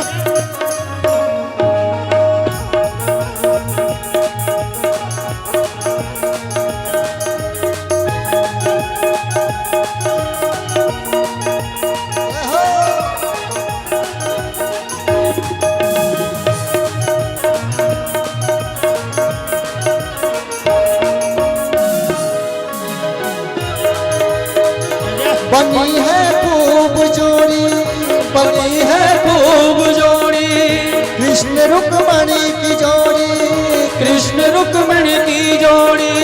खुशी से नाचे हैं मन, खुशी से नाचे हैं सब। मिला सजनी को साजन, मिला सजनी को साजन। हो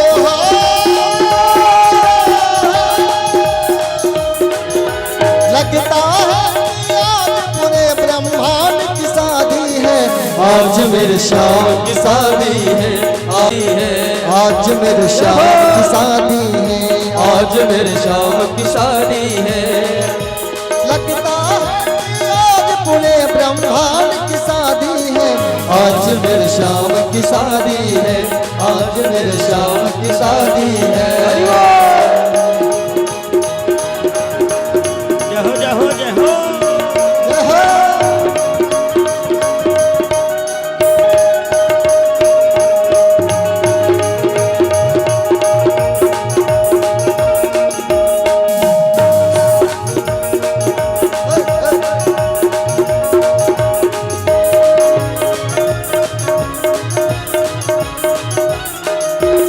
हरि बोल।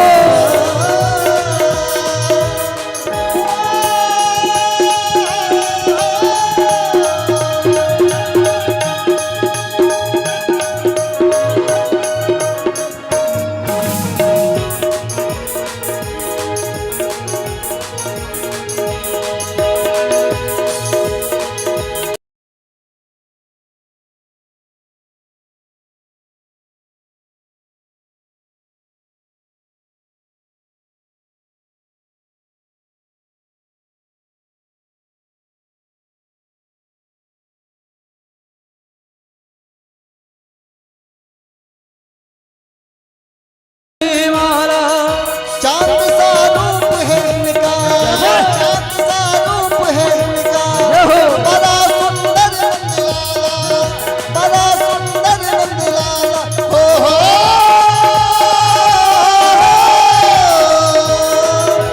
ऐसा लगता है सारे संसार की शादी है, आज मेरे श्याम की शादी है, आज मेरे श्याम की शादी है, श्याम की शादी है, मेरे भगवान की शादी है। ओ शाम की शादी है, मेरे घनश्याम की शादी है। ओ श्याम की शादी है, मेरे घनश्याम की शादी है। ओ शाम की शादी है, मेरे घनश्याम की शादी है। आज मेरे श्याम की शादी है, आज मेरे श्याम की शादी है, आज मेरे श्याम की शादी है, आज मेरे श्याम की शादी है, आज मेरे श्याम की शादी है, आज मेरे श्याम की शादी है। बोल द्वारकाधीश भगवान की जय हो। देवी रुक्मणी की जय।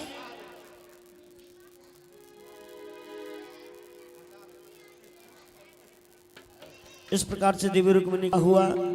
अब देवी रुक्मणी द्वारकाधीश प्रभु का कन्यादान होने जा रहा है। कन्यादान के लिए जो भी माताजी दूल्हे सरकार को नौछावर देना चाहते हैं, वो अपने हाथ से लेकर के दूल्हे सरकार के हाथ में नौछावर प्रदान करेंगे और एक कन्यादान का भजन हम लोग श्रवण करेंगे और फिर उसके बाद आरती प्रसाद लेकर के प्रस्थान करेंगे। अब विवाह होने के बाद कन्यादान के रूप में कुछ न कुछ भेंट चढ़ाया जाता है।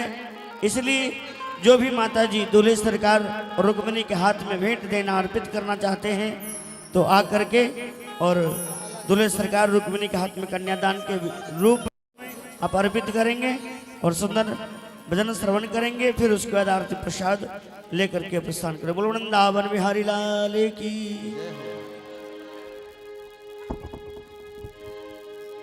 सभी लोग मिलकर के कन्यादान करेंगे।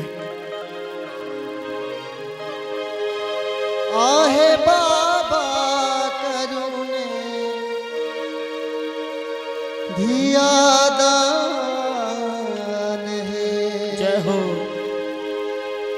जंघिया चढ़ाए बाबा बैसला मंडप पर। आहे बाबा करुणे धिया दान है। आहे बाबा करुणे धिया दान है। जंगिया चढ़ाए बाबा बैसला मंडप पर। जंघिया चढ़ाए बाबा बैसला मंडप पर। बाबा करुणे कन्यादान है। वाहे बाबा करुणे कन्यादान है। वाहे बाबा करुणे कन्यादान है। काहे बाबा करुणा कन्यादान है।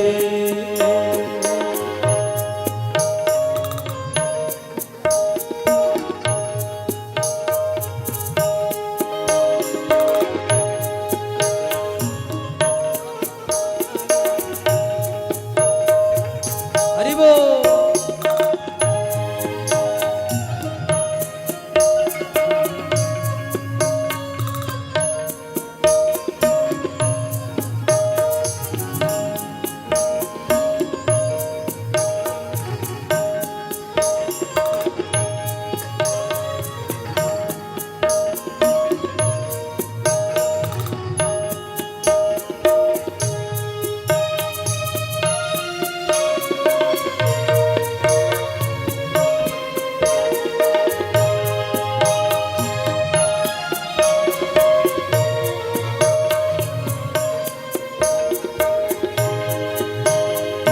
वर कर कंजतर लली कर ऊपर। वर कर कंजतर लली कर ऊपर। वर कर कंजतर लली कर ऊपर। वर कर कंजतर लली कर ऊपर। आहे ताही में शोभे फूल पान है। आहे ताही में सोहत फूल पान है। आहे बाबा करुणे कन्यादान है। आहे बाबा करुणा कन्यादान है। सब सखियन मिली मंगल गावे। सब सखियन मिली मंगल गावे। सब सखियन मिली मंगल गावे। सब साखियन मिली मंगल गावे।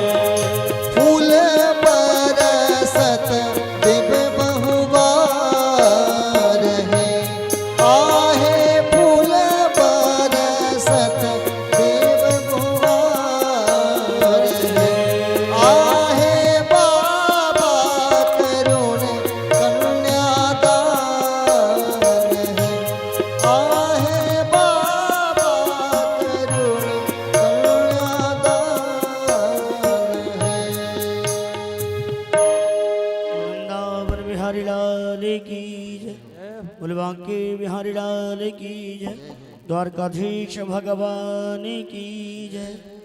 इस प्रकार से देवी रुक्मिणी द्वारकाधीश प्रभु को मंगलमय विवाह का दर्शन आप लोगों ने किया। यही द्वारकाधीश प्रभु से मिलने के लिए कल सुदामा जी महाराज आएंगे। जिस प्रकार आप लोग आज की कथा में देवी रुक्मिणी के लिए अपने अपने घर से सिंदूर, चूड़ी, लहठी, वस्त्र, आभूषण लेकर के आए थे, उसी प्रकार कल अपने अपने घर से द्वारकाधीश प्रभु और सुदामा जी महाराज के लिए अपने अपने घर से कम 4 मुट्ठी अरबा चावल, अधिक से अधिक जितना हो उतना आप लेकर के आएंगे। 4 मुट्ठी से कम नहीं होना चाहिए। वो भी अरबा चावल, दूभी, हल्दी और कुछ द्रव्य लेकर के आएंगे। और कल भागवत जी की पूर्णोति भी है, इसलिए भागवत जी के ऊपर कुछ भेंट चढ़ाने के लिए, चौरभा चढ़ाने के लिए वो भी अपने अपने घर से लेकर के आएंगे। आइए, समय काफ़ी हो चुका है। यहीं पे भागवत भगवान का हम लोग मिलकर के आरती करेंगे। आरती प्रसाद लेकर के आप लोग प्रस्थान करेंगे। वृंदावन बिहारी लाल की जय, बोले भक्त और भगवान की जय। आरती।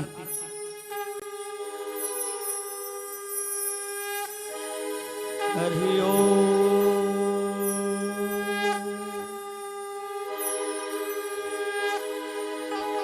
हरि ओम। चंद्रमा मनसो जाक्षो सूर्यो जायतो सोत्राद्वायुष्य प्राणस्य मुखाद् जायतो।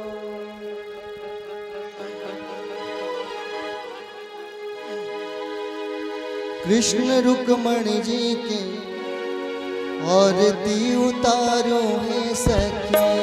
कृष्ण रुक्मणी जी के आरती उतारो है सखी। कृष्ण रुक्मणी जी के आरती उतारो है सखी। कृष्ण रुक्मणी जी की आरती उतारो है सखी। उतारो है सखी, हे उतारो है सखी। उतारो है सखी, हाँ उतारो है सखी। उतने से करो, उतने से। उतारो है सखी, हाँ उतारो है सखी। उतारो है सखी, हाँ उतारो है सखी। कृष्ण रुक्मणी जी के आरती उतारो है सखी। कृष्ण रुक्मणी जी के आरती उतारो है सखी। कंचन थाल कपूर के बाती। कंचन थाल अगरबत्ती जला ली। कंचन थाल कपूर के बाती। कंचन थाल उतने से करो, उतने से। जगमग ज्योति जरे दिन राती। जगमग ज्योति जले दिन राती। जगमग ज्योति जरे दिन राती। जगमग ज्योति जले दिन। तन मन सब निछारो है सखी। आहे तन मन सब निछारो है सखी। कृष्ण रुक्मणी जी के आरती है सखी। कृष्ण रुक्मिणी जी के आरती उतारो है सखी।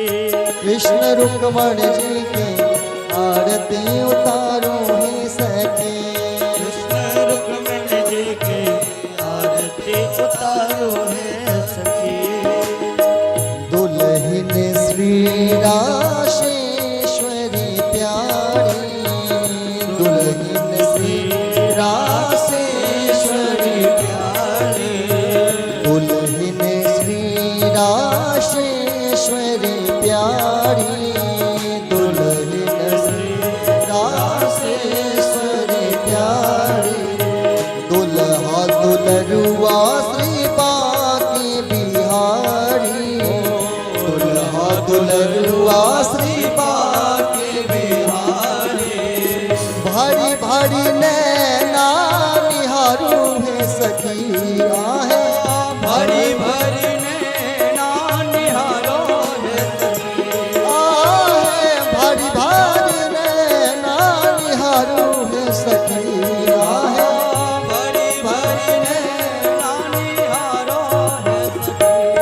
कृष्ण रुक्मण जी के आरती उतारो है सखी। कृष्ण रुक्मण जी के आरती उतारो है सखी। कृष्ण रुक्मण जी के आरती उतारो है सखी। कृष्ण रुक्मण जी के आरती उतारो है सखी। ब्याह विभूषण अंग अंग साजे, ब्याह विभूषण अंग अंग साजे, ब्याह विभूषण अंग अंग से, ब्याह विभूषण अंग अंग साजे। मणि मंडप मंगलमय, मणि मंडप मंगलमय राजे। एही रूप के हिया में बसाऊ है सखी। यही रूप के हिया में बसाऊ है सखी। एही रूप के हिया में बसाऊ है सखी।